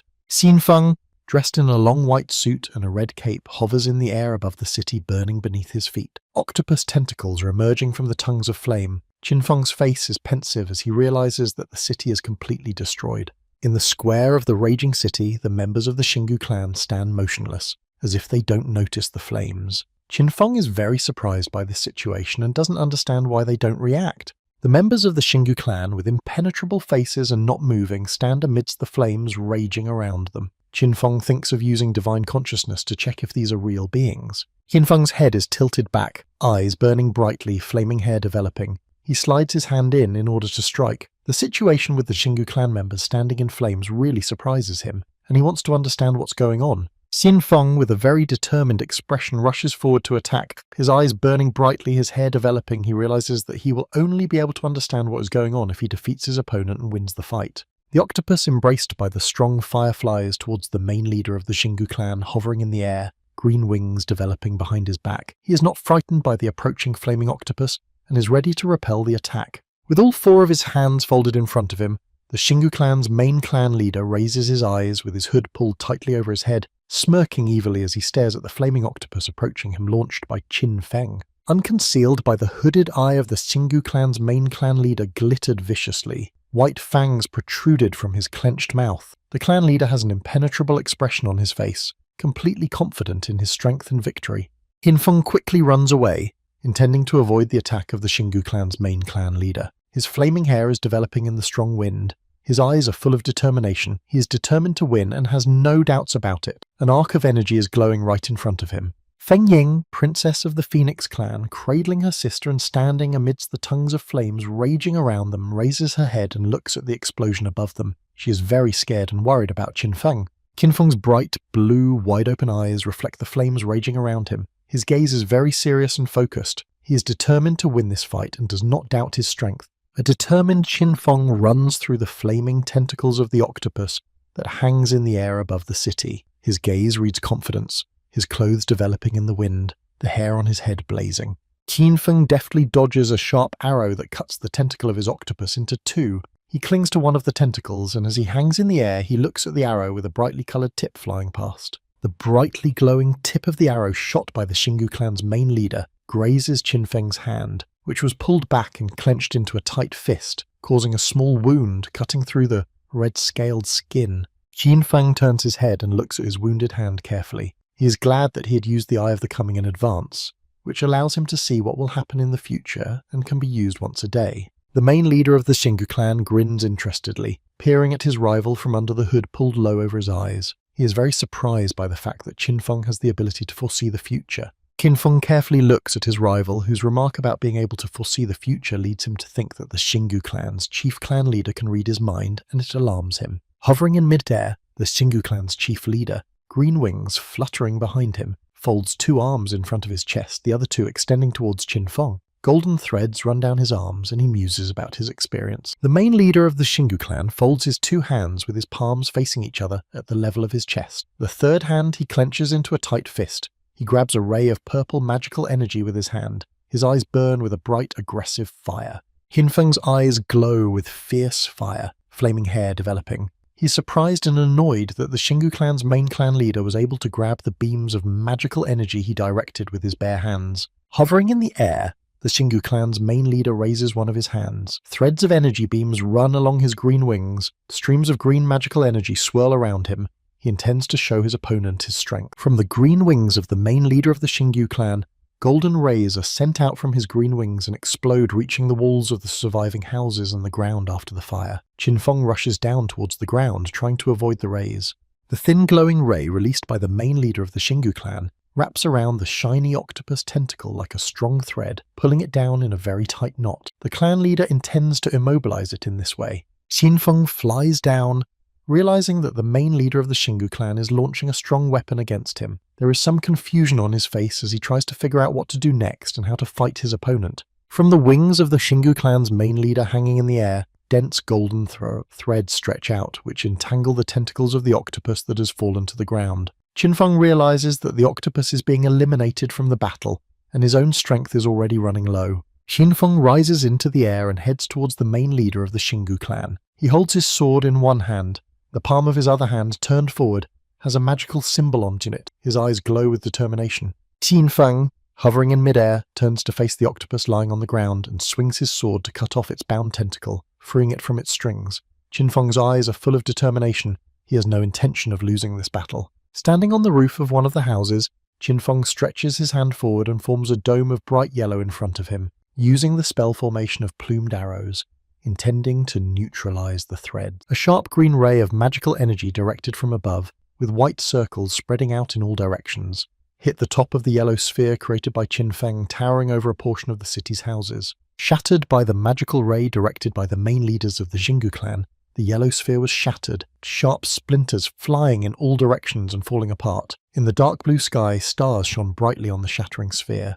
With his arms spread wide apart and his hands clenched into fists, Qin Feng moves in the air above the city. He is very determined, but he does not understand why the main leader of the Xingu clan is not running out of strength. The glowing thread released by the Xingu clan's main leader reaches Qin Feng's leg and entangles it tightly, tying a tight and strong knot around it. The main leader of the Xingu clan tries to deprive Qin Feng of the ability to move in this way. The dense glowing threads of the Xingu clan's main clan leader completely entangles Qin Feng's body, creating a cocoon around him with only his hair sticking out above him. He is no longer able to move or take any action. Entangled by the dense threads, the bodies of the Xingu clan members hang in the air in complete darkness. Only their heads and feet are sticking out of the cocoons they are in. They are completely immobilized, eyes closed, they don't react to anything. Hanging upside down in a cocoon of glowing threads, Qin Feng, surrounded by the same cocoons with members of the Xingu clan, realizes that this is how the Xingu clan's main leader gets energy and feeds himself. In an attempt to free himself from the cocoon restraining his movements, Qinfeng begins to sway from side to side. Attempting to somehow free himself from the cocoon fails Qinfeng. Moving, he restrains himself even more.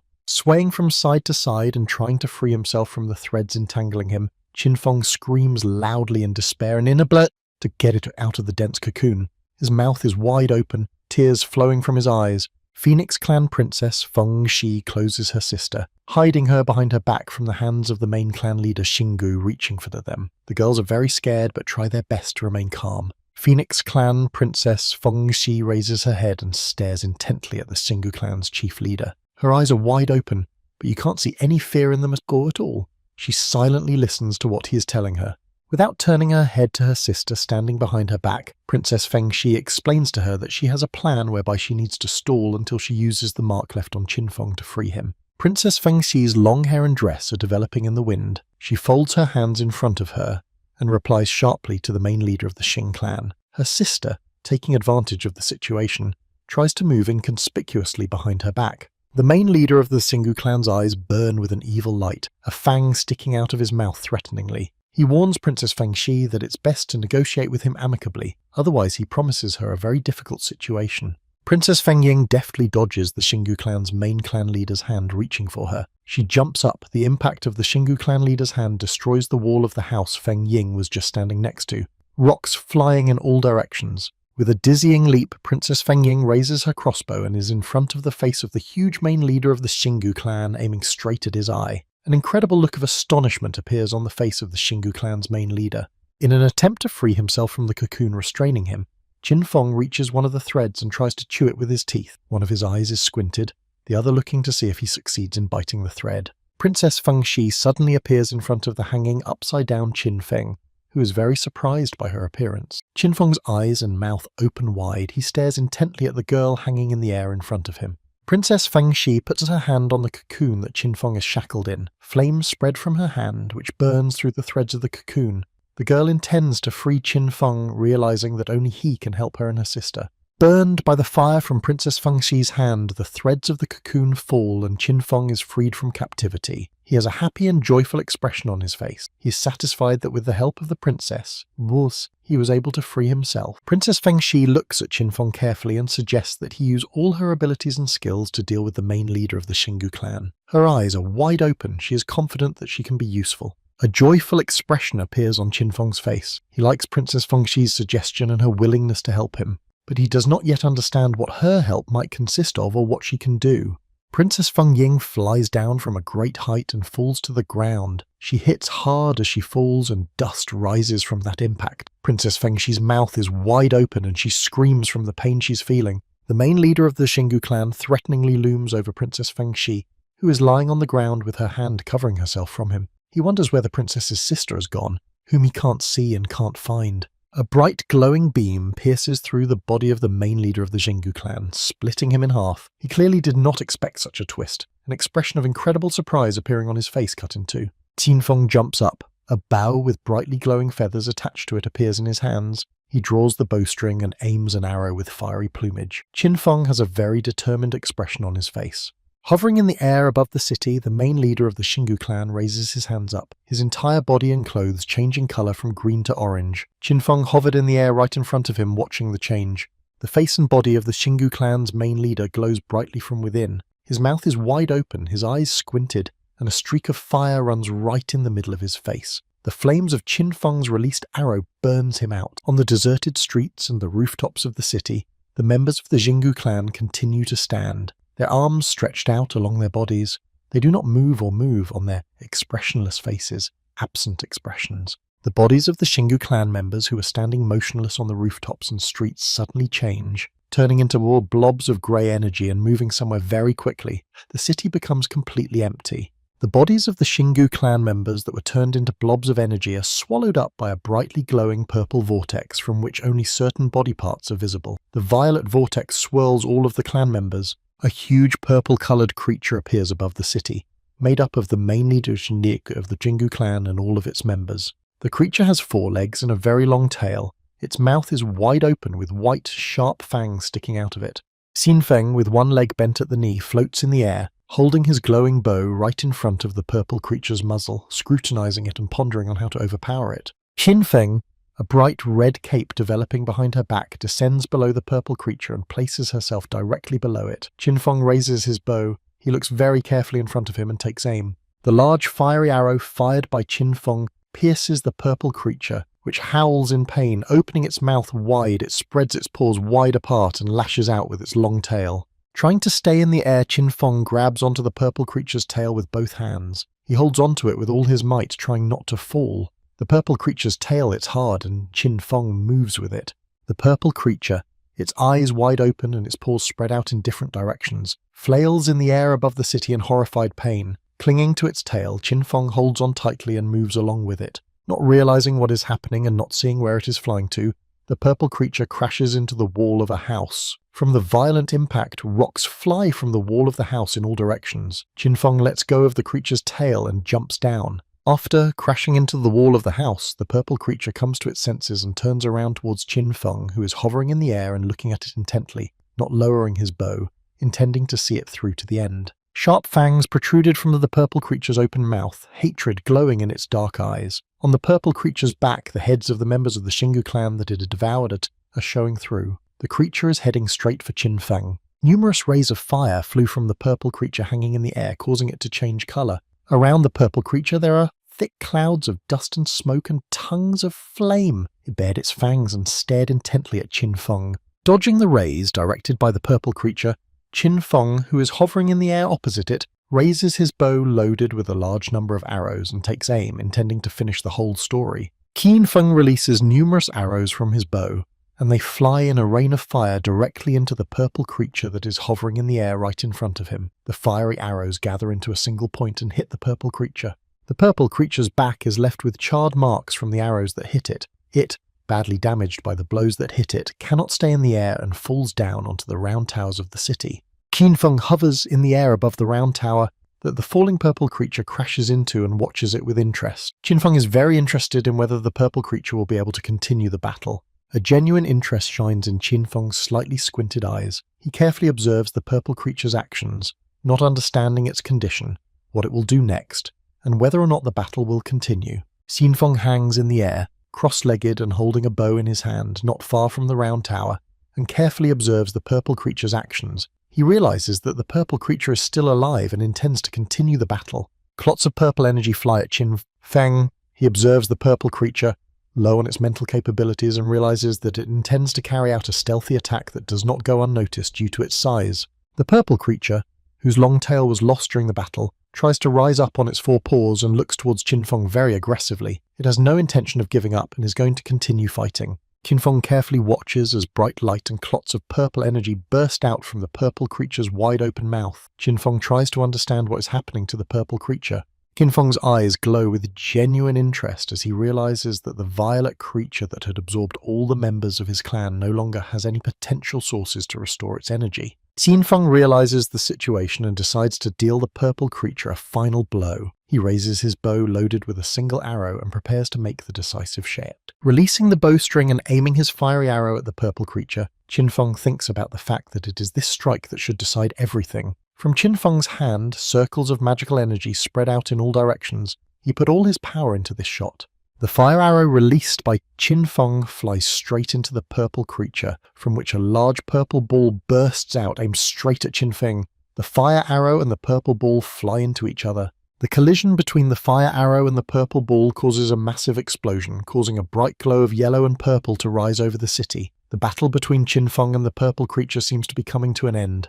Qin Feng's gaze has a very strong interest. He really wants to see if his shot has reached its target. He, after releasing the arrow, continues to hold his hand up and carefully observes its flight. A strong surprise mixed with hope appears in Qin Feng's gaze.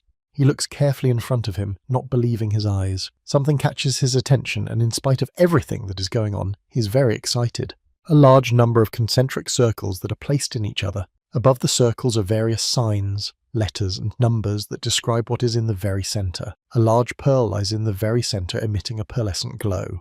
A very excited Qin Feng quickly heads towards the pearl hanging in the air and shimmering. He realizes that this is the exact Nirvana pearl he was looking for, and for which he had moved to this place. A large white-pink pearl, emitting a pearlescent glow, hangs in the air. Qin Feng reaches out his hand towards it. He realizes that this is the pearl that he's been searching for so long and that he needs so badly. Qin Feng reaches for the pearl, but before he can take it, the princess's hand overtakes him and takes it in her hand. The pearl shimmers with a soft glow in his hand. Qin Feng knows that by using the pearl, he can help Qi Yue. An extremely pensive, phoenix-clad Princess Fengxi sits on the roof of a house right in front of Qin Feng, standing next to her. She stares at him intently without saying a word and clutching the Nirvana pearl in her hands. A look of wariness and surprise appears in Qin Feng's gaze. He doesn't understand what Princess Fengxi wants to do, and why she's holding the pearl he needs so tightly in her hands. Qin Feng asks Fengxi to give him the pearl.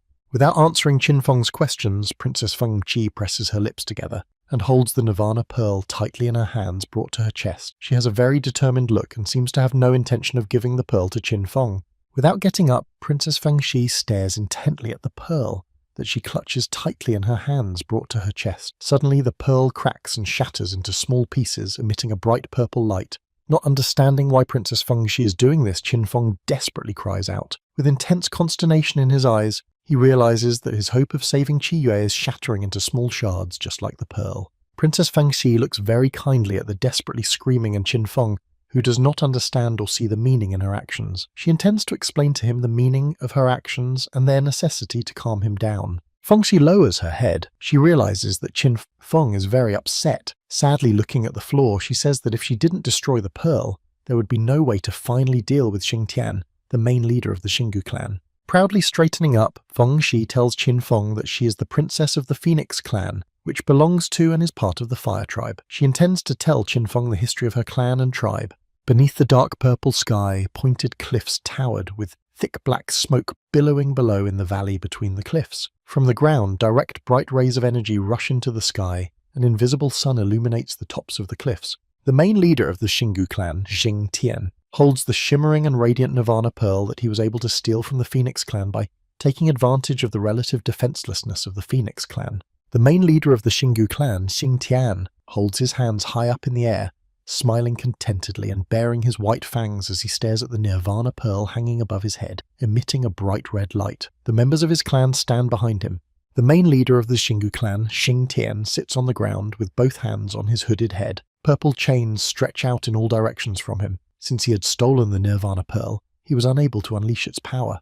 The main leader of the Xingu clan, Xingtian, holds between his fingers with long nails a small green shell, in the center of which lies his clan member, bound in a cocoon of threads. The Pearl of Nirvana had cursed it due to misuse. Forced to consume energy and lives in order to harness the power of the pearl, Xingtian ordered his clan members to kidnap people from other tribes in order to absorb them and increase his power. The members of the Xingu clan kneel before their main leader. There are holy threads stretching from them to Xingtian, through which he draws energy and absorbs the members of his clan in order to increase his power. The main leader of the Xingu clan is hovering over a completely empty city with no more members of his clan, and he's left completely alone. Behind Xingtian's back, green wings flutter, with threads of magical energy running through them. Hovering in the center of the space is the main leader of the Xingu clan, from whom the threads are reaching out to his clan members. Having absorbed all the clan members, he has created several puppets in order to maintain the overall picture of prosperity in the clan. Unimpressed by Fengxi's fury, Qin Feng, whose eyes are burning furiously, opens his mouth wide and loudly shouts that he doesn't understand what her story has to do with her actions of destroying the Nirvana pearl. Fengxi stands in front of Qin Feng's furiously clenching fists and explains to him that the pearl and its owner become one when the other uses it. She says that the residue of Xingtian's consciousness encased in the pearl will affect him. Qin Feng has a look of utter bewilderment on his face, his eyes widening in surprise at Princess Fengxi's words that he can become just like the Xingu clan's main leader, Xingtian, if he starts using the pearl. Qin Feng lowers his head with intense disappointment and longing in his eyes. He recalls Qi Yue standing in front of him and realizes that destroying the Nirvana pearl deprives him of the opportunity to help her.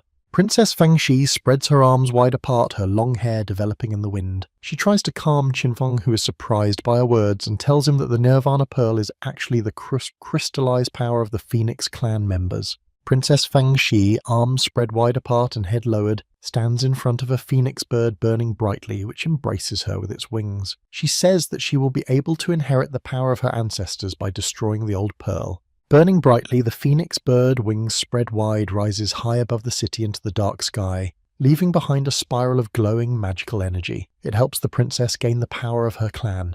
Fengxi, princess of the Phoenix clan, holds between her palms a large pearl, glowing with golden light, which contains the energy of rebirth given to her by her clan ancestors and the phoenix bird. Phoenix clan princess Fengxi sits on the roof of a house opposite Qin Feng, standing in front of her. She holds out a golden glowing new Nirvana pearl to him, offering it to him as her recognition and gratitude. The golden glow of the new Nirvana pearl is reflected in Qin Feng's surprised eyes, who realizes that the Phoenix clan princess is giving him the jewel of her clan and the power of her ancestors, as she is extremely grateful to him. Qin Feng attentively looks at the golden pearl hanging in front of his hand, from which a bright radiance spreads in all directions. Qin Feng's eyes are filled with surprise, gratitude to Fengxi, and hope for Qi Yue's salvation. A glowing circle appears on the roof of the house, in the center of which lies Qi Yue, dressed in a long white dress. Standing next to her is Qin Feng, who is holding a golden pearl in his hand. The two princesses of the Phoenix clan stand side by side. Qiyuk is lying down with her eyes closed. Her beautiful face is completely calm. A beautiful cape is attached to her long white hair. Right above Qi Yue's forehead hangs a golden Nirvana pearl that has the power to bring her back to life. Under and above Qi Yue, concentric circles appear with magical letters, signs and symbols inscribed on them. The process of bringing Qi Yue back to life begins. The power and energy of the Phoenix clan's ancestors should help her wake up.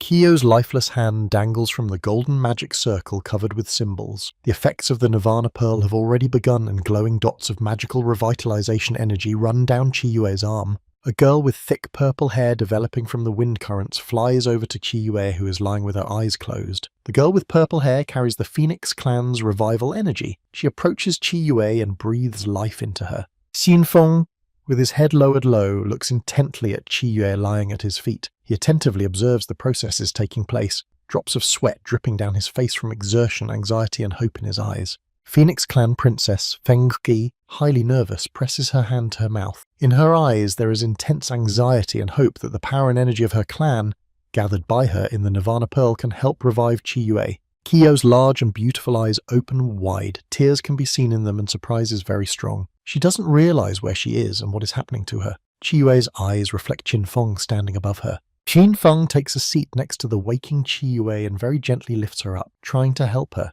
He looks at her anxiously, trying to figure out her condition. Qi Yue stares in front of her in surprise with her eyes wide open. Qiyu, gradually coming to her senses, smiles happily while slightly covering her eyes. She tells Qin Feng that she is fine and feeling good, having returned to him after a long absence. Qin Feng's companions run down the road in panic. They intend to inform their leader as soon as possible that the challengers from District 6575 have sent a monster that is preparing to attack them, and they need to get ready. Xin Feng's companions come into battle readiness. With weapons in hand, they intend to fight back against the monster attacking them, regardless of its enormous size.